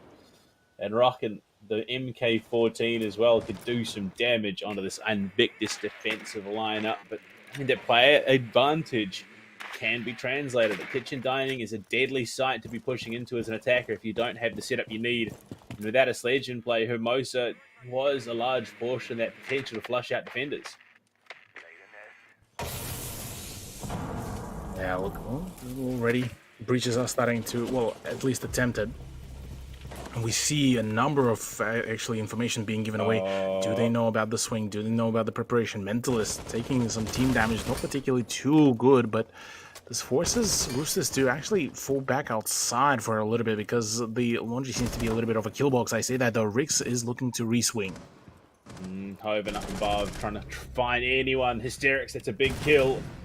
Unfortunately, will be traded back out by Hoven. That's the the ultimate goal of that flank has been successful. Unfortunately, they still need to find more shots in through. Jigsaw swings. It's a kill for Rix though onto Mentalist, so bringing it back. Unfortunately, it is going to be map point now for Invictus. Roosters may have let this one slip away. Intact timeout called. And Roosters realizing that, look, if this goes this far, things might start compounding into even more losses, into some more problematic play. This is where they start calling in, albeit ideally they would have wanted to call it before the match point would have been achieved. But, and yeah, look, last time, I mean, they managed to get themselves a tactical timeout. They were able to win out the last few rounds, and so maybe this could be the idea here. Maybe this could be the kind of the solution for them as to how are they losing so many rounds, so many points. But on the other hand, well, this does also give time for Invictus that they are getting the Invictus. Well, how could they readjust themselves? Because this so far, if they wrap it up in a 7-4, this so far could be a good return to form. Could be indeed. The tack timeout, hopefully, will give Roosters what they need to take us to overtime. Nate, he's obviously utilised said break and gone for a break of his own. Trophy and statuary on the cards. Nate, yeah, light off. He's back in time. I love the shirt. Honestly, I rate it. Yeah, the shirt is pretty stylish for Nate. The man is always the style god of Invictus and in general. In the Order days, the man has been just absolutely swagging it out previously, and certainly we get to see that style to be brought out even tonight. But yeah, look, Invictus seemingly on the rise as that we were talking about exhaustion. We were talking about that. Maybe it was just conservation of that very energy, because look, say comes Clubhouse, you wouldn't be surprised to fall out of a blue Invictus just managed to close it out in something like a 7-1, 7-2. That would be one hell of a way to do it, actually.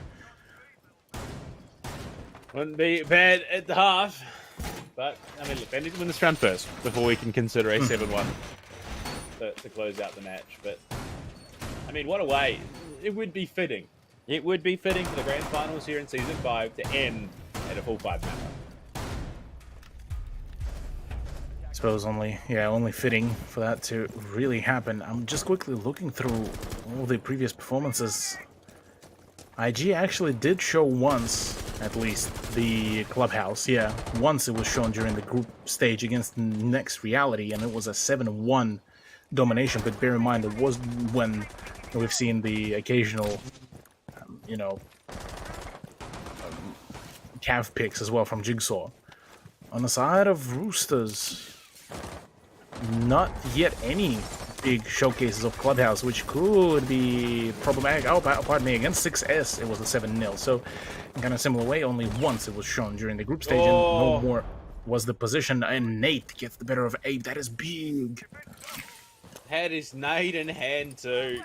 Caught lacking. That's his sledge gone. That is truly unfortunate, especially in approaching the site with the utility clear that must be done. That's unfortunate, especially the fact they didn't get Nate out either. That Nitro Cell now down below, roaming wantonly, hungry for the feet of an attacking player. Too silly to stay, to keep moving. Toljian, now it's his job to clear things out. Unfortunately, Jammer means those X-Tyros won't pop just yet. The drone, Tolji's on the hunt and wants to make sure that Nate can't do any further damage in the round. But for now, look, we can see he's not here for the moment. At least not in a close proximity, and the drones will be confirming that very thing as well. Complete abandonment of the position. And, well, understandably so. Look, frag out, bail out. That's exactly what has been sorted, done, and dusted.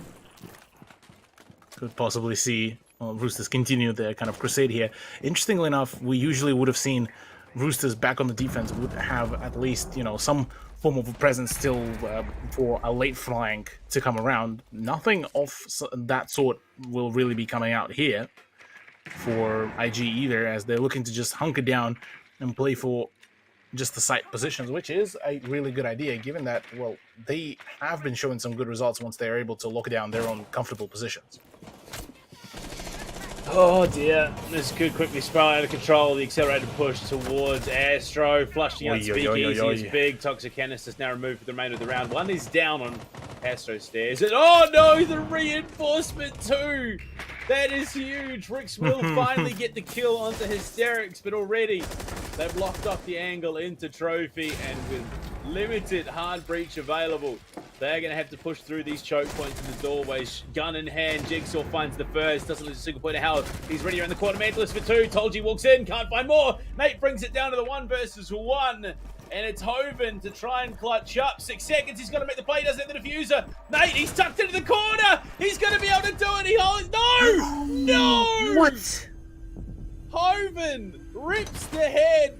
Nate somehow not having the time on his side. By a second away from winning out the map. My goodness. Roosters just... Hoven literally missed a Superman there. With the way how he just pulled out that dub in that round is insane. Absolutely nuts.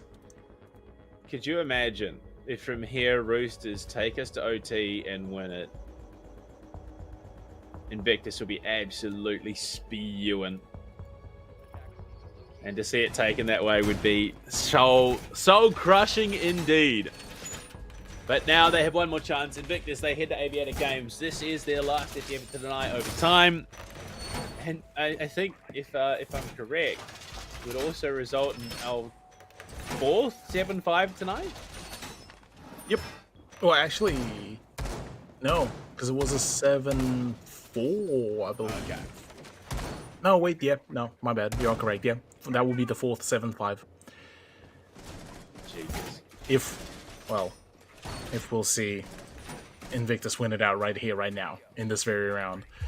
So yeah, look, spooky times, just period here in the grand final of the Operation League Season 5.